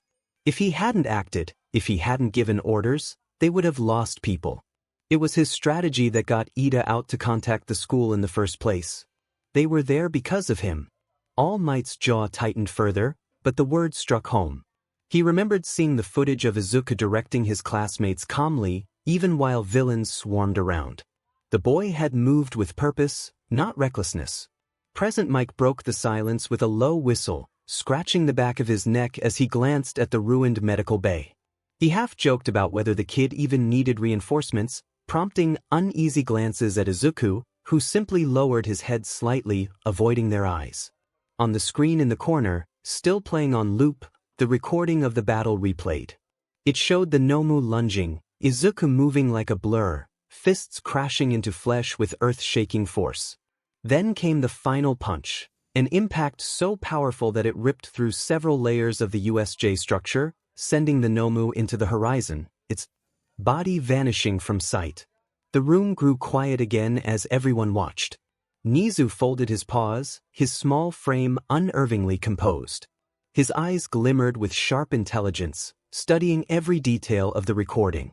He found it fascinating. Izuku's strength, speed, and durability were not the qualities of a typical student, not even a typical pro. Even though he had seen Izuku's entrance exam battle and the quirk apprehension test, what he displayed then was nowhere close to what he had just shown. Midnight spoke next, her tone softer but carrying weight. She expressed concern not about whether he could handle it, clearly he could, but about what it meant for a boy his age to shoulder that kind of battle. That wasn't a student fight, it was war. Snipe tipped his hat, muttering that he had walked out without a scratch. Recovery Girl, who had been silently observing Izuku, finally tapped her cane against the floor. She noted that while his physical health was a concern, fights like that left marks elsewhere. The body may be intact, but the mind was a different matter. She glanced at Izuku, who sat still, his expression carefully neutral, though his hands were clasped tightly in his lap. 𝗵𝗃𝗲 cleared his throat, stating that regardless, the boy had saved lives. If he hadn't been there, if he hadn't acted the way he did, they might be counting casualties. That was undeniable. All Might finally let out a long exhale, his fists relaxing slightly though his shoulders remained stiff. He looked at Izuku, the boy who had not only stood against the Nomu but had overwhelmed it. Guilt gnawed at him. This was his burden, his battle, and yet a student had carried it. Nizu's voice cut through his thoughts, calm and precise. They could not ignore what they had seen. Midoriya had shown capabilities far beyond the scope of his peers. But they had to be cautious. The so-called League of Villains had now seen what he could do. They would plan for it. They would come again, stronger, and next time, they might not send just one Nomu. Aizawa's eyes narrowed at that, his exhaustion not dulling his instincts. He stated that they needed to prepare, not just Midoriya, but all of them. Because the next time the villains came, they wouldn't just target All Might, they'd target the students. The room grew heavier, each teacher processing the reality of his words. On the cot, Izuku finally looked up, his gaze steady despite the weight of every eye on him. He stated that he hadn't fought the Nomu to prove anything. He fought because if he hadn't, people would have died. That was all there was to it. His words were simple, honest, and carried more weight than any boast. All Might closed his eyes, his chest tightening. He had wanted to shield Izuku from battles like this, to let him grow into his strength at his own pace. But reality had shattered that dream. The boy was already walking a path few could follow.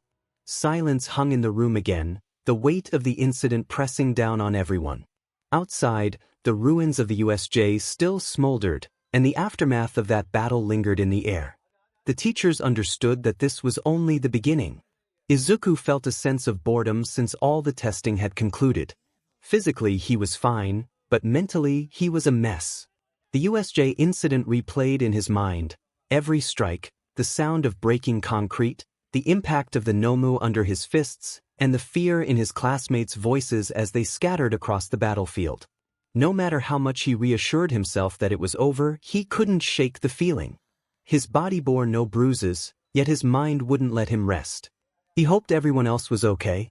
He left the infirmary bed they had set him on, ignoring recovery girls fussing over him despite his lack of injuries. His suit was wrecked and his hair was a mess, but that was all. The destruction he had caused made it look like he had been through hell, but in truth, he hadn't bled a drop. That fact intensified his classmates' reactions when he walked into the room where they were resting. They all turned as he entered, their faces lighting up with relief. Achiko was the first to move, her eyes wide in disbelief that he was standing there without a limp. 𝗬𝗪 followed, calm as ever, but her tone was softer. She expressed her gladness that he was okay.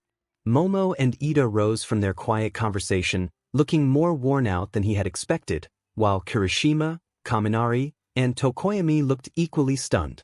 They had expected him to be broken, maybe even unconscious, after what he had faced. Achiko spoke first, her voice trembling slightly as she expressed her disbelief that he was truly okay and looked unharmed. She seemed ready to hug him but held back at the last moment. He scratched the back of his head and forced a small smile, assuring them that he was fine, no wounds, no BLD. His suit and body had taken the worst of it, not him. Momo interjected, her voice sharper than the rest, though relief was evident in her eyes. She pointed out that his uniform looked like it had been through a war zone, and they had all thought the worst. Izuku simply acknowledged that it had been a tough fight but insisted he could handle it. He then realized his chest felt heavy. He hadn't heard or seen how they managed after they split up. During the battle with the 𝗵𝗄, his focus had been on ending it quickly, ensuring the others had time to regroup and stick to the plan. He had pushed harder than ever since gaining his quirk, yet he had still held back, not because of the monster but because he couldn't see or hear his friends anymore. He needed to know they were alive, that his plan had worked, and that they weren't trapped under rubble or caught by villains while he was fighting. Momo stepped forward, her expression softening as she seemed to understand his thoughts. She reassured him that most of them were fine, better than expected. They had worried about him but had stuck to his plan. They regrouped with 13 and split up to find the others, which allowed Iida to slip out and call for reinforcements. Iida adjusted his glasses, his face solemn yet proud as he explained that Bakugo and Todoroki had taken the most damage, but it was nothing critical. They had drawn in the villains just as Izuku had asked, creating a huge distraction that gave Iida the opening he needed to run straight for the school. The teachers had arrived before he even reached the gates. Kirishima grinned weakly from the side, his arm wrapped in bandages. He commented on how hard Bakugo and Todoroki had fought, especially Bakugo, who had fired off enough blasts to keep a whole squad occupied. Todoroki had frozen half the area to block the villains. Kaminari added that Bakugo had gotten burned too close to his own explosions, and Todoroki had looked like he was suffering from the cold after using so much ice. Izuku swallowed, feeling a tightness in his throat. The thought of them taking such risks because of his plan ignited something inside him. He quietly resolved to thank them. Tokoyami, from the back, spoke with a deep voice, acknowledging their efforts and stating that they had not faltered, even when surrounded. Dark Shadow and he had done what they could, but their efforts felt small compared to Bakugo and Todoroki's. Still, he affirmed that Izuku's strategy had been sound. He had trusted the right people. 𝗬𝗪 tilted her head, her calm eyes meeting his. She noted that he had looked like he was fighting for all of them out there but reminded him that he didn't need to carry the burden alone. They had all done their part, even if it hadn't been as flashy. Achiko quickly agreed, assuring him that they were not broken, just a little banged up. Momo straightened, her voice firm as she insisted that everyone had made it back alive, and that was because of him. Izuku looked around at them all, each carrying their own bruises and exhaustion but still here, still smiling faintly, still trying to ease his mind. He had feared walking in to hear that someone hadn't made it. He had prepared himself for the worst, but instead, relief washed over him so strongly that his knees almost buckled. He let out a long sigh, dragging a hand down his face. He expressed his relief, admitting he had thought the worst. Kirishima leaned forward with a grin, despite his split lip, and encouraged him not to look so down. He reminded Izuku that he had torn through the Nomu like it was nothing, and they hadn't even thought reinforcements were needed once they saw the crater he had left. Izuku quickly dismissed the notion of celebrating, insisting he had gone too far and almost lost control. He felt that if he had pushed any harder, he could have caused far more damage than what had already occurred. Tokoyami bluntly reminded him that almost wasn't the same as losing control. Izuku shot back, his voice low, that it could have been. If he hadn't stopped himself at the last second, that creature and everyone around him could have been reduced to nothing. He pondered what would happen if it wasn't a monster next time, but a human. The room fell silent, the air heavy with tension. Momo looked at him carefully, her tone calm yet unwavering. She encouraged him to hold on to that awareness, that fear of losing control, as it was what made him careful. It was what had kept him from taking a life that day. She urged him not to view it as weakness. Think of it as proof that you understand the weight of your strength. Ida nodded firmly beside her, affirming that Yaoyorozu was correct. A true leader is not only powerful but also responsible with that power. She demonstrated both today and should not doubt herself now. I looked down at my hands, flexing them slowly. The memory of the Nomu's body breaking apart under my punch replayed in my mind, the sheer force reverberating through walls and stone. The others saw me as strong, maybe even too strong, but I didn't feel that way. All I felt was the responsibility pressing down harder than ever. But as I looked at them, Achiko's worried smile, Tsuyu's steady gaze, Ida's determined posture, Momo's calm confidence, Kirishima's unwavering grin, Kaminari's easy nod, Tokoyami's quiet approval, I realized something. They weren't afraid of me. They were relieved. Proud even. I straightened, forcing the weight in my chest to ease, at least for now. I resolved to thank them. Bakugo, Todoroki, all of them. For trusting me. For sticking to the plan. I couldn't have done it without them. Achiko's smile widened, Tsuyu gave a quiet bit of agreement, and even Momo allowed herself the smallest relieved smile. For the first time since the fight ended, I felt like maybe, just maybe, everything would be okay. Meanwhile, Shigaraki's hand twitched as he dragged it across the counter, clawing at the surface until deep grooves formed in the wood. His breathing was harsh and uneven, every exhale filled with frustration and barely restrained rage. His fingernails scratched again and again, the sound grating through the dimly lit bar. He shouted in frustration, kicking the nearest stool and sending it crashing against the wall. Bottles rattled on the shelves behind the counter, one falling and shattering on the floor. His whole body trembled as his face twisted into something between rage and confusion. Kurojirai, calm as always, stood beside him, his misty form shifting faintly. The distorted voice that followed came from the speaker fixed high in the corner of the room. It wasn't loud, but the presence it carried was enough to silence even Shigaraki's outburst. The voice demanded an explanation. Kurojirai's mist rippled faintly before he spoke again, his tone careful. He acknowledged that it wasn't all might who dealt the blow. He paused, reluctant to say what came next. It was a student. Shigaraki let out a sharp, bitter laugh, his nails digging into his neck as he scratched furiously, skin reddening. The brat. A 𝗬𝗲𝗄 brat ruined everything.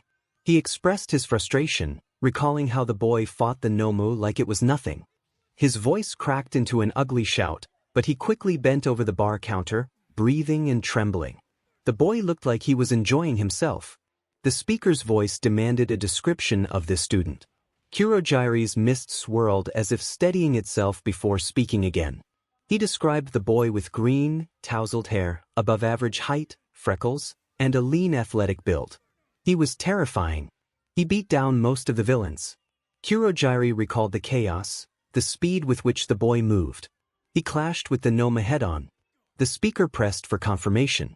Kurojirai confirmed that if not for the Nomu's engineered quirks, it would have been destroyed in the first clash. The boy was holding back, and still, the 𝗵𝗵 struggled to keep pace. Shigaraki slammed his fist down on the counter, splinters snapping under his palm. Holding back. He wasn't even serious. His breathing came faster, shallow, as his free hand returned to his neck, nails scratching until tiny streaks of BLD started showing. He expressed how the boy looked at him as if they weren't worth his time. The speaker demanded to know the boy's quirk. Shigaraki froze, hand halfway to his face. His eye twitched, and he turned to 𝗵𝗃, who revealed they didn't know. The silence on the other end was heavy. Then, coldly, the speaker questioned what they meant by not knowing. Shigaraki let out a strangled laugh, slamming his head back against the counter, hair messy and wild. Because it wasn't one quirk. It was everything. Invulnerability. He moved too fast, hit too hard, and he wasn't afraid of anything. His voice grew rougher, almost a snarl, as he stated that the boy was good at using all of it. The speaker was silent for a long while, the faint hum of static filling the gap. Finally, the voice returned, lower and heavier, questioning if that brat could belong to him. The words lingered like a shadow in the air before shifting away, abruptly dropping the subject. Shigaraki gritted his teeth, knuckles white as he gripped the counter, his eyes burning with fury. 𝗵𝗃 answered first, stating that the 𝗵𝗵 was not completely destroyed. Shigaraki's lips curled in a twisted grin, though it held no joy, only bitter resentment. 𝗵𝗃's voice lowered, steady and final, revealing that it was basically unusable. He destroyed most of it. The regeneration stopped working. Its body was in ruins and would not recover anytime soon. The speaker hummed faintly, thoughtful, the sound of static dragging longer than before. Shigaraki's body tensed as he slammed both hands onto the counter, wood splintering beneath the force. He expressed his anger, stating that they had everything planned, and it was supposed to be all might. That 𝗵𝗵 was supposed to kill him, but instead, some kid just... He broke off into harsh, heavy breathing, nails digging into his neck again. He felt humiliated. 𝗵𝗃's mist swirled to his side, as though trying to shield him from his own rage. 𝗵𝗃 calmly stated that it was not without value. But now knew this student existed, and they knew he was dangerous. Shigaraki's eye twitched violently, his breathing sharp and loud. He whispered under his breath, half crazed, that the boy ruined everything. He took their 𝗵𝗵, ruined their plans, and made him look like a fool. He grabbed the nearest chair and hurled it across the bar, wood exploding as it crashed into the wall. He vowed to kill him with his own hands, to peel that smug face off his skull. The speaker's voice cut through his fury, cold and commanding, instructing him to stop. Shigaraki froze, chest heaving as he stared at the ground, his fingers trembling, BLD smeared across his neck where his nails had clawed too deep. The voice continued, stating that if this boy truly had such power, he could not be ignored. They would gather information, watch, and wait. The 𝗵𝗵 was expendable, but the boy was not. Shigaraki's lip curled as he looked up toward the speaker, frustration written into every line of his face. He ground his teeth together, a low growl rumbling in his throat, but he didn't argue. He knew that voice wasn't to be disobeyed. 𝗵𝗃 inclined his head slightly, his mist shifting in acknowledgement. The silence that followed was suffocating. Shigaraki leaned heavily against the counter, shoulders trembling, breaths coming hard and uneven. The rage still burned in his eyes, but now it was mixed with something darker, something obsessive. "That boy," he whispered, the words low and venomous. His hand shook as he pressed it against the counter, nails digging deep into the wood until it cracked again. Shigaraki felt a surge of anger as he recalled the green-haired boy who had made him feel insignificant. His breathing quickened, and his voice dropped to a low growl as he vowed to himself that he would defeat him next time. He imagined crushing the boy until nothing remained. 𝗵𝗃's mist swirled around them, but he remained silent. The voice from the speaker returned, quiet yet sharp, warning him not to underestimate the boy again. The line went dead, leaving only the hum of the broken light above the bar. Shigaraki's hand fell from the counter, his eyes wide and unfocused as he fixated on the memory of the boy who had stood against his 𝗵𝗵 without fear. His nails dug into his skin, leaving streaks of red where he scratched. He remained silent, but his trembling shoulders and ragged breathing spoke volumes. He would never forget that fight. Mina sat on the edge of the infirmary bed, her legs swinging restlessly as recovery girl attended to someone else in the room. She broke the silence, her voice wavering despite her attempt to laugh. She expressed how she felt as if she might not survive the recent battle. The room shifted at her words, and no one laughed. The tension was palpable. 𝗧𝗵𝗲 leaned against the wall, arms crossed, his face pale beneath his usual easygoing grin. He acknowledged Mina's feelings, expressing gratitude for their class captain, who had fought valiantly alongside Izuku against the villains. myheroacademia, sitting low on his bed with his knees drawn to his chest, chimed in, recalling the ground shaking during the clash with the 𝗵𝗵𝗃 monster, fearing for their lives. Toru's invisible form shifted on her bed, and she shared how she had frozen in fear when the creature roared, realizing how close they had come to disaster. Ojiro flicked his tail against the side of his bed, revealing his restlessness despite his calm demeanor. He acknowledged their class captain's bravery, admitting that without him, they would have been overwhelmed. Sato clenched his fists, frustration evident as he expressed his feelings of helplessness during the fight. He wished to be strong enough to contribute rather than just watch. Shoji nodded slowly, wrapping his multiple arms around himself in a gesture of self-comfort. He reassured Sato that relying on someone stronger in critical moments wasn't weakness, but he understood the longing to be stronger.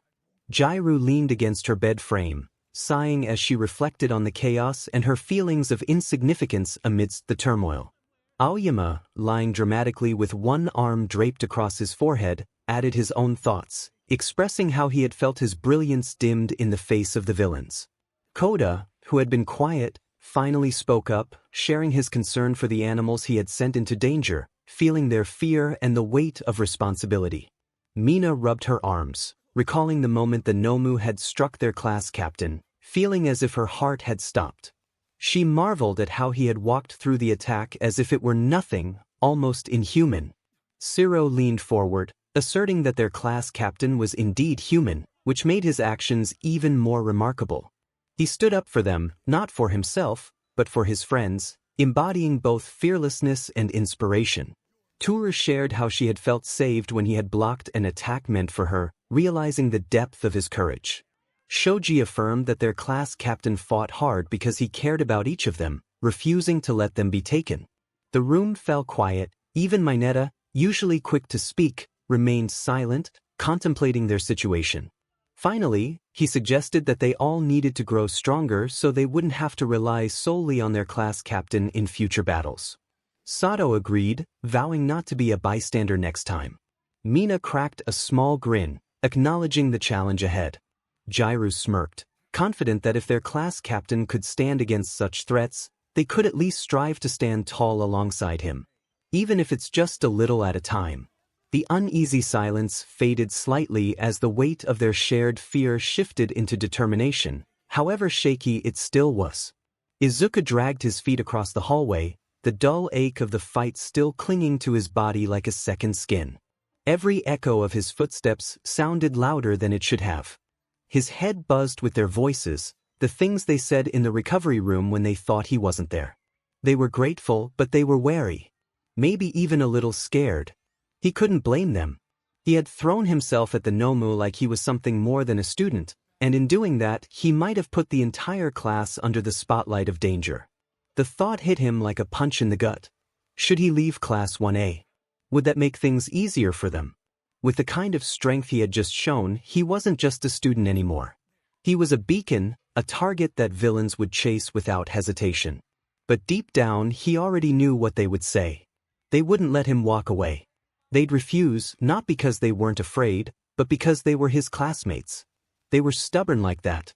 He stopped at the infirmary door, the light spilling from inside painting the hall a pale color. Shoto and Bakugo had already recovered. The fight hadn't left them broken, but it had tested them, probably more than they wanted to admit. Out of all of them, they were the ones who took on the bulk of the villains, drawing them away so Iida could run and the others wouldn't be overwhelmed. He owed them, no matter what history sat between them. He slid the door open. They both looked up at the sound, 𝗧𝗪 sitting near the window, arms crossed, while Bakugo leaned against the wall like he owned the place, arms stuffed into his pockets.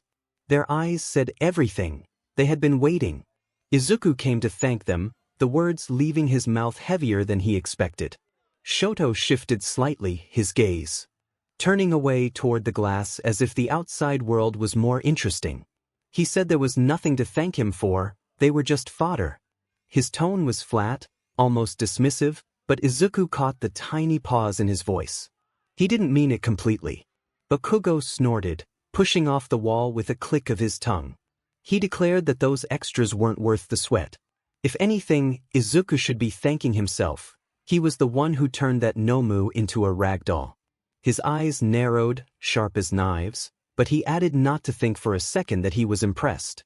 Izuku exhaled slowly. The air between them was thick, heavier than the silence that followed. He let his eyes drift from one to the other, forcing himself to speak the thoughts that had been eating away at him. He acknowledged that they both saw his fight, from start to finish. They didn't answer right away, but the silence was enough. Shoto's eyes slid back to him, unreadable, while Bakugo just folded his arms and waited for whatever came next. Izuku continued, stating that he didn't really care about winning or losing that fight as long as everyone was okay. At least everyone was okay, that's what mattered. But then his throat tightened for a moment before he pushed through. He expressed that he felt like he had painted a huge target on his back. Whether he liked it or not, he had dragged all of them into it too. If villains came for him again, it wouldn't just be him they were after. It would be the entire class. For a second, neither of them said anything. 𝗧𝗪 finally spoke, his tone colder than the winter air.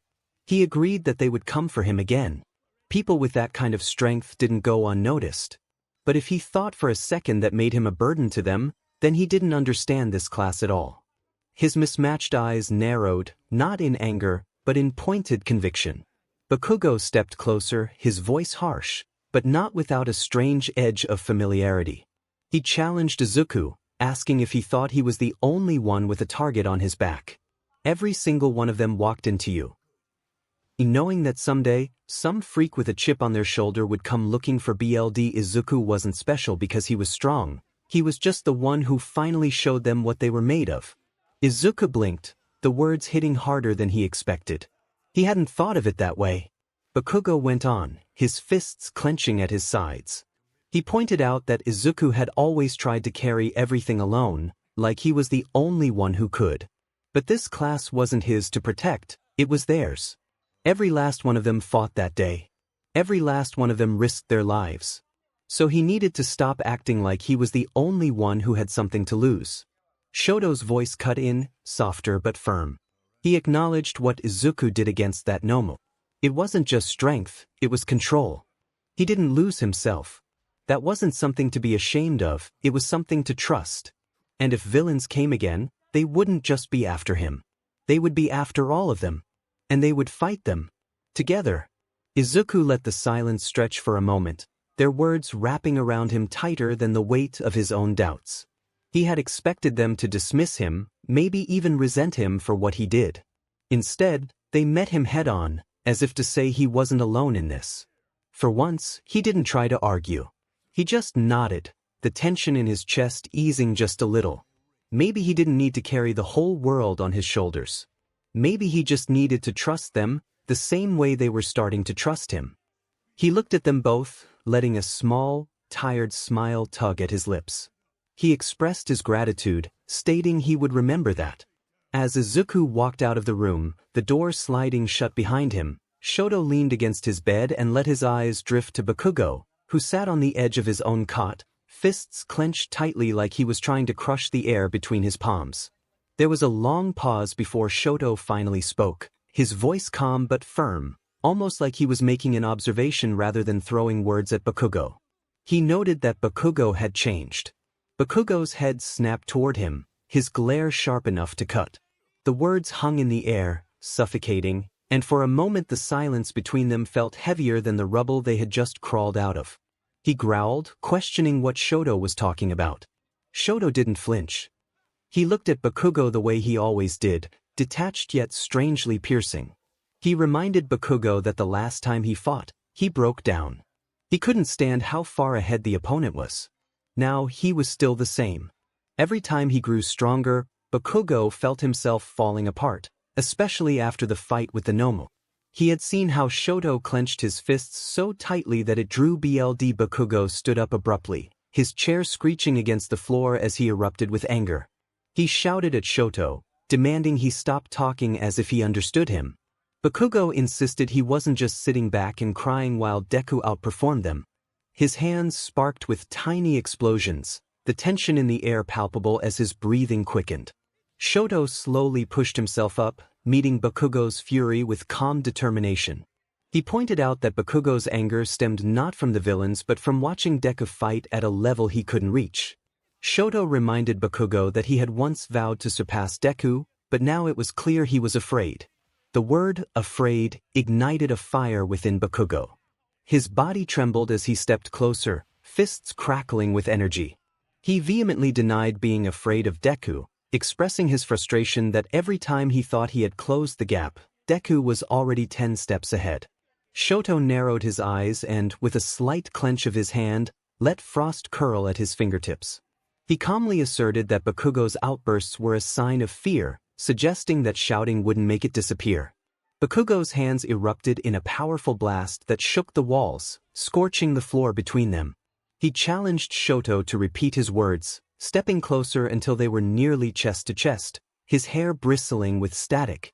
He declared he would prove he was not afraid of anyone, even threatening to blow Shoto apart if necessary. Shoto stood his ground, unleashing a sharp burst of icy air that spread frost along the walls. His voice remained steady as he pointed out that Bakugo often tried to prove himself through destruction, which was why he kept falling behind. He explained that Deku fought for reasons beyond pride or ego, which made him stronger. Bakugo's breathing became ragged, his teeth bared in rage. He screamed at Shoto, demanding he never compare him to Deku again, and launched an explosion point-blank. Shoto reacted swiftly, raising a wall of ice that absorbed the blast, shards scattering across the room. The shockwave rattled the ceiling, dust falling as they glared at each other through the steam and frost. The tension snapped. Bakugo lunged forward, using explosions to propel himself and aiming a fierce right hook at Shoto's face. Shoto raised his arm, blocking with icy strength. The punch cracked the frost but stopped just short of his cheek. Shoto countered with a burst of ice, washing over Bakugo's skin. Bakugo twisted midair, firing explosions to counter the ice, the collision sending sparks and ice crystals flying. The room filled with smoke and frost, the sound of explosions echoing as they clashed repeatedly. Bakugo fought recklessly but fiercely, while Shoto maintained precision, countering and redirecting with control that only frustrated Bakugo further. Finally, they broke apart, both breathing, the room a chaotic mix of scorched and frozen patches. Bakugo wiped sweat from his brow, his glare unwavering. He growled that Shoto should never say he was afraid again, insisting he would beat Deku, no matter how many times he pulled ahead. Shoto stared at him, his breath fogging in the cold air. His eyes softened slightly as he advised Bakugo to stop wasting time on anger. If he wanted to surpass Deku, he needed to take action instead of letting his emotions control him. Bakugo's jaw tightened, his fists still trembling with leftover sparks. He wanted to scream in denial, but deep down, Shoto's words struck him harder than any villain's punch. He turned away in frustration, clicking his tongue in irritation. Shoto didn't press further, allowing the cold to dissipate as he sat back on his cot. The weight of their clash lingered, heavy and unresolved, but something had shifted between them, a bitter recognition. Bakugo dropped back onto his bed, still seething and glaring, but quieter now. His explosions fizzled out, leaving only the faint scent of smoke in the air. Neither spoke again, but the atmosphere between them burned with an unspoken truth. Deku's strength had changed more than just the battlefield. It was changing them too, whether they liked it or not. The staff room felt heavier than usual, not from the dim lighting or the late hour, but from the weight of the conversation about to unfold. Every major figure of UA was seated around the long table. Nizu sat at the head, his sharp eyes darting from one teacher to the next. Izuku leaned back in his chair, his tired expression hiding the storm in his thoughts. All Might, in his skeletal form, paced restlessly. Present Mike slouched in his seat, unusually quiet. Midnight, Snipe, 𝗵𝗵𝗃𝗲 𝗵𝗃𝗃𝗲, and even 𝗵𝗃𝗃𝗃 had gathered, all present because the USJ incident was something that couldn't be overlooked. 𝗍𝗫 finally broke the silence, stating that there was little doubt the villains had known their location. The USJ had been targeted with precision, suggesting a mole was the most reasonable explanation. Present Mike muttered in disbelief, struggling to accept the idea of a mole within 𝗬𝗃. Midnight tapped her nails against the table, emphasizing that the villains had infiltrated without resistance, and someone had fed them details. Izuku spoke next, his voice low but firm, stressing that they needed to focus on the students who had been put in harm's way. Some had frozen, some had fought, but all had been exposed to dangers they weren't prepared for. 𝗵𝗵𝗃𝗃 adjusted his glasses, noting that the trauma could set back their progress, and they couldn't simply move on to the next lesson as if nothing had happened. All Might slammed his hand against the table, startling several teachers. His voice, though raspier in this form, carried deep frustration. All Might expressed that he should have been there sooner, realizing that the villains were after him, not the children.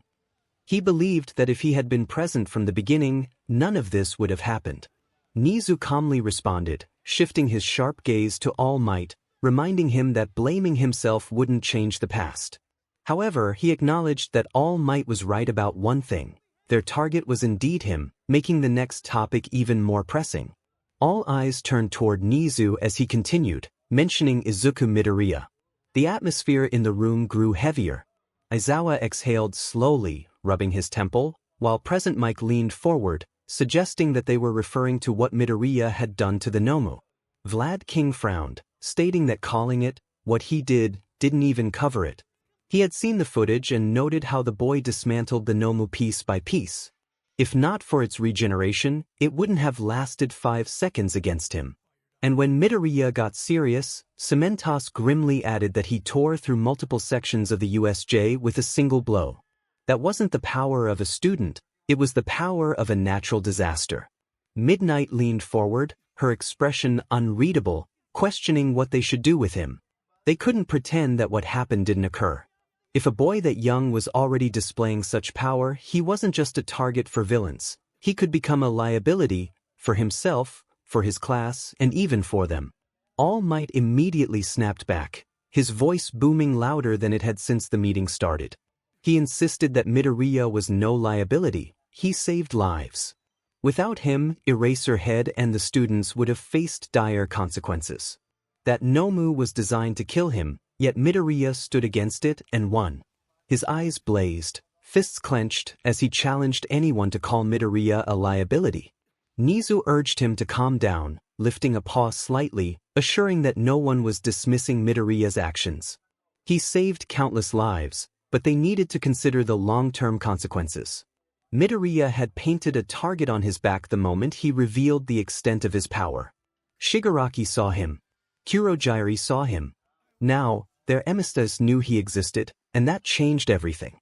Snipe finally spoke, his southern drawl cutting through the tension. He noted that the boy had the eyes of every villain in the country on him now, and the question was how to protect him. More importantly, they needed to prepare the rest of Class 1A, as they would also be targets. Gran Torino, who had been quiet until now, grunted, acknowledging that the kid was reckless but sharp. He had Izuku's back, kept his classmates focused, and even tricked the villains into chasing others so Iida could escape. He wasn't just strong, he thought like a hero. However, Gran Torino narrowed his eyes, expressing skepticism about such strength being neatly wrapped in one boy. He questioned what Midoriya's quirk really was. That question sent the room into murmurs. Midnight folded her arms, listing Midoriya's abilities: strength, speed, durability, flight, heightened senses, and energy output. If she didn't know better, she would say he had multiple quirks. 𝗵𝗵𝗃𝗃𝗃 muttered that it was impossible, unless someone engineered him. Izuku cut in with a cold voice, expressing his discomfort with speculation without proof, but he noted that the 𝗵𝗃𝗃𝗃 wasn't natural. What if Midoriya wasn't either? He struggled to understand how absorbing solar energy could grant such a range of abilities. The suggestion hung in the air, causing even All Might to hesitate, his face tightening. He firmly stated that Izuku was not like that creature, insisting that he had spoken to the boy and he wasn't artificial. Nizu tapped the table lightly, silencing the room. He stated that whether engineered or not, the reality was clear. Midoriya had abilities far beyond a normal first year. They needed to decide how to guide him from here. Hiding him was not an option, and suppressing him would only cause instability. But letting him run unchecked could lead to disaster. Vlad King clenched his fists, suggesting that they train him harder. If the villains already saw him as a threat, then they should let him be one. It was better to have a weapon that fought for them than a scared child holding back. Midnight sharply countered that it was dangerous talk. He was still a teenager. Pushing him too far risked breaking him before the villains even got the chance. Aizawa finally sat up. Straighter, focusing on the group. He asserted that Midoriya wasn't just strong, he was responsible. He kept the others alive because he had the presence of mind to plan in the middle of chaos. That kind of control indicated that he wouldn't snap under pressure. He wasn't like Bakugo, driven by ego, nor like Todoroki, weighed down by his past. He was steady. Aizawa paused, looking at the table, and noted that Midoriya was also isolated. That strength distanced him from the others. If they didn't handle this carefully, he would start questioning whether he belonged in that class at all. The room fell quiet, as they all knew Aizawa was right. Nizu nodded slowly, stating that the path forward was clear. They must protect Midoriya from external threats, but they also needed to keep him anchored to Class 1A. If he began to believe he was separate or above them, he would truly become a danger, not out of malice, but loneliness. All Might clenched his fist, lowering his head. He recognized that Midoriya was already shouldering too much. He had seen it in his eyes that day, the weight of knowing he could have lost them all. He couldn't bear that burden alone. 𝗵𝗃𝗲 sighed, questioning what they should do with the Nomu, which was barely alive. The lab results were disturbing. It had been stacked with multiple quirks. If Midoriya could destroy it as he did, it would only draw more attention to him. Snipe leaned back, exhaling, summarizing their situation. They had a mole, a damaged Nomu proving someone was building monsters, a class full of traumatized kids, and one student strong enough to make himself every villain's favorite target. It was a complicated mess. Nizu's eyes glimmered as he leaned forward, a small smile hiding a razor edge. He insisted they needed to be smarter than their enemies. The mole would reveal themselves in time, the Nomu would be studied until they understood it, the students would recover with proper support, and as for Midoriya, they would sharpen him into the kind of hero even the League of Villains would fear to touch. The teachers exchanged uneasy glances. None of them argued, but none of them fully relaxed either. The path ahead was dangerous, uncertain, and heavier than ever. But one truth remained. Izuku Midoriya had changed the game, and nothing about UA or the villains who targeted it would ever be the same. Izuku sat in the chair across from Principal Nizu's desk, still feeling awkward about being there. After everything at the USJ, he thought they would be given a break. A chance to breathe, to let wounds heal, both physical and emotional. But here he was, face to face with the principal, with Aizawa standing off to the side with his arms folded, and All Might leaning against the wall in his thin form. The air in the room felt heavy, and he couldn't shake the strange unease creeping up his spine. Nizu greeted him with a simple good morning. Nizu asked how Izuku was doing, his voice calm and polite, almost too cheerful for the setting. Izuku forced a smile and scratched the back of his neck, feeling uneasy under Aizawa's heavy gaze and All Might's avoidance.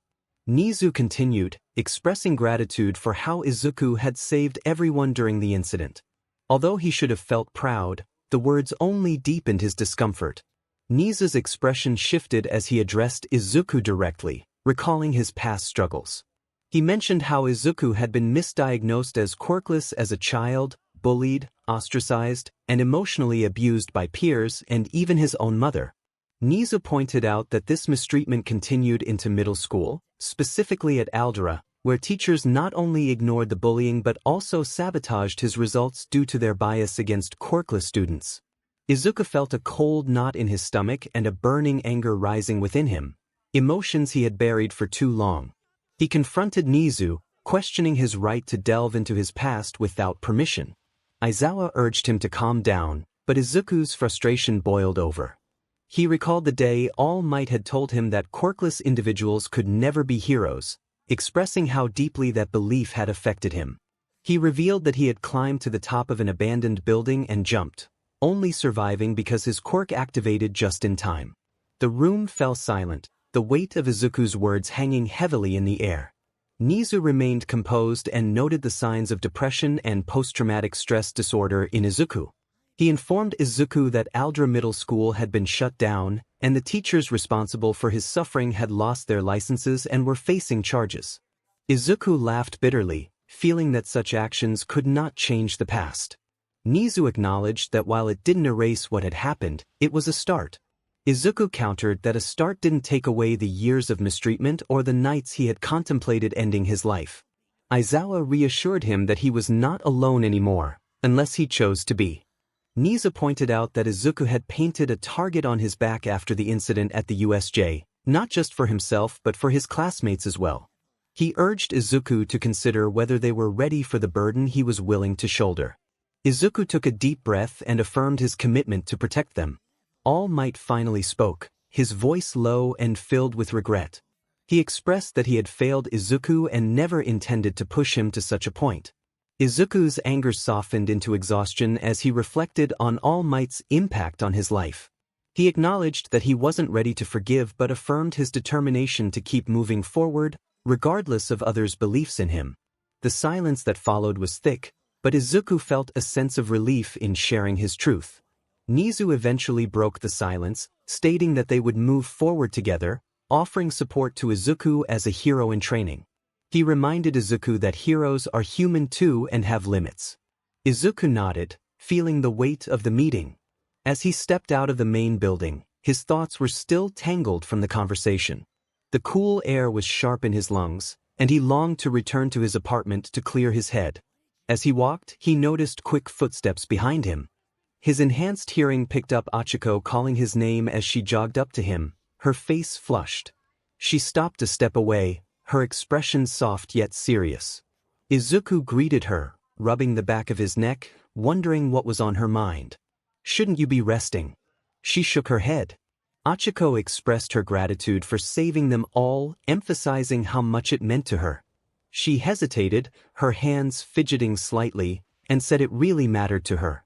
Izuku felt warmth spread across his cheeks as he looked away, trying to downplay the moment. He insisted that he had only done what anyone would do because they were classmates, and he couldn't let anything happen to them. Achiko smiled, a small but genuine expression, and took a breath before meeting his gaze again. Then she asked if he would consider going on a date with her. Izuku's heart raced, and he felt heat rush to his face as he struggled to process her words. She quickly confirmed that he had heard her correctly and suggested just one date to get some fresh air and relax after everything they had been through. Izuku froze, his mind racing. A date with Achiko? He stammered, trying to find his words, and finally managed to say that he would like that. Her eyes lit up, and she laughed nervously but happily, making a promise that they would go. So, blushing, Izuku dropped onto his bed and stared at the ceiling, his mind spinning. A date? Why had he agreed? He felt like his mouth had moved faster than his brain, and now he was stuck with the idea of his first date. His only references were cheesy romance scenes from anime and manga, which never felt real. He pressed his palms into his face, muttering about what he should do. He had no idea for a date. Should he take her to a park? Too plain. A movie? What if she didn't like it? He groaned in frustration and fell back onto his bed, kicking his legs lightly. Who could he talk to for advice? Ida would turn it into a lecture, Kaminari would make it awkward, and Mineta was out of the question. The thought of asking Momo or Tsuyu seemed daunting, and Bakugo would be no help at all. Finally, he decided to turn to the internet for guidance. His fingers flew across the keyboard as he typed in various phrases: first date ideas for high school, cheap but fun date options, and how to not mess up a date with someone you like. Half of the results made him cringe. Candlelit dinners felt too much, fancy restaurants were out of his budget, and beach walks were too cliché. But then he found some small ideas that caught his attention. Cafes, bookstores, amusement parks, something fun and light. He paced around, reminding himself that 𝗧𝗵𝗃 liked simple things. She was kind, laughed easily, and enjoyed spending time with others. He needed something relaxed but memorable, something that would make her smile. Staring at his reflection in the dark laptop screen, he realized he was actually going on a date with her. How was he supposed to keep his face from turning red the entire time? 𝗧𝗵𝗃 sat at her desk, hugging a pillow against her chest, her cheeks still warm from earlier. She couldn't believe she had actually asked him out. Her heart raced at the thought. Watching Izuku fight during the UA entrance exam, protecting everyone without regard for himself, had changed her feelings from mere admiration to something deeper. She whispered his name into the pillow, feeling a mix of joy and panic. What if he didn't like her in that way? What if he had only said yes out of pity? She rolled onto her bed, kicking her feet into the mattress, trying to quell her overthinking. He had blushed so much, that had to mean something. Sitting up, she wondered where they should go. Should she wait for him to decide? He was probably nervous, always so serious about everything, but also a bit of a dork, which she found cute. She hugged the pillow tighter, burying her face in it, feeling like she was losing her composure over one boy. A thought crossed her mind: should she ask for advice? Mina would definitely have ideas, but she would never let her live it down. Toru would also spill the beans, and she couldn't ask Tsuyu, who might feel the same way. She walked to the window, gazing at the night sky, wishing for a fun date, no matter where it was, as long as it was with him. Still, it would be nice if it felt special, something that would make them laugh instead of sitting awkwardly. Her phone buzzed, and for a moment, she hoped it was him, but it wasn't.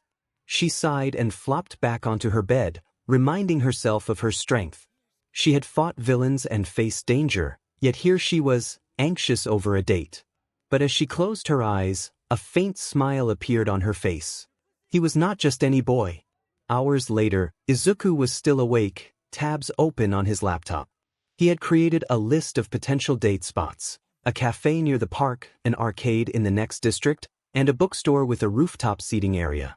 He scribbled everything down, crossing out options that felt too much. He whispered to himself to keep it simple but fun and to avoid tripping over his words.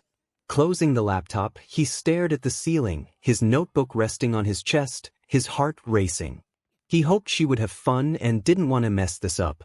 For the first time since the USJ incident, he felt nervous in a completely different way. Not because of villains, not because of danger, but because tomorrow felt even scarier. Izuku couldn't stop staring at her. His heart raced, feeling like it was beating too fast for his chest to contain. She was right there in front of him, smiling, her hair catching the faint breeze as they walked side by side. He thought she was so appealing, and he must have let it show on his face because she caught his eye and smiled wider. He immediately turned away, his cheeks burning. She laughed softly, noting how happy he looked. It was nice to see. He swallowed hard, trying not to embarrass himself, and admitted that he was happy, and he meant it. There was a pause, not uncomfortable but heavy, making him aware of every step they took together. Then she tilted her head and asked about his plans for the day, mentioning that this was technically a date. He thought quickly, running through ideas, and finally suggested a cafe not too far from there. It was quiet, not crowded, and they had really good cake. He figured it would be a nice place to just talk.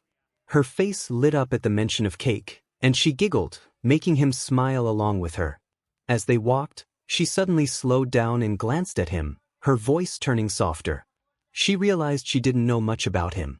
He was always so focused on helping others, leading them, saving people, but what about him? What was his story? The question made him stiffen, and his steps faltered for just a moment before he forced himself to keep walking. His mind flashed to his mother's cold words, Bakugo's fists, All Might's rejection, and the night he nearly ended everything. His throat tightened.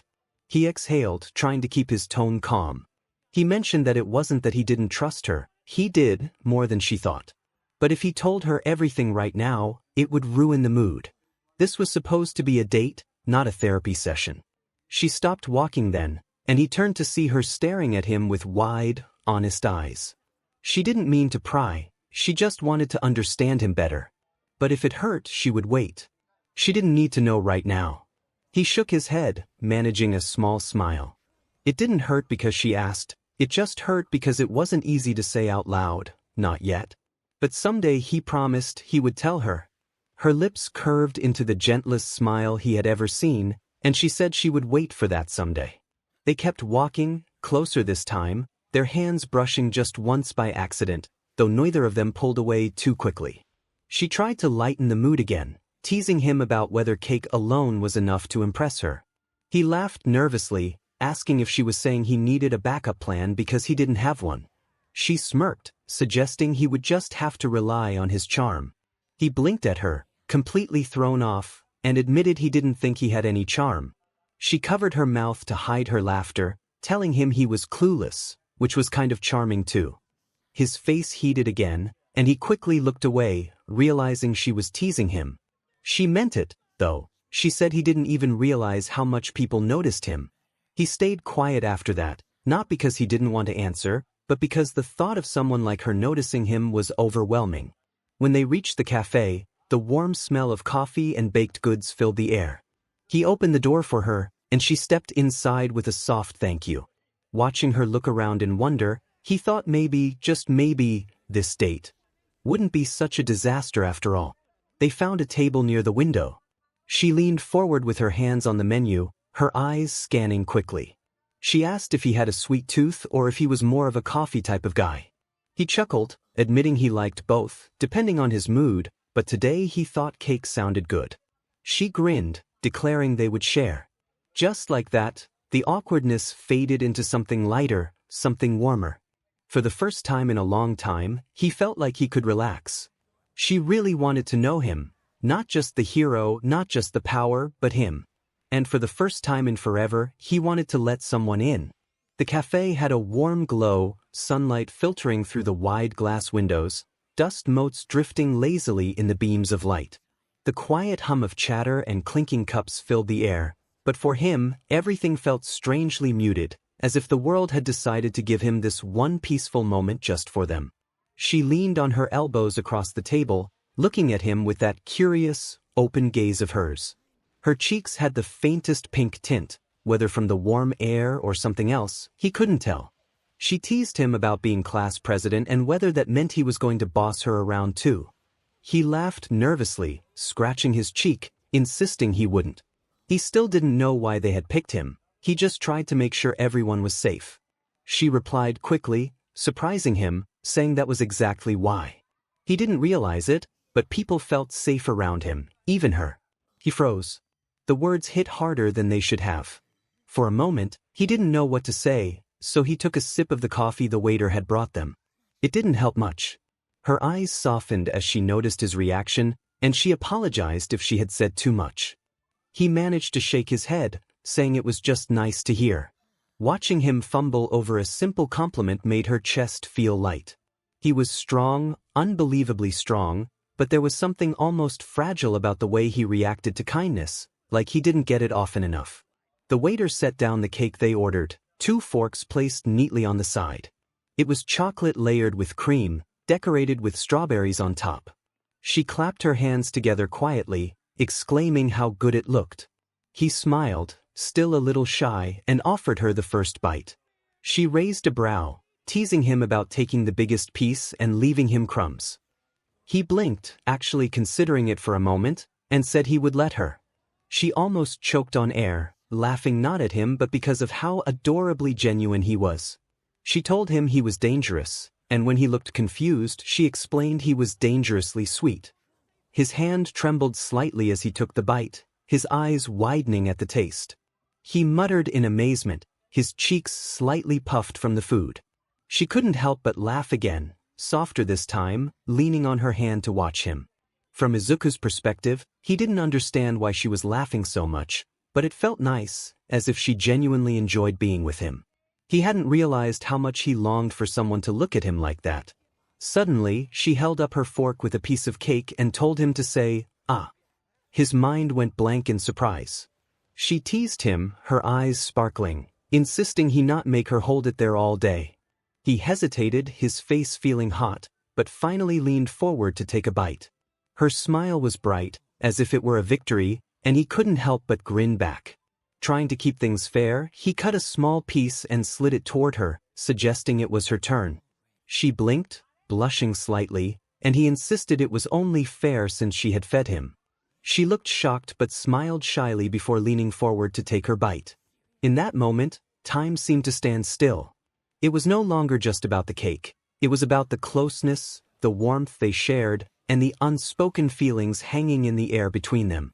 From Achiko's perspective, she had never blushed this much in her life. Not during training, not when she saw him fight, and not even when she first realized her feelings for him.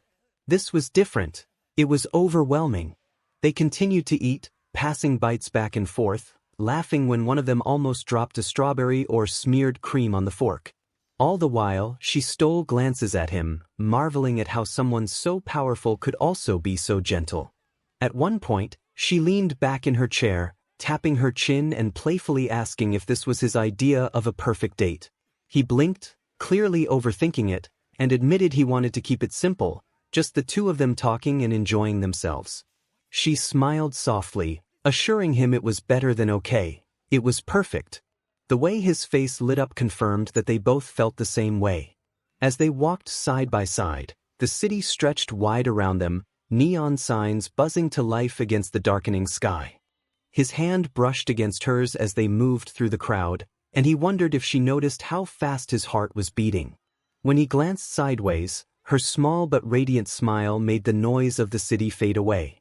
Curious, she asked what he usually did when he wasn't training or saving people. He rubbed the back of his neck, letting out a nervous laugh as he admitted he was kind of boring.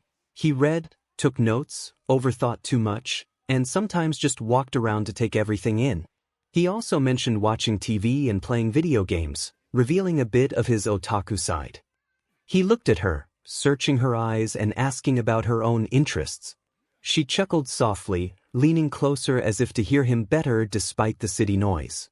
She shared that she used to work, study, and train, but lately she wanted more days like this, just being out with someone who made her feel lighter. Her words struck him deeply, and he smiled, warmth blooming in his chest as he expressed how much that meant to him. They stopped near a small street vendor selling sweet crepes, the smell of sugar and butter filling the air. He could see her eyes light up before she suggested they get some, tugging gently at his sleeve. The way her hand lingered there made his chest tighten. Watching her choose toppings was mesmerizing. Her eyes darted around, and she bit her lip in concentration. It felt so normal, yet he couldn't stop staring. When she caught him looking, his face burned, but she simply laughed and handed him half of her crepe, asking him to share. The sweetness of the crepe paled in comparison to the sweetness of that moment. He found it hard to focus on the city around them because Izuku was right there beside her. His presence was both calming and electrifying, prompting her to steal glances whenever she thought he wouldn't notice. The way his hair caught the glow of streetlights and how he sometimes stumbled over his words, yet always meant them sincerely, made her stomach flutter. As he took a bite of the crepe she offered, she couldn't help but think he looked adorably shy. Her chest tightened, and for a moment, she wanted to reach out and hold his hand without hesitation. She asked him what he would want to do if he weren't a hero. He blinked, caught off guard, but his eyes softened as he admitted he had never really thought about it. Everything had been about being a hero since he was a child, but he mused that maybe he would want to help people in another way, perhaps as a teacher or just spending more time like this, with someone who made everything feel worthwhile. Her cheeks grew warm, and she turned her gaze forward, not wanting him to see her smile. She bit into the crepe again, her thoughts circling back to him and the warmth in his words, especially the way his fingers brushed against hers as they walked through the crowd. The night felt endless, and she almost didn't want it to end. As they continued walking, the city lights seemed brighter, and the buzz of voices and neon signs blended into the rhythm of their footsteps. She had no idea where the evening would take them, but every time she glanced at Izuku, the possibilities felt endless. He looked at her with an eager spark in his eyes, making her forget about villains, training, and the scars of her past. Suddenly, She pointed at a glowing sign ahead, excitedly declaring it was an arcade and urging him to go in. Her enthusiasm was contagious, and before he could respond, she was tugging at his wrist, pulling him toward the entrance. The doors slid open, and a wave of sound hit them, machines beeping, children laughing, and the clatter of coins filled the air. The air was filled with the enticing sense of buttered popcorn and fried food, creating an atmosphere that felt like stepping into a different world. Izuku tried to sound confident despite his nerves, acknowledging that he wasn't particularly skilled at the games. Achiko laughed, a musical sound that rose above the chaos, and assured him that it was all about having fun, not just winning. They began with air hockey, where Achiko's playful grin revealed her competitive spirit. Her movements were sharp and quick, her eyes narrowing with determination. Izuku struggled to keep up, and when she scored the first point, she raised her hands in triumph, exclaiming her victory with laughter that made her lean against the table. Izuku playfully complained about not getting a chance to warm up, but Achiko teased him, insisting that he was just making excuses. When he finally managed to score, she gasped dramatically, her laughter bubbling over, filling him with joy even in defeat. Watching her happiness was worth more than any victory. Next, they approached the claw machines, where Achiko pointed excitedly at a plushie shaped like a smiling cat. She expressed her longing to win it, while Izuku eyed the machine skeptically, believing it to be nearly impossible. Undeterred, she nudged him forward, and he reluctantly inserted coins, feeling the weight of her expectant gaze. The claw descended, grasped the toy, but dropped it just before reaching the chute. Izuku spread his arms in mock defeat, and Achiko laughed softly, calling him dramatic before taking her turn. After 3 unsuccessful attempts, her determination shone through as she declared she would try one more time. Izuku insisted on giving it another shot, sliding in more coins. This time, he focused intently, and when the claw successfully retrieved the toy, he turned to her in disbelief. Her eyes sparkled brighter than the arcade lights as she hugged the plushie to her chest and unexpectedly wrapped her arms around him, expressing her delight. They continued exploring the arcade, playing racing games where she mercilessly beat him, and rhythm games where he surprisingly kept pace. Each laugh, touch, and glance felt like a cherished memory in the making. Eventually, they stepped out into the cool night air, still buzzing from the excitement of the arcade. Achiko pointed ahead, her eyes wide with enthusiasm, revealing an amusement park nearby. Without hesitation, Izuku followed her. The park gates glowed with lights, and the sweet scent of cotton candy wafted through the air. The Ferris wheel turned slowly in the distance, its lights illuminating the night sky. Children dashed past with glowing sticks, couples strolled hand in hand, and for once, Izuku felt at ease in the crowd. They bought tickets and entered the park, which suddenly felt larger and more vibrant. Achiko eagerly led him toward the roller coaster, asking if he was afraid of heights. Izuku reminded her that he had flown before, but she playfully insisted this ride was different. As they climbed into their seats, he felt a mix of excitement and nervousness. The ride surged forward, climbing higher until the city sprawled beneath them. His stomach twisted, but when he glanced at Achiko, her hair blowing in the wind and her eyes sparkling with excitement, his fear vanished. As the coaster plunged, she screamed with joy, grabbing his arm, and he laughed, the adrenaline blending with the warmth of her touch. In those moments, nothing else mattered but the thrill and the sound of her laughter. After the ride, they stumbled out, both laughing uncontrollably. Achiko leaned against him, their hands brushing together as she exclaimed how insane the ride had been. Izuku teased her about almost crushing his arm, and she playfully stuck out her tongue. They ventured into the spinning teacups, where she spun them faster while he begged for mercy, and then through the haunted house, where she clutched his sleeve tightly, jumping at every scare. Each moment felt like a precious memory etched in his mind. Finally, she led him to the Ferris wheel, her voice softening as she insisted they had to ride it. The gondola lifted them slowly above the park, the world shrinking below. Lights sparkled in every direction, and the city resembled a sea of stars. Achiko whispered that it was appealing, leaning closer to the glass, but Izuku found himself captivated by her instead. The glow of the lights reflected in her eyes, and in that empty space, he felt braver than ever. When the Ferris wheel descended, the air between them buzzed with unspoken feelings. They stepped back into the park, their shoulders brushing against each other, neither wanting to break the connection. As they wandered, it grew late, but neither wanted the night to end. They discovered a small movie theater nestled between tall buildings, its sign flickering softly. Achiko's hopeful smile as she suggested one more stop made his heart flutter. They bought tickets for a quiet romantic film, a genre that usually embarrassed him. However, as the lights dimmed and the screen illuminated, all he could focus on was how close she was. Her shoulder brushed against his, her hand resting near his on the armrest.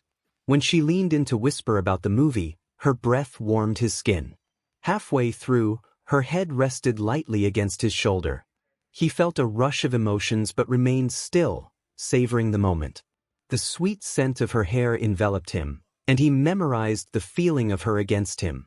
As the credits rolled, his heart raced, not from the film, but from her presence. She stretched as they exited, looking at him with a soft smile that nearly took his breath away. She declared the night perfect, and as they stepped into the quiet night, the city still alive around them, he realized she was right. It truly was perfect. Gathering his courage, Izuku called out to Achiko, his voice trembling slightly despite his smile. He had been overthinking everything, but this time he decided to be bold. She tilted her head, her curious eyes reflecting the faint glow of the city behind her. He took a deep breath, feeling a mix of excitement and nerves, and asked her to trust him and hold on to him this time. Surprised, she smiled softly and stepped closer, wrapping her arms around him. The warmth of her embrace nearly overwhelmed him, but he steadied himself. Then he let the energy within him hum, lifting them smoothly off the ground. In an instant, they were floating, the city shrinking beneath them. Her gasp was immediate, sharp and bright. She exclaimed in delight, laughter bubbling out as her grip on him tightened instinctively as they rose higher. The night air rushed past them, cool against his skin, and her voice broke through the wind. She remarked on his quirk, trailing off, her voice a mix of fear and awe. He reassured her gently, holding her tighter as they soared, explaining that there was no one around and that he had a bioelectric aura that kept them safe while flying. She blinked up at him, her eyes wide, the city lights reflecting in them. Slowly, her shoulders relaxed as she leaned into him and whispered about where he was taking her. He looked ahead at the dark outline of the mountains and told her to just wait. They glided toward the peaks, the stars spilling across the sky like glitter on black velvet. When he landed them gently on a flat ridge overlooking the glowing sprawl of the city, she stepped away slowly, her hands brushing his as she sat down on the cool stone. Her gaze swept over the landscape, her lips parting in awe as she remarked that it was even more appealing than the Ferris wheel. He sat down next to her, feeling the warmth from her body close enough to sense. He shared that he usually came here whenever he felt overwhelmed or tired, finding calm in looking at everything from a distance. She rested her head gently against his shoulder, the weight of it anchoring him in a comforting way. Their eyes met, and he felt a connection he couldn't quite name but didn't want to look away from. Before he could think, their faces inched closer, their breaths mingling in the cool night air. When their lips touched, the world around them faded away. Her heart raced as she felt the warmth of his presence, more comforting than anything she had ever known. The faint hum of his energy brushed against her skin, almost as if it were a part of him trying to convey what words could not. She leaned in further, letting herself get lost in the moment, her fingers curling into his shirt for reassurance that this was real. When they finally pulled away, her heart pounded loudly, and she noticed his wide, searching eyes, his face flushed but still appealing in the glow of the city lights below. He swallowed hard, his voice barely more than a whisper as he asked if this meant they were dating. Her cheeks flushed pink, but her smile was radiant as she leaned closer, her forehead brushing his. She confirmed softly that he was her boyfriend, a word that struck him harder than any villain's punch. His chest felt like it might burst, and he couldn't help but grin widely. He repeated the word under his breath, testing its sound, and she laughed softly, finding him cute when he was nervous. He admitted he was terrified, and she playfully nudged him, teasing that he hadn't seemed terrified when he kissed her. He froze, heat rising to his face, and confessed that he couldn't stop himself. She whispered that she was glad he hadn't, her hand slipping into his. They sat together for a long time, watching the city twinkle beneath them like it was theirs alone. Her head remained against his shoulder, her hand warm in his, and the silence between them was peaceful, filled with unspoken emotions.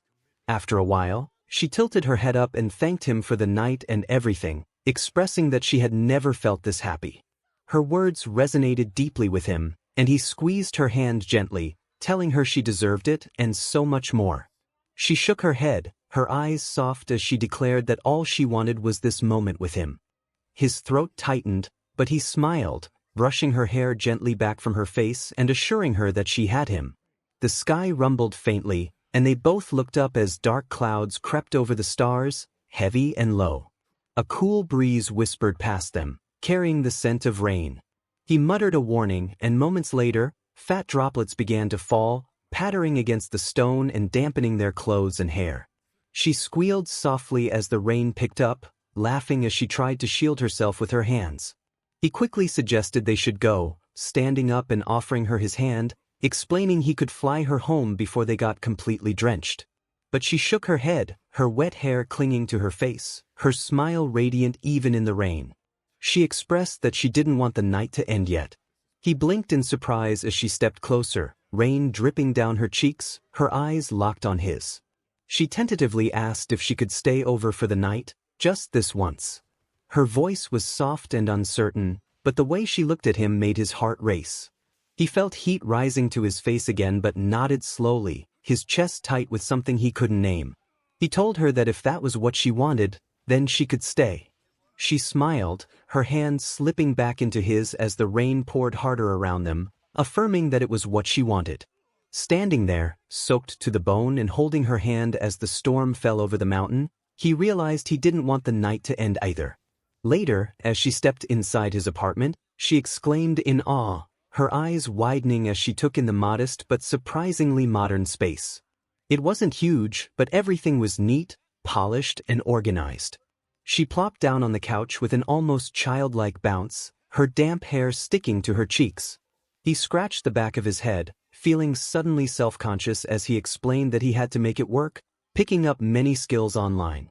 He shared how he learned digital marketing, web design, coding, graphic design, content creation, and social media management, throwing himself into anything he could learn through a screen. His brain processed information quickly, allowing him to learn in fractions of the usual time. He started freelancing, building websites, creating ads for small businesses, and handling branding projects. It all added up, and now he had more cash than a typical 15-year-old probably should have. Her mouth fell open in awe, her cheeks pink as she praised his genius, realizing why he always seemed so composed. You don't just fight like a pro, you live like one too. Izuku felt a bit awkward as he waved her off.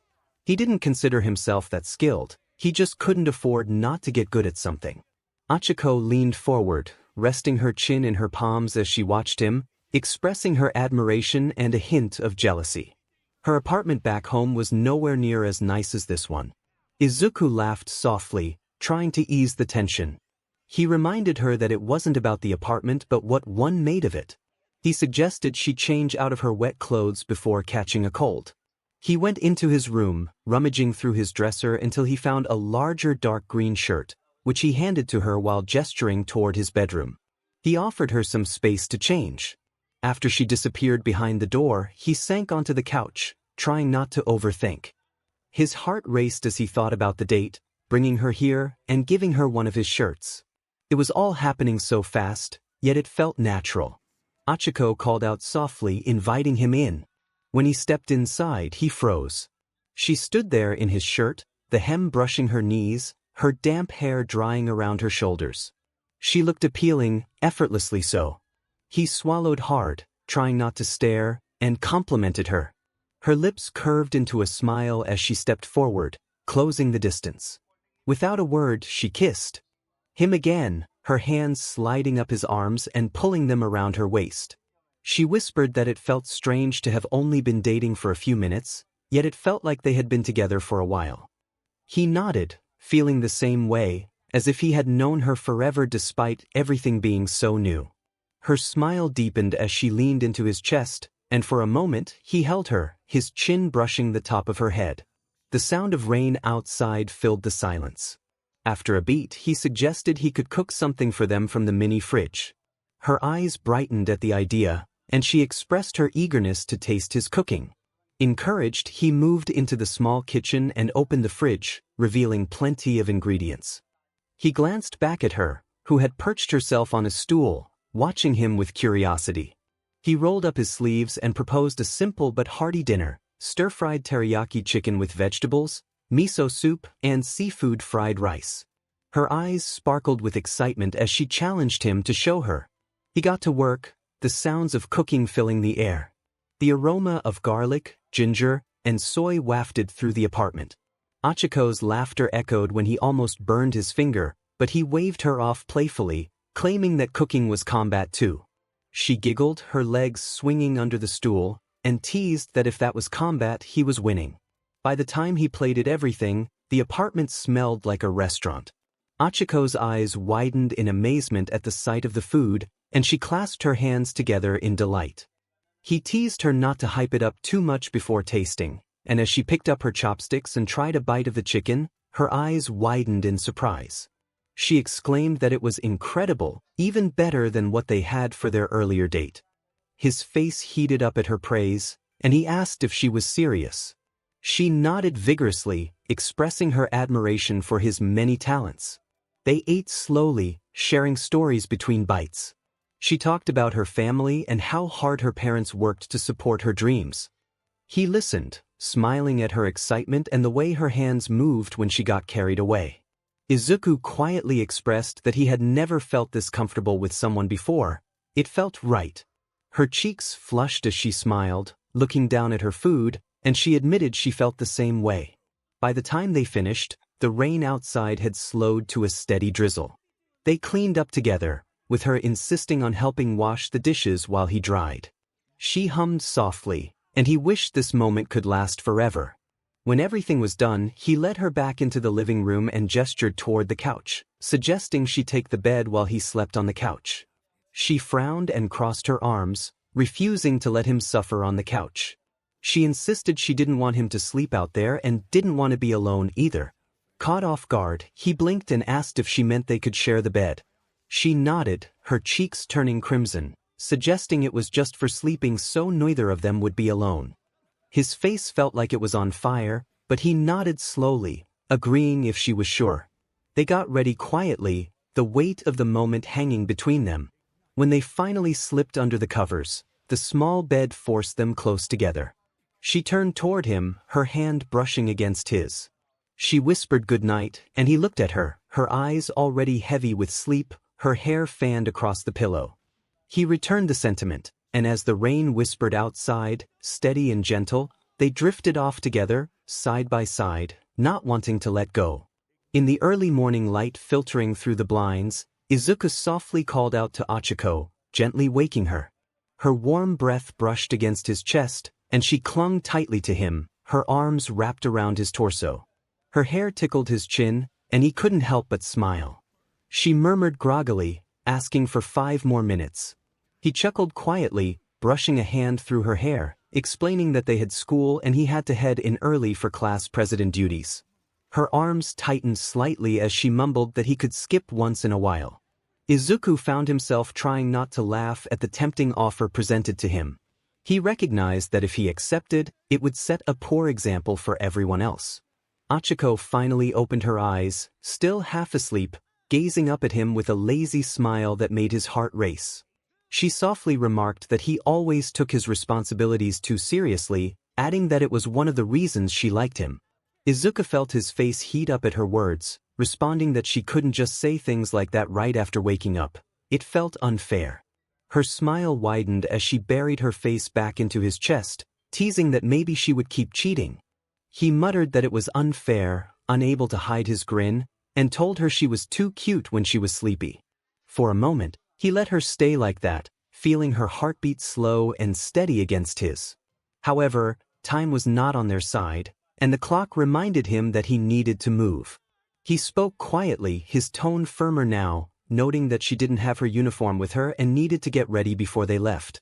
She blinked, sitting up slightly and rubbing her eyes, realizing she had forgotten she came over after the rain. He reassured her that it was fine, already sliding off the bed to grab his jacket.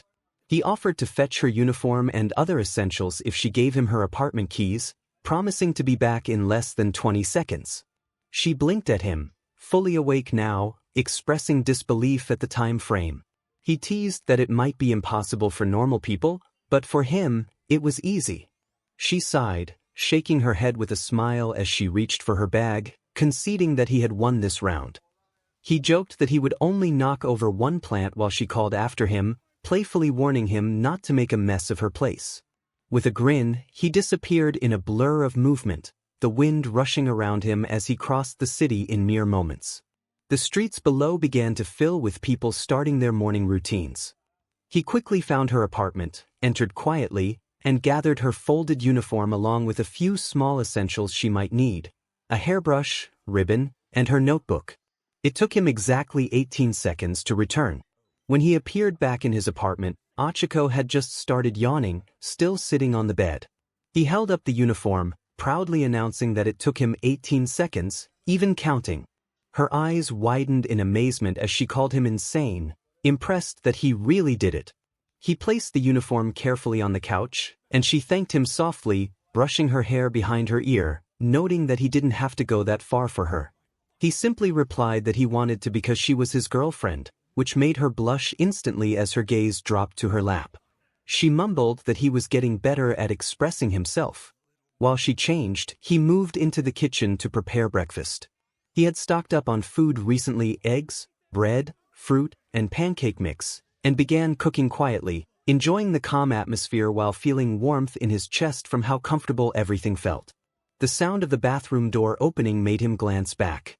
𝗧𝗵𝗃 walked out fully dressed, fixing her collar with both hands.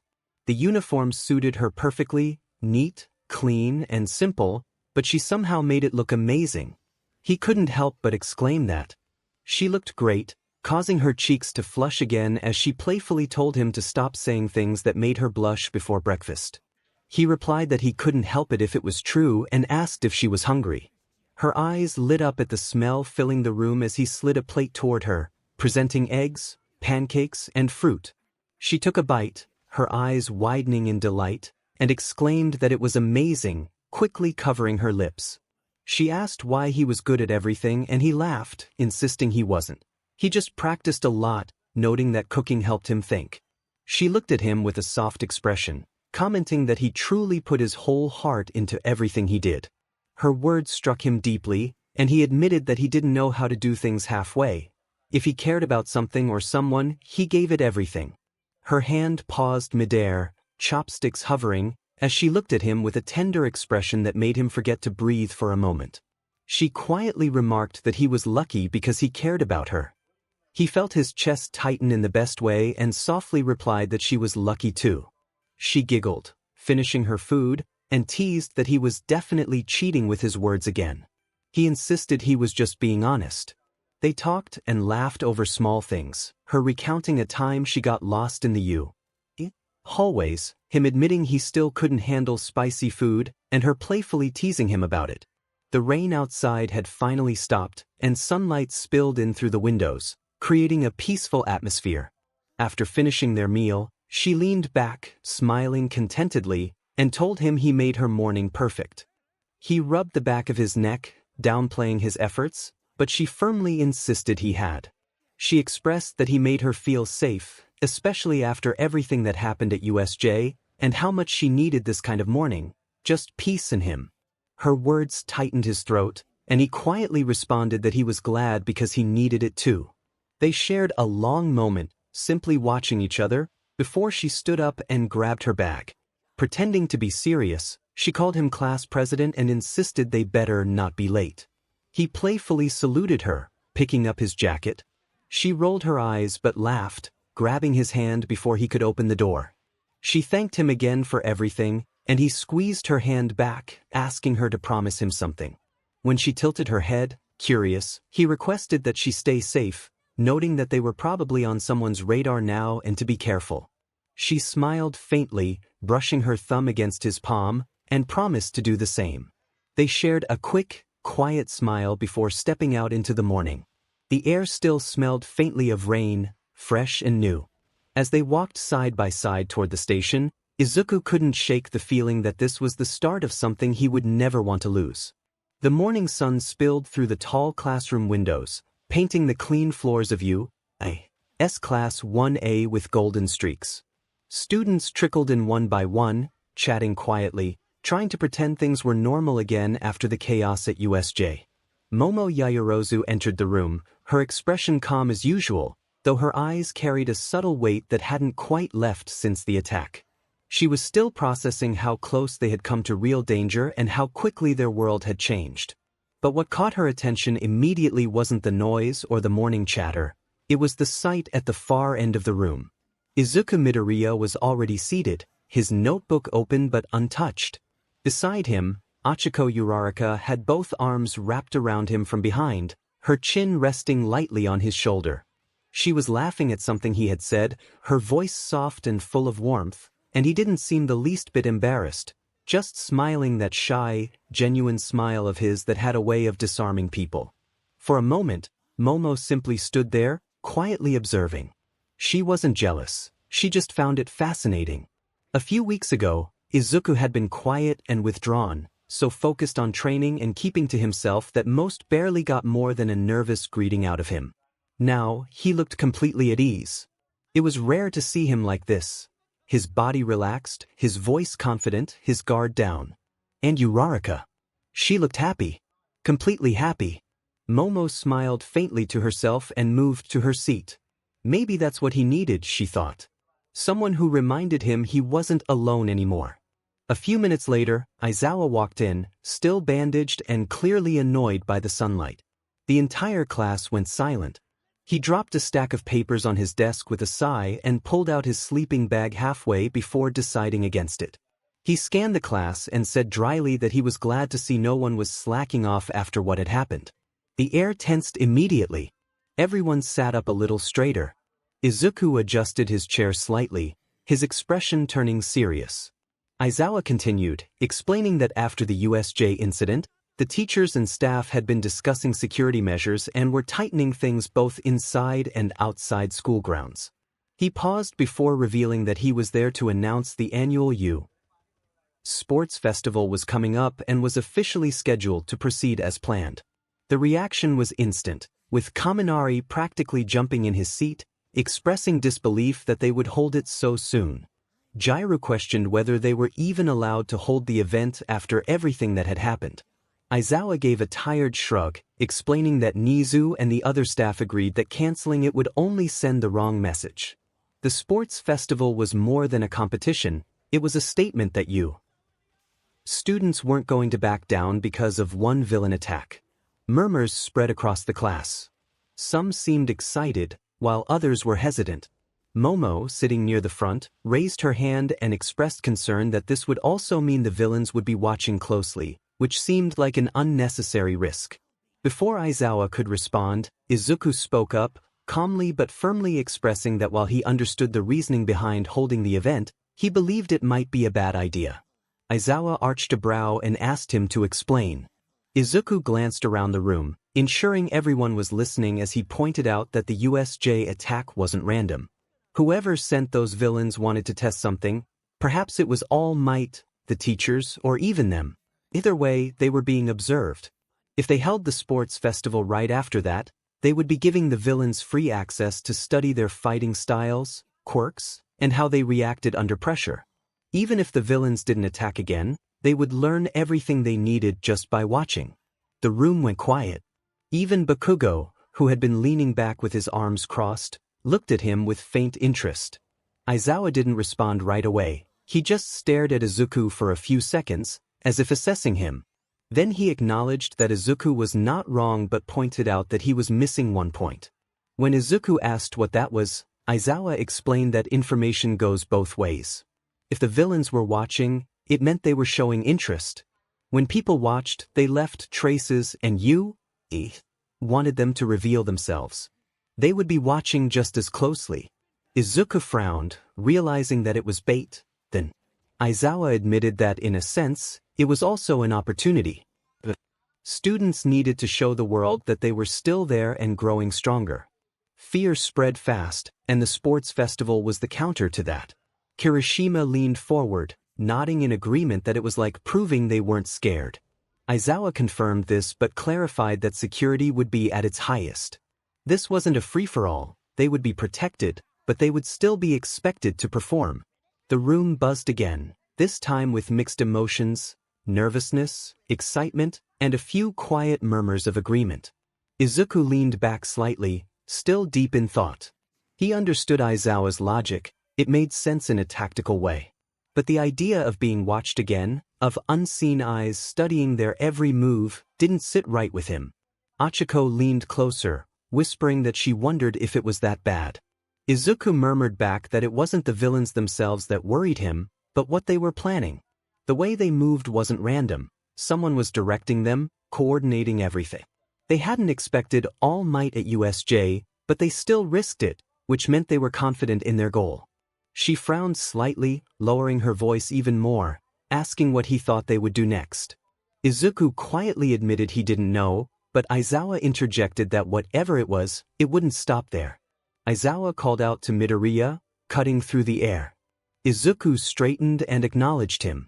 Aizawa commended him for his concern and noted that he was thinking like a pro already. But part of being a hero was learning to operate even when people were watching, especially when they were. Villains, the press, the public, they would always be analyzing every move they made. They couldn't hide from that, they just had to be better. Izuku nodded slightly, understanding, and stated he would participate but wanted everyone to be careful. Aizawa flatly reminded him that was his job as class president and instructed him to ensure no one under his watch slipped up. He then told the class to focus on preparation as they would all need it. As Aizawa dismissed them, the class began to buzz again, discussing strategies. From his seat, Izuku watched everyone slowly shift from shock to excitement. Kaminari and Mineta were already hyping themselves up. Bakugo was muttering something about proving he was number one.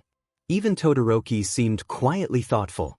Achiko nudged his arm gently, acknowledging that he really did think about everything. Izuku replied that he just didn't want anyone getting caught off guard again. She smiled, assuring him that they would all train even harder together. He looked at her, and despite everything, the tension, the uncertainty, he smiled back, agreeing that they would face it together. Momo, from her seat, glanced at the two of them again, thoughtful as ever. She could tell that whatever weight Izuku carried, Achiko's presence was helping him shoulder it. And maybe, just maybe, that was what made him strong enough to lead them into whatever came next. The bell rang, snapping everyone back into motion.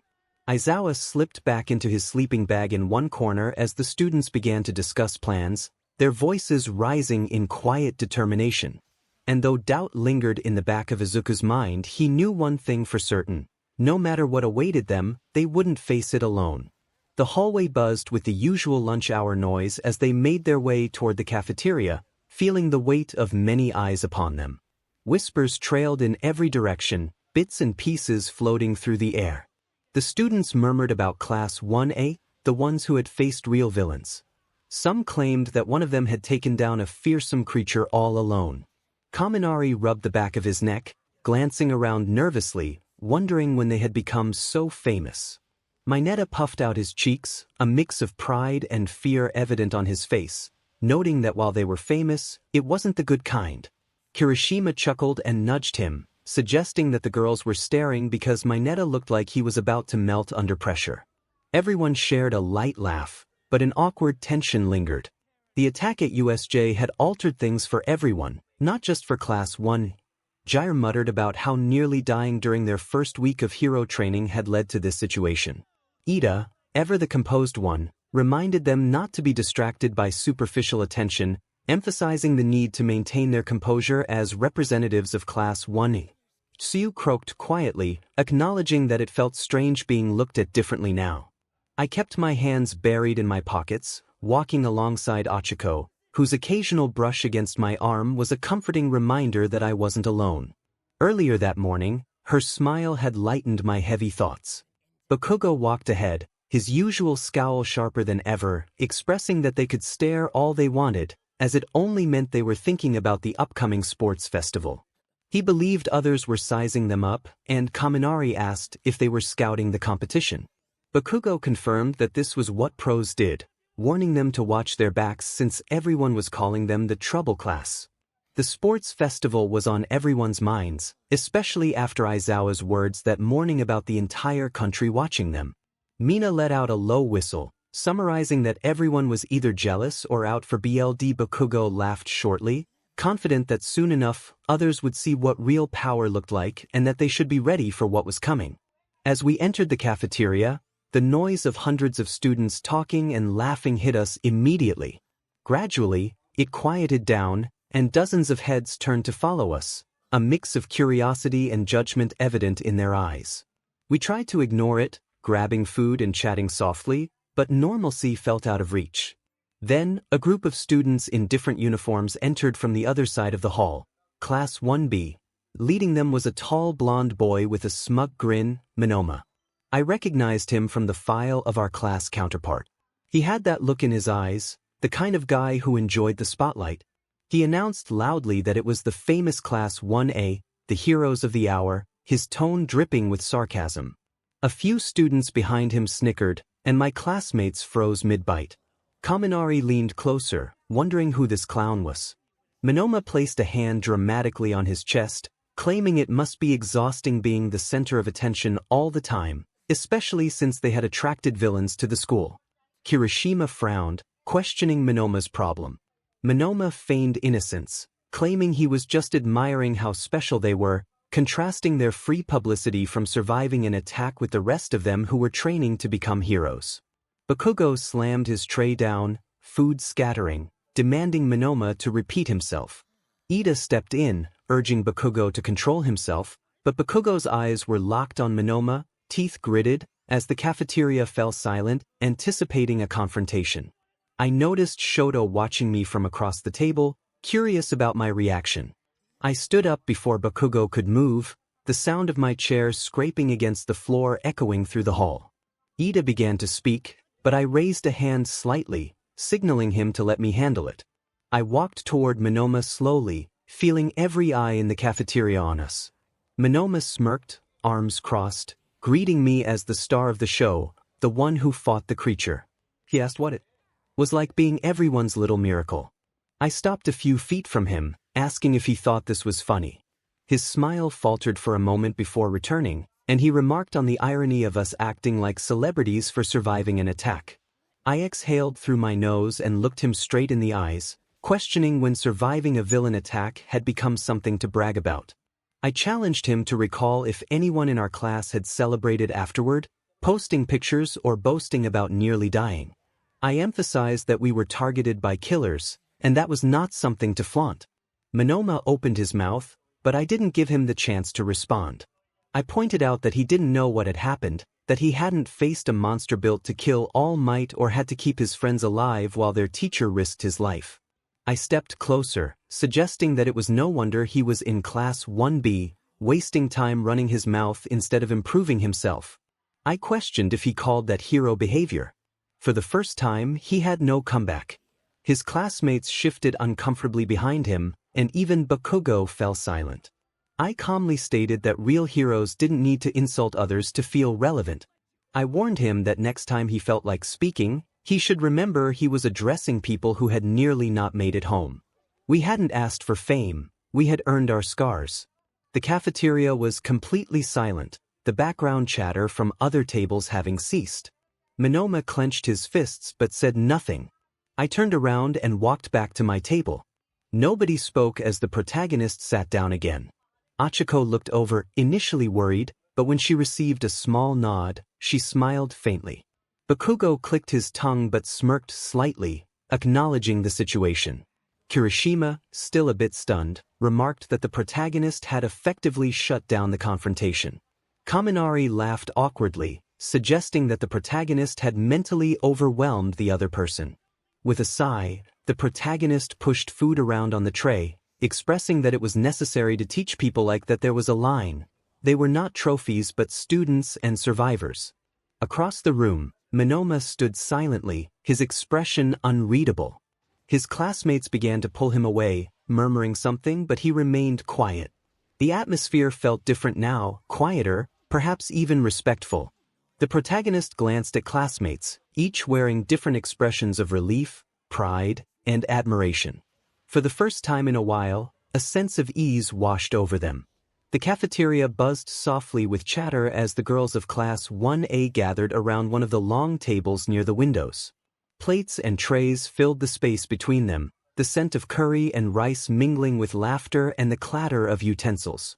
𝗳𝗃𝗁 sat between 𝗵𝗃 and 𝗎𝗪, trying to focus on her food while feeling occasional glances directed her way. Momo casually mentioned the connection between 𝗳𝗃𝗁 and Izuku, her tone light but curious. 𝗳𝗃𝗁 nearly choked on her drink, coughing as 𝗵𝗃 patted her back, while the others looked on in amusement. Flustered, 𝗳𝗃𝗁 insisted they were just friends, her cheeks flushed and her voice cracking slightly. 𝗬𝗪 chimed in, playfully pointing out that it was obvious there was something more between them, especially after Izuku had defended everyone during class. 𝗬𝗪, pushing a piece of broccoli around her tray, noted that 𝗳𝗃𝗁 and Midoriya had grown quite close lately. 𝗵𝗃 leaned in, declaring it cute, suggesting they were like a romantic comedy duo.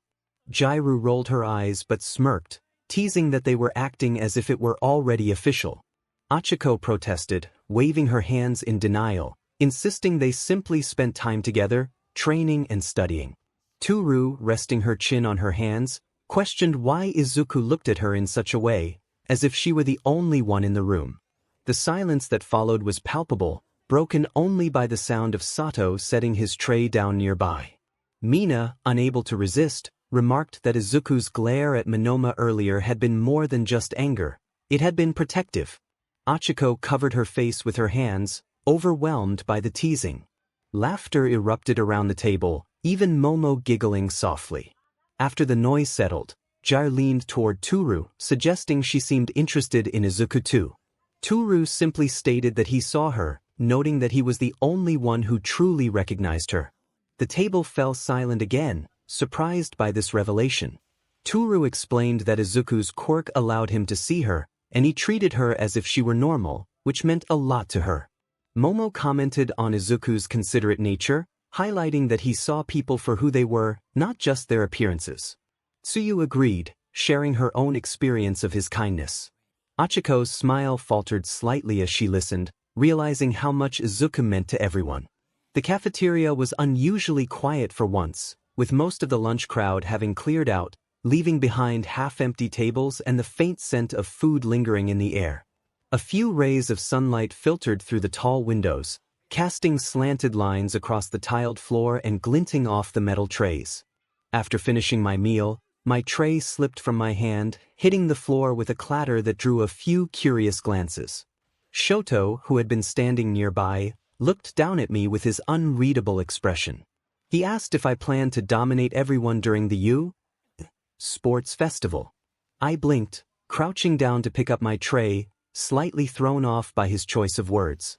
Confused, I wondered what he meant by dominate. He folded his arms, his eyes sharp and unwavering, and continued, implying that I could easily win every event if I wanted to. He had seen my capabilities and questioned whether I intended to make the rest of us look weak. I stood up slowly, setting the tray back on the table, and turned to face him fully. There was no hostility in my voice, but I felt the weight of his tone pressing against me. I acknowledged my strength but clarified that I wasn't the type to humiliate others. He raised an eyebrow, unimpressed, and asked if I planned to hold back and coddle the rest of us. Frustration bubbled within me as I tried to explain that it wasn't about holding back, it was about control. I reminded him of what happened at USJ and how going all out in a stadium full of people could lead to chaos. Shoto's gaze remained steady as he quietly questioned whether my caution stemmed from fear. His words hit harder than I expected, and I took a moment to gather my thoughts, looking past him out the window where the sunlight illuminated the training fields. Perhaps he wasn't entirely wrong. I finally asserted that I wasn't afraid of myself, I was cautious. Power without restraint isn't strength, it's recklessness. Shoto narrowed his eyes slightly, suggesting that people often say such things when they fear their own potential. I let out a slow breath and reminded him that I wasn't his father and didn't need to bear his burdens. His expression didn't change much, but the slight twitch in his jaw indicated I had struck a nerve. For a moment, we stood in silence, the tension palpable between us. He looked away first, stating that he wasn't projecting but wanted to understand what kind of opponent he was facing. I expressed my longing for everyone to leave the arena and 𝗧𝗵𝗃, emphasizing that if I unleashed my full power, there would be risks. It wasn't about mistrust, it was about knowing my limits better than anyone else. I had fought before, and I wasn't trying to prove anything. Shoto took a slow breath, his hair catching the light, and muttered that I reminded him of his father. When I asked for clarification, he explained that both of us spoke as if power needed to be contained, as if everyone else should step back while we decided what was safe. I clenched my jaw, insisting that wasn't my point. He calmly stated that it was what I meant, which annoyed me even more than if he had shouted. Taking a step closer, I lowered my voice, sharing that I understood what it was like to fear a part of oneself. I had lived most of my life feeling inadequate, only to suddenly feel overwhelming. Every time I fought, I had to think several steps ahead to ensure no one got caught in the crossfire. He listened, waiting for me to continue. I explained that I didn't hold back out of fear but because I cared about those around me. I had wanted to unleash my full power at USJ, but if I hadn't controlled myself, many would not be standing there now. Shoto's expression softened slightly, but he didn't relent. He remarked that I sounded like someone carrying too much. I admitted that maybe I was, but I would rather bear that weight than let it crush someone else. He studied me for a long moment, and while the tension didn't dissipate, it shifted, like the edge of a storm calming to heavy rain. He acknowledged my belief, and I confirmed it simply. He nodded slightly, almost respectfully, and challenged me to prove my strength at the festival, not by holding back, but by demonstrating what strength with control truly looks like. His words made me pause. Beneath the tension, there was honesty. He wasn't mocking me, he was challenging me. I smirked faintly, teasing him about his lack of small talk. He shrugged, stating he wasn't interested in it. The silence between us felt less hostile. Just then, hurried footsteps interrupted the moment as Iida jogged toward us, arms pumping in his usual manner. He called out to me, announcing that I had been requested in the teacher's office by All Might. Surprised, I learned it was urgent but not an emergency, related to pre-festival preparations. I quickly grabbed my bag, thanking Iida before he reminded me not to be late, as if I ever had been. He straightened and bowed to Shoto before rushing off, leaving us in the quiet once more. I glanced back at Todoroki, who remained with his arms crossed, and remarked that we would finish our conversation later. He nodded once, affirming he would hold me to that. The walk to the staff offices felt longer than usual. The hallways were mostly empty now, save for the occasional group of students rushing to their next class. The sunlight outside had dimmed slightly, clouds drifting across the sky, and the echo of my footsteps accompanied me down the polished floor. My mind was still reeling from our conversation. Shoto had a way of getting under my skin, not through yelling, but by asking questions that lingered long after. Upon reaching the faculty area, I found the door to the lounge already open. After knocking lightly, I stepped inside.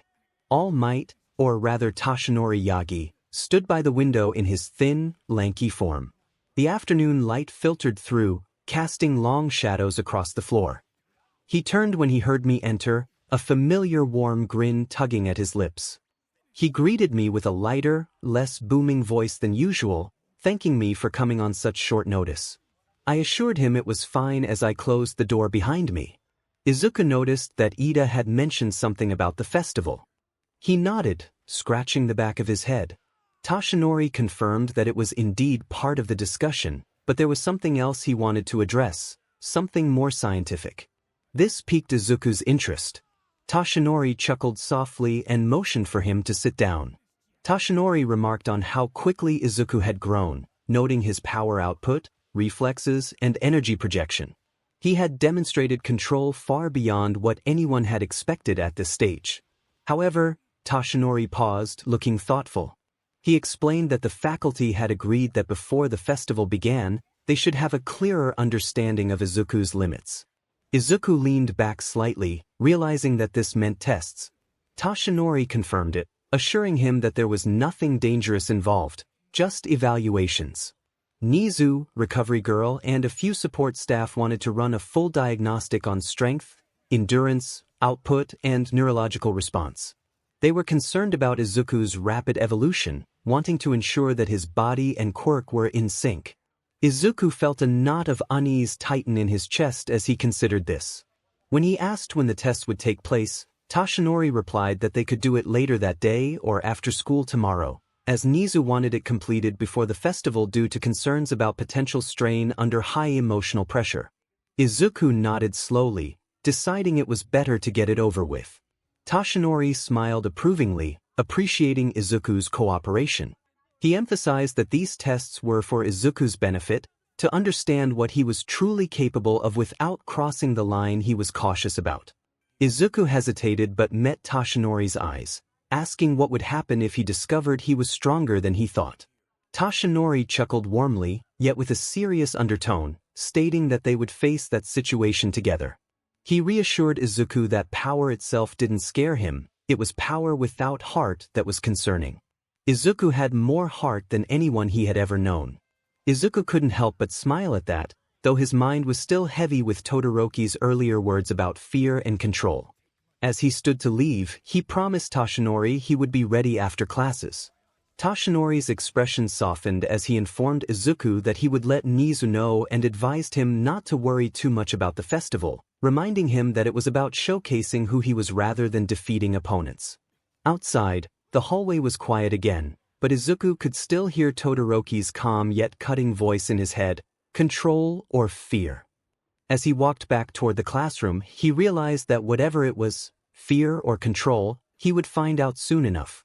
Later, Izuku sat on one of the benches outside the main building, the late afternoon sunlight casting long shadows over the courtyard.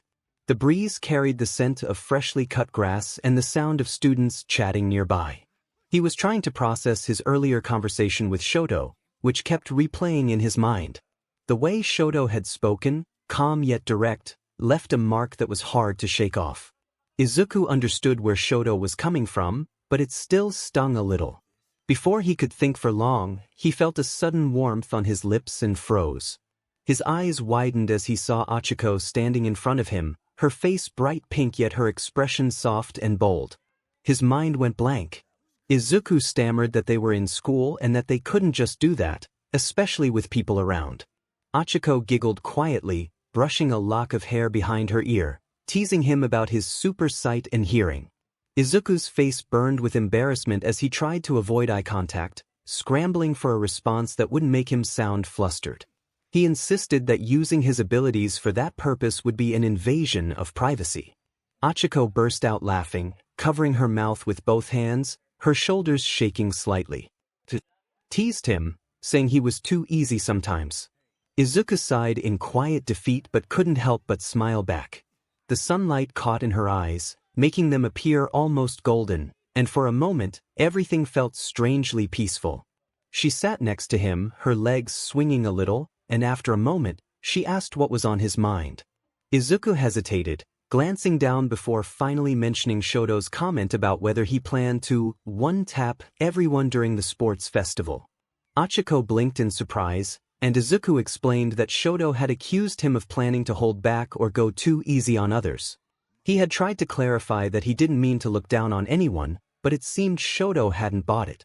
Achiko frowned slightly, acknowledging that Shoto wasn't the best with words and that maybe that was just how he communicated. Izuku agreed, rubbing the back of his neck, expressing that he felt Shoto was trying to test him, perhaps even push him to go all out. When Achiko asked if he intended to hold back, Izuku took a long moment to think. He didn't want to hurt anyone, but he also didn't want to insult anyone by holding back too much. He was trying to find the balance. Achiko nodded slowly, finally stating that he always overthought things but cared too much to take the easy way out, which was part of what made him who he was. Before Izuku could respond, a voice interrupted from a distance. A tall girl with bright orange hair approached, dragging someone behind her by the ear. It took Izuku a moment to recognize her as Kendo from Class 1B, and the person she was dragging, yelling, and struggling was Minoma. Kendo stopped a few feet away, giving them both a polite smile while Minoma attempted to pry her hand off his ear. She introduced herself and apologized on behalf of Minoma, who had been excessively talkative lately. Minoma groaned, rubbing his ear, and Kendo insisted he apologize. With no escape route, Minoma looked between them, clearly irritated but resigned. He muttered an apology for his earlier comments, admitting they were in poor taste. Achiko covered her mouth, trying to hide her laughter, whispering to Izuku about how amusing the situation was. Even Izuku couldn't suppress a small smirk, finding satisfaction in watching Minoma being scolded by his own classmate. Apology accepted, and Minoma looked like he'd rather evaporate on the spot. Kendo gave a small bow, still holding Minoma by the collar, and promised to keep him on a leash next time. As they walked off, Achiko leaned against me slightly, still giggling under her breath. She teased that I looked like I was about to laugh the whole time. I admitted that maybe a little laughter was warranted. Her smile softened as she leaned closer, expressing that she liked when I relaxed like that and that I didn't do it enough. I was about to respond when the bell rang in the distance, signaling the end of lunch. She sighed lightly, standing up and brushing off her skirt, suggesting we should get going while offering me her hand. I took it, standing beside her as we walked back toward the main building. The day was bright, and for once, the world didn't feel so heavy. The final bell rang, echoing through the halls of 𝗧𝗵𝗲, followed almost immediately by the usual wave of chatter. Students poured out of classrooms, some heading toward the dorms, others to after-school clubs or the training fields. I packed my books neatly into my bag, feeling the weight of the day starting to lift from my shoulders. Sunlight streamed through the windows, painting everything gold and reminding us that the festival was getting closer. The atmosphere was electric throughout the school. Even the teachers seemed to act a little differently, watching us closely in the days leading up to it. I was just stepping out of the classroom when Achiko caught up to me, her bag swinging at her side. She smiled as she walked beside me and commented that I looked distracted, wondering if I was thinking about the sports festival again. I replied that it wasn't exactly that, scratching the back of my head. All Might and Aizawa-sensei wanted to talk to me after class about something related to tests. She blinked, tilting her head slightly, and asked if they were written tests. I clarified that they wanted to run some kind of power assessment to measure my physical output and strength since the quirk apprehension test couldn't get an accurate reading. Achiko frowned a little, expressing concern about the tests. I quickly reassured her, saying it was fine and that they just wanted to understand my limits better.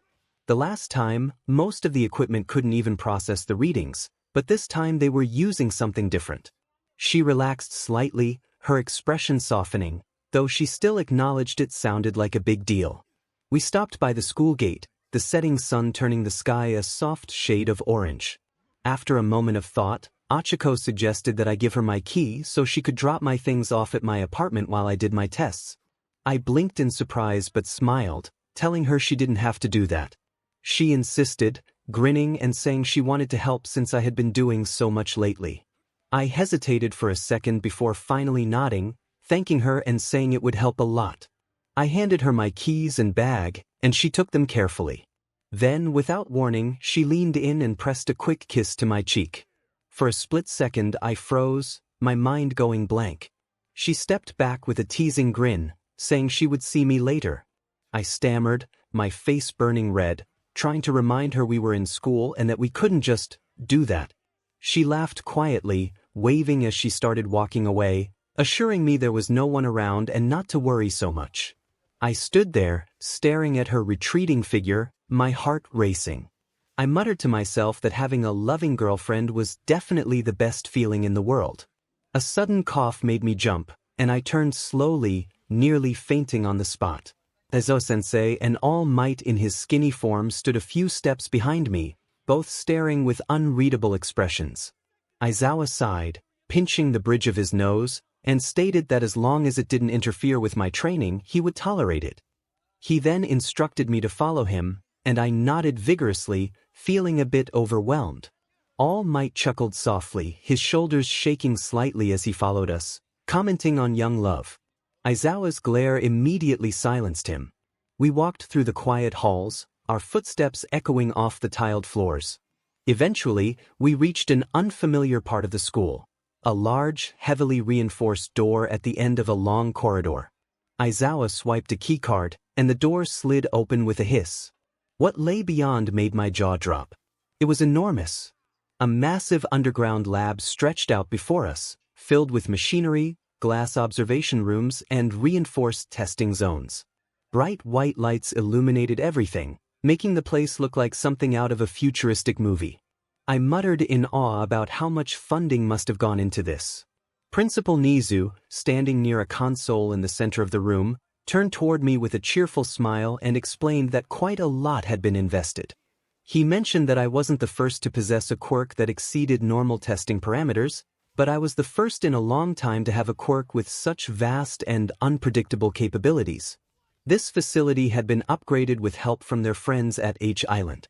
I echoed the name, glancing around at the sleek, advanced technology. Nizu nodded proudly, stating that H Island was known for innovation and that their scientists had helped design several of these devices specifically for high-tier quirk evaluations. I looked around again, spotting familiar faces. Recovery Girl stood near a monitor, arms folded and watching me closely. Next to her was a man in a white coat, probably in his late 30s, with silver hair and calm gray eyes. He gave me a polite nod and introduced himself as Dr. 𝗵𝗃𝗏, the lead scientist from H Island, sent specifically to assist in evaluating my abilities. I gave a small, awkward wave, expressing my gratitude while admitting that this all felt a bit overwhelming. All Might reassured me not to stress, explaining that this was simply a precaution to better understand my power and find proper ways to train me without overwhelming my classmates. I nodded slowly, still taking in the room, acknowledging that it made sense. Dr. 𝗏 smiled faintly and asked if we should begin. I nodded again, taking a steadying breath as he gestured toward a massive reinforced chamber with thick glass walls. Inside, a large metallic platform stood at the center, attached to a digital lift system with heavy cables and pulleys. Numbers flickered across a display screen as a mechanical voice echoed from within, preparing the test environment.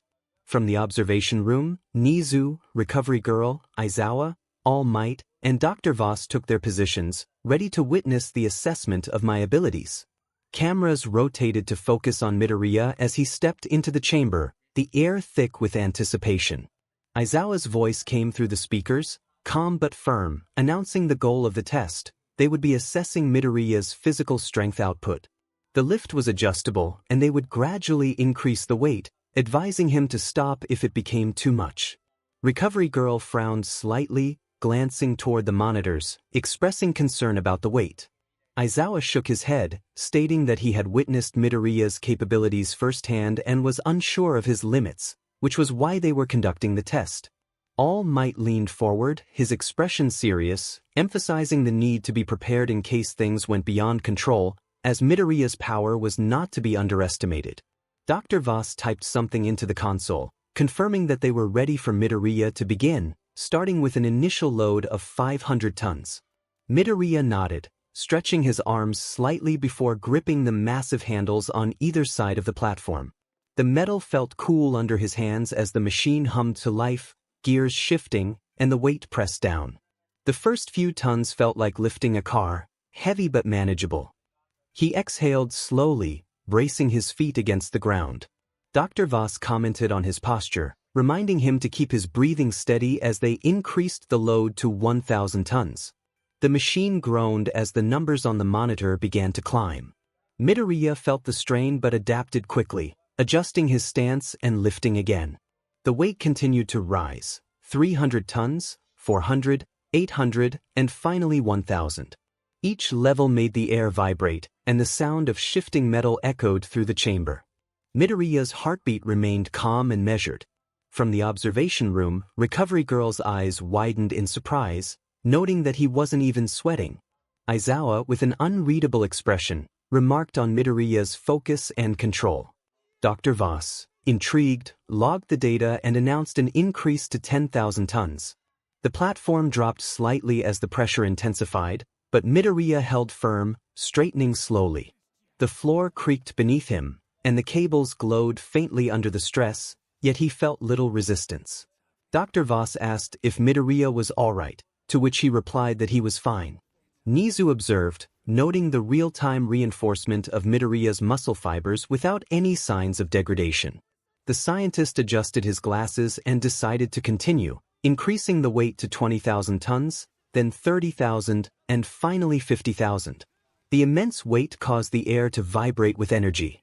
Midoriya's body instinctively responded, his skin glowing faintly as solar core energy circulated through him. His vision sharpened, and the pressure felt like an ocean, but he stood firm. Dr. Voss praised his form and suggested pushing to 100,000 tons. A loud mechanical groan filled the room as the display jumped, and even the reinforced walls trembled slightly. Midoriya's breath became heavier, but he pushed through the strain, lifting the enormous weight as his arms and shoulders flexed. Recovery Girl's jaw dropped in disbelief, while All Might's eyes widened in awe. Nizu raised a paw calmly, suggesting they see how far it would go. Dr. Voss typed another command, gradually increasing the weight and asking Midoriya to inform them if the resistance became overwhelming. Midoriya nodded, tightening his grip as the platform descended further. At 200,000 tons, then 300, he began to feel the strain register, his muscles tightening, veins pulsing beneath his skin. The ground groaned from the sheer force, and he clenched his teeth, holding steady. Dr. Voss inquired if he wished to stop at 400,000 tons, but Midoriya shook his head, affirming he could handle it. Dr. Voss acknowledged this and increased the weight to 500. Sweat rolled down the side of Midoriya's face as he focused all his strength on maintaining his stance, determined not to back down after all his training. The numbers continued to climb, 600, 700. At 850,000 tons, the metal beneath his feet screeched loudly, and his arms trembled slightly as the air distorted around him from the energy output. Finally, the platform locked in place with a sharp hiss, and the numbers froze. Dr. Voss stared at the readings in silence before turning to the others, quietly stating that Midoriya had reached 850,000 tons, which was his current maximum before structural strain would set in. He noted that Midoriya was not injured, but any higher would risk damaging the facility. Izuku exhaled slowly, while Recovery Girl shook her head in disbelief. All Might looked proud, his voice soft but filled with weight, acknowledging that Midoriya had surpassed expectations once again. Nizu nodded, jotting down notes on his tablet, expressing fascination at the results. Inside the chamber, Midoriya took a deep breath, carefully setting the lift down as the power systems cooled and the tension in his muscles eased. His heartbeat began to settle, though his mind raced. Dr. Voss's steady voice came through once more, commending Midoriya for his excellent work and indicating that they would proceed with tests for speed, reaction, and energy output. Midoriya wiped sweat from his brow and exhaled slowly, ready to continue. The lights above flickered as the systems recalibrated for the next phase, and the sound of heavy machinery filled the air again. When informed that the next test would focus on speed, Midoriya initially thought they were exaggerating about the effort involved. However, upon seeing the reinforced chamber stretched out like a miniature airstrip under a transparent dome, he realized they were serious. The air shimmered faintly, the floor lined with kinetic absorption panels, while a faint hum resonated from the stabilizers built into the walls. Dr. Voss stood beside a console, his white coat crisp and spotless, with lenses flickering as readings scrolled across them. He calmly instructed Midoriya to prepare for the speed analysis, allowing him to take off from one end, accelerate at his natural pace, and stop at the marker on the far side. The sensors would record his velocity, kinetic output, and molecular stress on his body. Midoriya nodded, rolling his shoulders. His uniform's top layer had been swapped for a thin compression suit designed to handle the airflow he would generate, clinging tightly against his skin. Toshinori stood behind the glass with Nizu, Izuku, and Recovery Girl, all appearing small from the start of the track, yet Midoriya could still feel their eyes on him. Izuku maintained his usual blank stare, arms crossed, while Recovery Girl seemed anxious, and 𝗍𝗬 looked intrigued with his little paws folded behind his back. Dr. Voss asked if Midoriya was ready, to which he affirmed he was. Dr. Voss then inquired how fast he wanted to go, suggesting they start small to establish a baseline.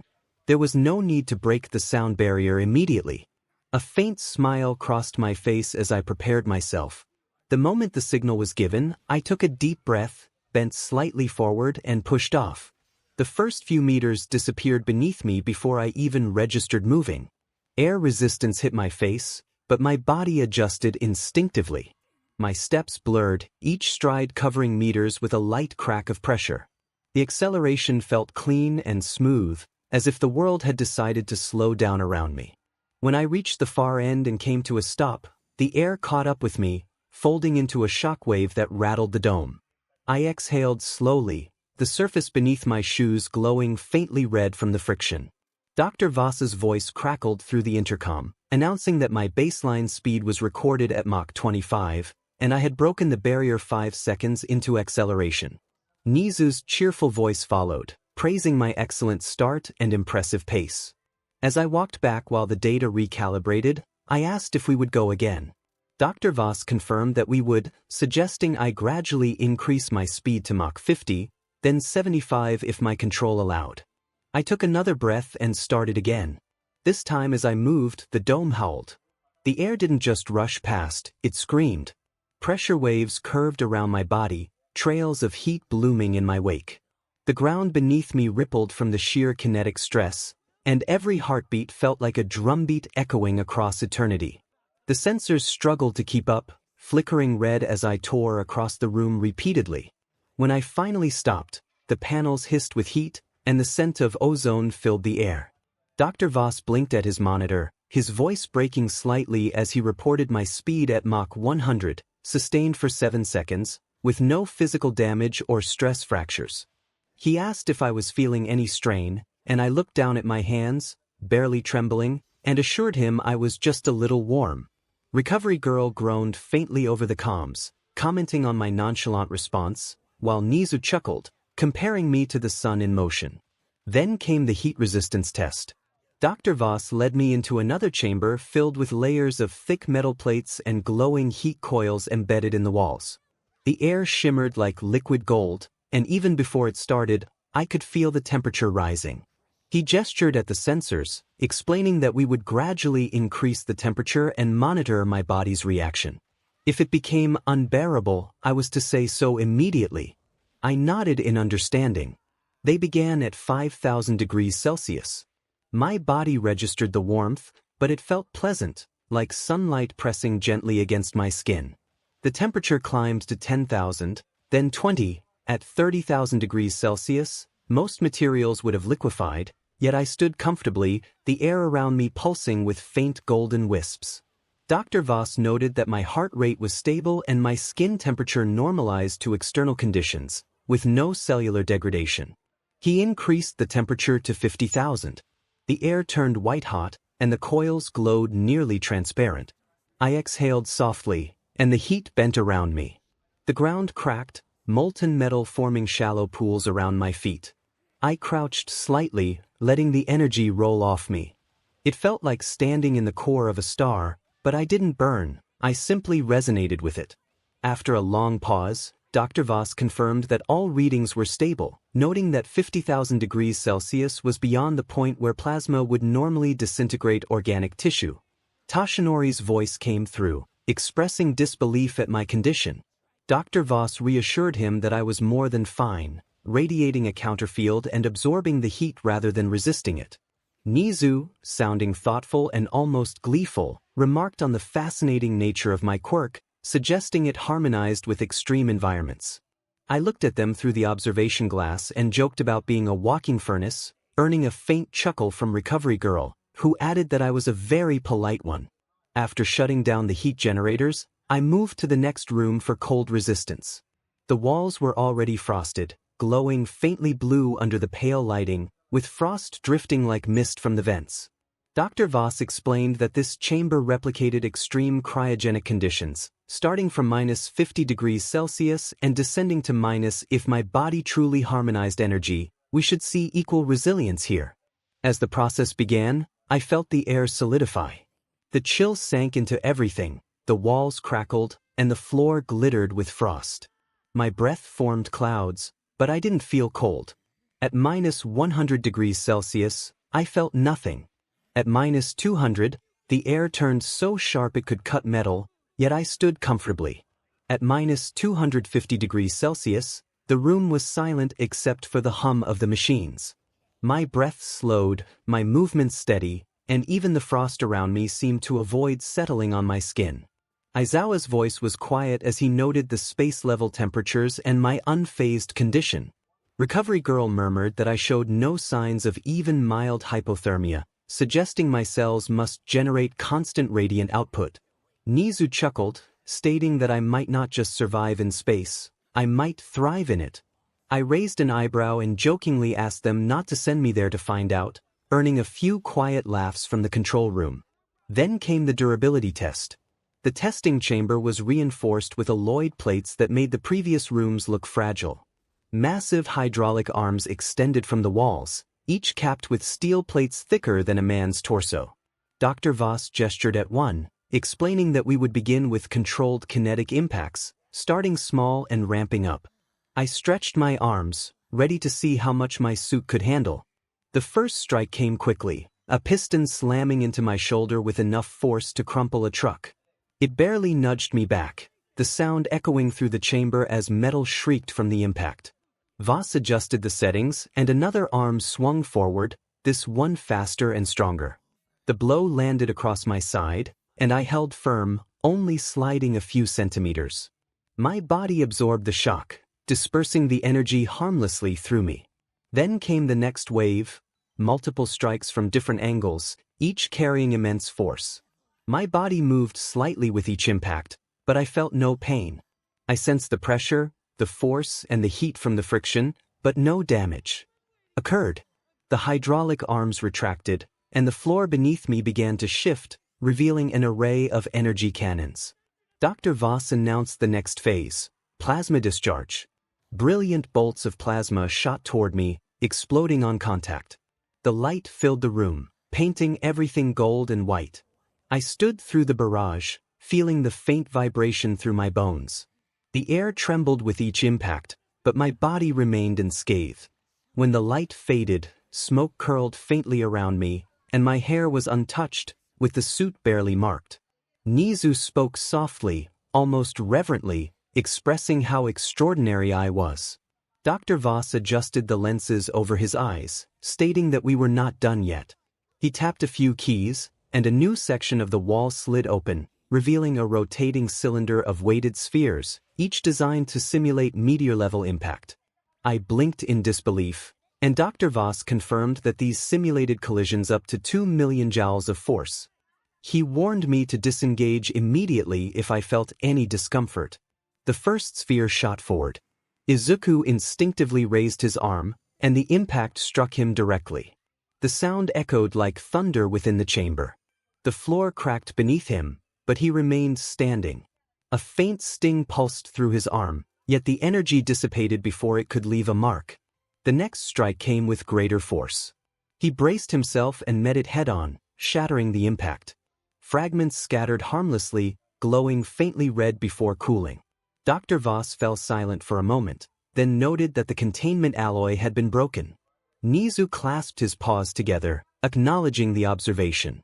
Aizawa leaned against the wall, his hair casting shadows over his eyes, inquiring about the upper limit of Izuku's abilities. Voss took a moment before typing on the console, and the final readings scrolled across the monitor. He revealed that Izuku's kinetic resistance was equivalent to approximately 2 megatons of TNT without structural compromise. Beyond that, cellular reinforcement would activate to disperse energy dynamically. Toshinori looked genuinely surprised, prompting Voss to explain that at his current level, Izuku's physical durability surpassed anything human or even conventional superhuman. He could withstand an orbital strike with minimal injury. Izuku rubbed the back of his neck awkwardly, feeling a mix of reassurance and disbelief. Recovery Girl sighed, shaking her head faintly, suggesting that Izuku was fortunate to be so polite. or he would be quite intimidating. Izuku chuckled softly, trying to lighten the mood.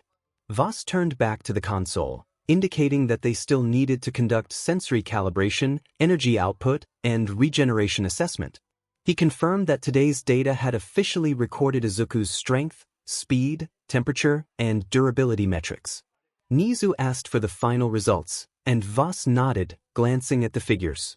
He reported that the strength limit was 850,000 tons sustained, speed reached Mach 100 at peak velocity, heat resistance exceeded 50,000 degrees Celsius, cold tolerance was stable at -250 degrees, and durability was classified as megaton class kinetic resilience. Physiological stress was negligible. Nizu's smile widened, expressing his admiration for Izuku's exceptional abilities. Izuku exhaled slowly, a bit of nervous laughter escaping him as he rubbed his wrist, seeking confirmation that he had passed the test. Aizawa from the back remarked that Izuku hadn't merely passed, he had broken the test. Recovery Girl agreed, noting that he would require more than an ordinary training regimen. 𝗲𝗏 smiled faintly, affirming that these results were just the beginning and that they would continue with the output and energy projection phases the following day. Izuku nodded, taking a deep breath, his heartbeat steady despite the overwhelming events. The hum of the laboratory's monitors filled the silence that followed Izuku's departure. The faint scent of scorched metal lingered in the air, a byproduct of the immense energy readings the machines had struggled to manage. The reinforced observation glass showed faint cracks. Hairline fractures formed when the lift had reached its breaking point under Izuku's strength. Dr. 𝗲𝗏 stood with his hands clasped behind his back, eyes fixed on the flickering data still scrolling across the main screen. The lenses of his glasses adjusted slightly, projecting analytical streams of numbers across his vision. Beside him, Aizawa leaned against the wall with his arms crossed, his face unreadable but his posture a mix of weariness and curiosity. Nizu sat on a high stool, paws folded neatly, his tail twitching slightly, indicating his intrigue. Tashinori, in his slimmer form, stood near the side table, arms crossed over his chest, his expression contemplative and shadowed by memories of Izuku's past.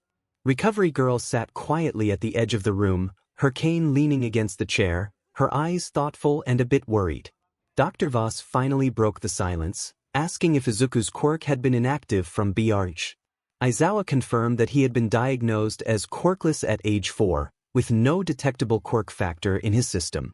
𝗲𝗏 hummed thoughtfully, intrigued by the data and his first-hand observations, noting that Izuku was now capable of feats far beyond most known top-tier heroes.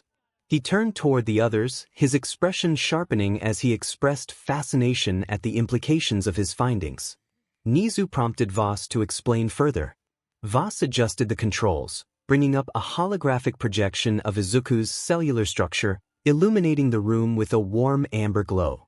Countless strands of glowing particles representing solar energy moved through microscopic cell channels like rivers of light.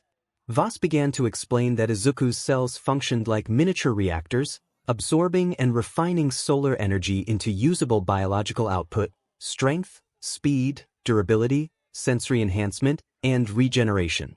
What stood out most was the refinement process. He paused, enlarging the projection until a single cell filled the display, radiating golden energy.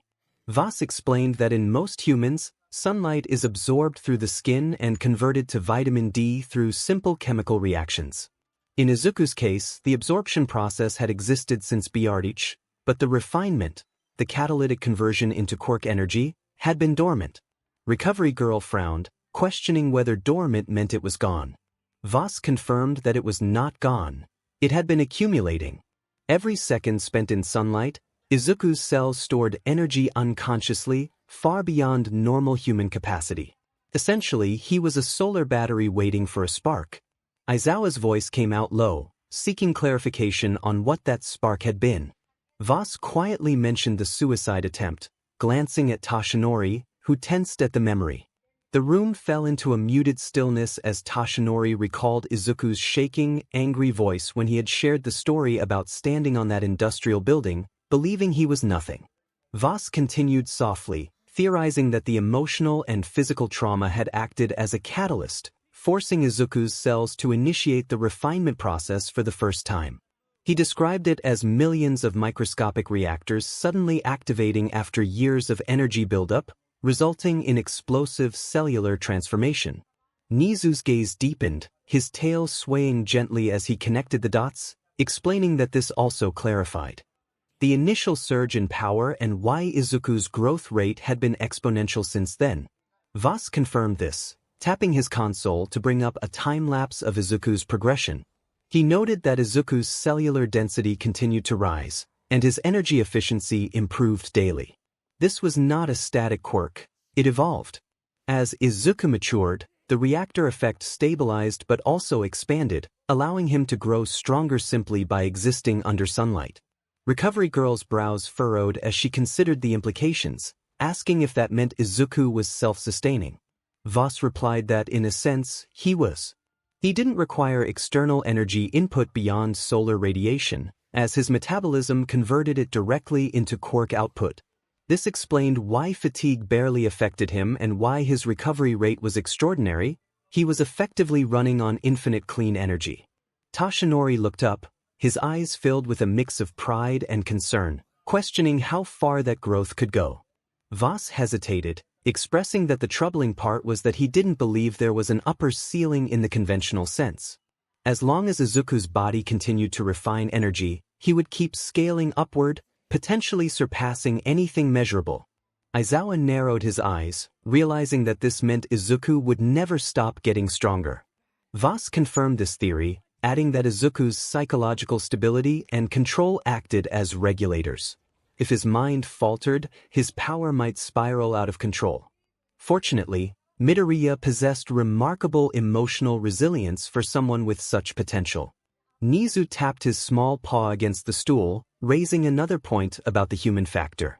Extraordinary power often leads to corruption, yet Izuku remained grounded. 𝗲𝗏 agreed, acknowledging that this balance might be key to maintaining equilibrium within his quirk. His empathy served as a stabilizer, with emotional integrity directly affecting energy output efficiency. His moral compass was literally keeping his cells balanced. Recovery Girl smiled faintly, remarking on how a kind heart was saving the world in more ways than one. Toshinori exhaled quietly, his gaze distant as he reflected on the boy's unwavering heart. Even when he had nothing, he never stopped caring. The tone in his voice carried years of weight, guilt for having once told the boy to give up and pride for how far he had come since. Meanwhile, 𝗲𝗏 continued his analysis, noting potential weaknesses. Nizu's ears perked up at the mention of fine print. 𝗲𝗏 flicked a few keys, and the hologram changed to display light spectrums. He explained that solar core relied on photonic absorption, specifically interacting with a certain band of the electromagnetic spectrum, primarily yellow to white solar radiation. It was plausible that red spectrum energy, particularly red solar wavelengths, could interfere with his quirk function as red light operated at a lower frequency, potentially disrupting his absorption mechanism. Toshinori furrowed his brow, asking if this was similar to the red sunlight phenomena in theoretical quirk physics. 𝗲𝗏 confirmed that it would act as an inverse radiation, temporarily draining or dampening his energy output. Aizawa leaned forward slightly, inquiring about the duration of the effect. 𝗲𝗏 nodded, explaining that the effect would fade once normal solar exposure resumed, but prolonged exposure could significantly weaken him. Recovery Girl tilted her head, questioning the impact of quirks that manipulate energy directly. 𝗲𝗏 admitted that energy absorption, nullification, or splitting quirks could theoretically interfere, but the nature of his quirk made interference extremely difficult. His cells continuously regenerated solar energy in exposure to sunlight, meaning it would take a very precise or overwhelmingly powerful quirk to truly shut him down. Aizawa's gaze flickered toward the observation glass, as if he could still see Izuku standing there. He noted that there was practically no one who could neutralize him without causing harm. 𝗲𝗏 agreed, emphasizing the importance of keeping the data classified. He warned that if someone understood how Izuku's quirk evolved from dormancy to its current state, they would try to replicate it, and failure in that replication could lead to catastrophic biological instability. Nizu's tone turned serious as he assured that they would ensure his records remained secure, documenting his status under the Apex potential category.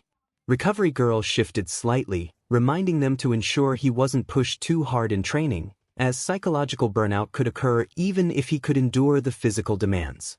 Toshinori nodded in agreement, acknowledging that despite his power, Izuku was still just a kid trying to find his place.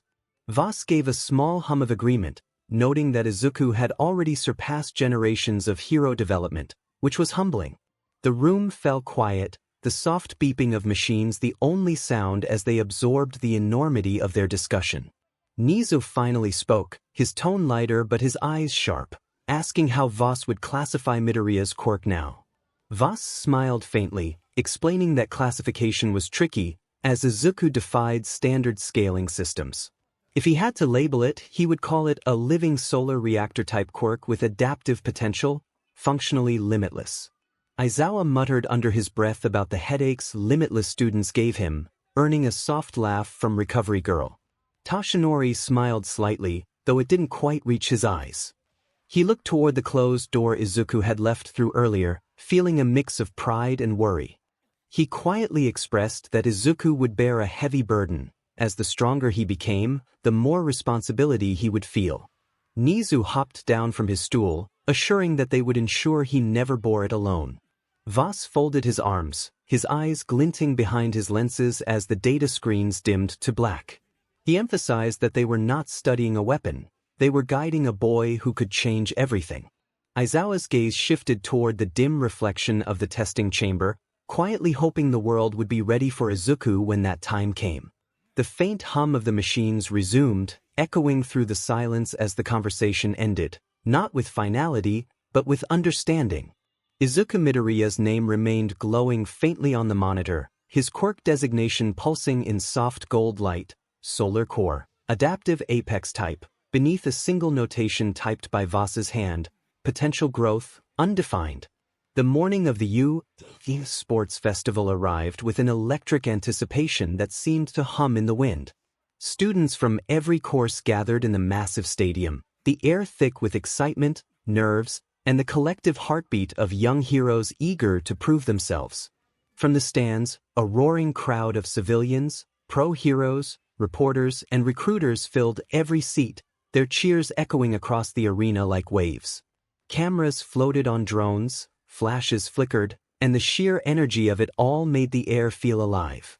Izuku adjusted his uniform jacket as he stood in line with Class 1A, his hands resting inside his pockets.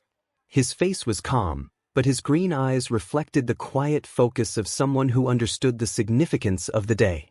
He wasn't shaking like before, nor mumbling theories under his breath. His classmates noticed the quiet confidence radiating from him.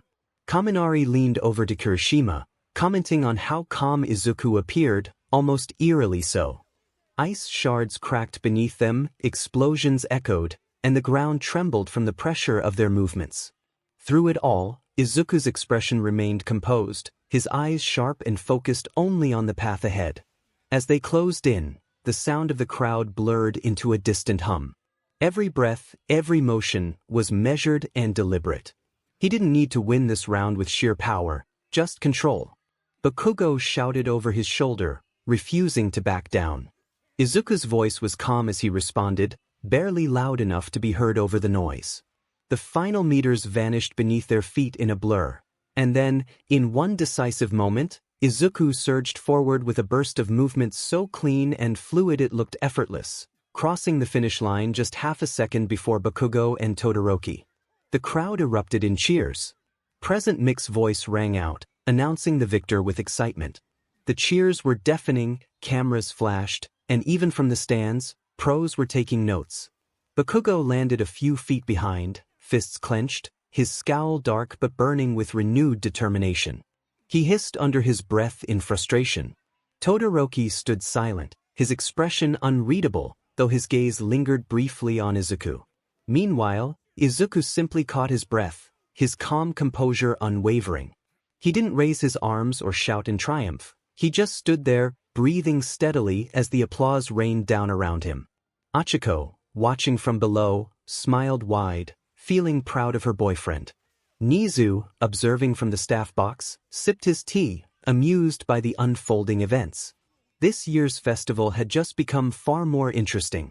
As the dust settled and preparations for the next phase began, the tension between the top contenders hung in the air, sharp, unspoken, and promising that the festival had only just begun. The stadium buzzed with an energy that felt almost alive, thousands of spectators still on their feet after the first event's explosive finish. The roar of cheers hadn't died down even as President Mick's voice thundered through the speakers, replaying the highlights of the obstacle course on the massive screens above the field. Images of Izuku dashing between falling debris, dodging massive robots, and crossing the finish line ahead of the pack repeated again and again, the crowd's enthusiasm refusing to fade. Izuku stood with the other competitors at the edge of the arena, his breathing steady but his heart still drumming faintly from the adrenaline. Sweat clung lightly to his forehead. The race had been more of a warm-up than a true test. Around him, classmates were still catching their breath or congratulating one another in scattered bursts of laughter and groans. Kaminari sprawled on the ground, complaining about his legs, while Mina cheered happily over her performance despite placing mid-range. Bakugo stood a few paces away, silent but visibly tense, his jaw tight and eyes fixed forward. The faint tick of his clenched fist revealed the fury and pride clashing inside him. Todoroki, on the other hand, stood off to the side, his expression unreadable, but his gaze flickered toward Izuku more than once. Izuku's focus drifted upward toward the stands. His enhanced vision picked out individual faces even among the sea of spectators. He hadn't meant to look for anyone, but then his eyes caught a familiar silhouette. There, seated a few rows back with her hands clasped tightly over her chest, was his mother. Izuku Midoriya's expression was a mix of awe and concern, her lips trembling faintly as she watched him from afar. Her eyes glistened, pride, worry, and fear intertwining in a way that struck Izuku harder than any applause could. He hadn't expected her to come. She was never good with crowds or with him after everything they had been through. Yet here she was. His eyes shone with a flicker of anger for a heartbeat before narrowing again. The faintest flicker of annoyance crossed his features, not at her, but at himself. He exhaled quietly and forced himself to look away, the faint hum of his enhanced senses fading into the background. This wasn't the time for distractions. Not now. Midnight's WHP cracked through the air, signaling the end of the break. She announced the next challenge with enthusiasm, congratulating all who passed the first event but warning them not to get too comfortable. The students straightened instantly, the crowd hushed with anticipation. The second round was the cavalry battle. Gasps and murmurs rippled through the gathered students. A few groaned audibly, while others whispered strategy under their breath. Midnight continued, clearly enjoying their reactions, explaining the rules. Students would form teams of 2 to 4, working to collect as many points as possible by capturing headbands from their opponents. Each headband had a point value, and the higher-ranked competitors from the last round had higher point totals assigned to them. As the scoreboard flickered to life, displaying a list of names and rankings, Midnight announced that the top scorer in the obstacle race was none other than Izuku Midoriya. All eyes turned to him as she revealed he would be worth a staggering 10 million points. The stadium exploded with cheers, gasps, and laughter. Students turned to stare at Izuku with wide eyes, some in disbelief, others with predatory excitement. 10 million points. That was more than enough to guarantee advancement. It also meant one thing: every single person on the field would be coming for him. Izuku blinked once, his expression neutral. Around him, whispers broke out in waves, speculating on the implications of his score. Bakugo's grin was sharp, filled with determination as he proclaimed his intent to crush Izuku and take that prize. Todoroki said nothing, though the slight furrow in his brow revealed his intrigue. Achiko approached Izuku, smiling nervously as she acknowledged the 10 million points. He nodded, recognizing the weight of the situation. He would need a team, but as he glanced around the field, he sensed the unease and hunger in everyone's eyes. He doubted anyone would volunteer easily. Midnight's voice rang out again, signaling the start of the preparation PRD, giving them 15 minutes to form their teams. The students immediately scattered, the air buzzing with frantic whispers and negotiations. Izuku stayed where he was, watching as small groups formed quickly. The higher-ranked students attracted the most attention.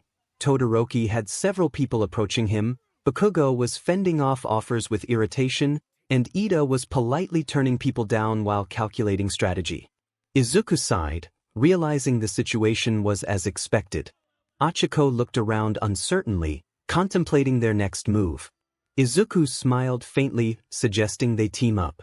Her face brightened at his response, and he reassured her that he trusted her abilities. She flushed slightly but nodded firmly, ready to join him. That was one teammate secured, but they still needed two more. As they scanned the field, a familiar metallic clanking approached. 𝗵𝗃𝗃 from the support course marched toward them, dragging a bundle of strange gadgets behind her. She called out enthusiastically, waving a wrench like it was a flag, and proposed they team up. Izuku blinked, surprised by her eagerness, but she explained that being in the spotlight would give her inventions exposure, and she believed he was strong enough to keep her safe. Achiko's sweat dropped at 𝗵's honesty, but Izuku couldn't help but chuckle quietly. He welcomed it. Kirishima chuckled, keeping his eyes on the field, acknowledging that he would be calm too if he could take down a Nomu solo. Bakugo, standing a few meters ahead, clicked his tongue sharply, his gaze flicking back to Izuku's relaxed stance. It wasn't arrogance or fear, it was control, and that made Bakugo's hands twitch with irritation. When Midnight stepped forward to address the students, the crowd's cheers swelled. She welcomed everyone to the 𝗬𝗧𝗵𝗃𝗲 sports festival, announcing that the first-year students would be kicking things off. The applause was deafening.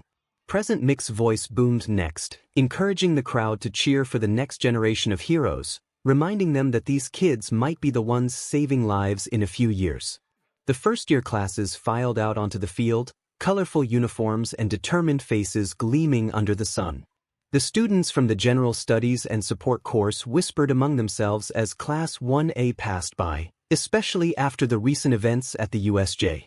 They spoke of the heroes who had faced villains, marveling at how Izuku Midoriya had taken down something that even All Might had struggled with. The rumors spread rapidly, but Izuku heard them without reacting, his gaze steady and focused ahead. Once they reached the center of the field, Midnight called out for the representative of the first-year class, Izuku Midoriya. Every student turned to him, and after a brief moment of silence, he stepped forward toward the podium. The crowd erupted in cheers, cameras flashing wildly. Achiko smiled proudly from behind him, her hands clasped together. As he reached the microphone, Izuku glanced at the tens of thousands of faces watching him. He took a breath and began, his voice clear and steady. He didn't have a speech prepared, but he expressed that everyone had worked hard to reach this point. They might be classmates, rivals, or competitors today, but that didn't change their purpose, to show the world what they could become. He paused, looking toward his peers, and encouraged them to give the audience a festival they would never forget. The arena erupted into applause. Even Bakugo, though still tense, didn't scoff this time. President 𝗵 praised Izuku's words over the speakers, nearly drowned out by the cheers. When Izuku stepped back into line, Achiko whispered that he was amazing, and he smiled faintly in response. Midnight's voice cut through the noise again, announcing the first event of the day, the obstacle race. Excitement rippled through the students as she explained the rules. A race around the stadium's perimeter with no limits on how quirks could be used, as long as they didn't directly harm others. As everyone lined up at the starting gate, tension filled the air. Izuku stood near the middle, hands relaxed at his sides, scanning the course ahead. Massive steel gates led into a tunnel that opened into the first zone, the giant robots section. Beyond that lay the pitfall field, the frozen valley, and finally the narrow mountain pass that circled back to the stadium. Around him, competitors were psyching themselves up, Bakugo rolling his shoulders, Todoroki standing perfectly composed, Ida stretching his legs in perfect form, and the support course students tinkering with gadgets on their arms. President 𝗵's voice boomed, signaling the start of the countdown. Izuku crouched slightly, weight centered, gaze fixed forward. As the countdown reached its end, the gates burst open and chaos erupted. Bakugo shot forward with a powerful blast, Todoroki froze the path ahead into a slick highway of ice, and students from every course scrambled to follow. Izuku chose not to rush immediately. Instead, he darted sideways, avoiding the stampede. The crowd gasped as several students narrowly escaped being caught in Todoroki's wave of ice. The first obstacle arrived quickly, the massive robots from the entrance exam, towering over the students. As debris rained down, Bakugo blasted upward, flipping through the air and landing on a robot's shoulder before launching himself forward again. Todoroki froze one in place, while Ida zipped past on the icy path. Izuku exhaled and moved. One step and he blurred forward, weaving between rubble and fallen robots. His speed was smooth and controlled, almost too fast for the eyes to follow. The ground trembled as one of the robots swung a massive arm down at him, but he slipped sideways, the metal limb crashing into the ground just behind him. With a fluid motion, he leapt upward, twisting in midair before planting his foot against the robot's chest. The machine lurched backward and crashed onto its side, its head dented inward. Gasps rose from the stands, and the crowd murmured in disbelief. Izuku landed lightly and surged ahead. Todoroki noticed his movement, narrowing his eyes slightly as he muttered to himself about Izuku's speed. The second zone appeared, the pitfall field, covered in hidden traps. Students were already dropping through with startled yells. Mina leapt from rock to rock using bursts of acid to propel herself, Zero swung across with tape, and Ida dashed forward with precise steps, scanning the terrain ahead. Izuku paused briefly at the edge, quickly analyzing the pattern of movement and spacing between the collapses. He calculated safe zones and rhythm timing before starting to move again. His steps were light and measured, each landing exactly where it needed to be. Where others stumbled or fell, he adjusted effortlessly, crossing the entire zone with minimal effort. The students who fell groaned in frustration as he passed, wondering what he was made of. His focus shifted to the next obstacle, the frozen valley. A biting wind hit as he entered, ice and frost blanketing every surface. Todoroki had obviously passed through first, freezing everything solid to create a path for himself, making it a challenge for others. The temperature dropped sharply, and Izuku pressed forward, adjusting his balance. The cold barely registered on his skin as he jumped between chunks of ice, movements steady and clean, until he spotted the final obstacle, the mountain pass. The steep, jagged rise loomed high above the stadium's outer ring, with narrow ledges that barely fit two people side by side. Students were already climbing, some flying, some leaping, and others clinging to the rocks with determination. Bakugo shot past, explosions bursting behind him, while Todoroki scaled with ease, freezing footholds as he went. Izuku reached the base and looked up. A single leap could have taken him to the top, but he preferred to hold back, wanting to win without revealing everything. He started climbing, fingers digging into the rock with ease. The crowd roared as the top contenders began reaching the summit simultaneously, Bakugo, Todoroki, Ida, and then Izuku closing in fast. Present Mike announced that Midoriya was catching up, praising his form as the race continued. He was practically gliding over the terrain. A gust of wind swept across the cliffside, sending loose gravel flying. Bakugo glanced back mid-ascent, scowling fiercely, determined not to let anyone pass him. Izuku remained silent as he vaulted over a ledge, his grip steady, moving with smooth precision. Within moments, the finish line of the first stage came into view at the top, a massive metallic gate marking the end of the obstacle course. The crowd's cheers reached a fever pitch.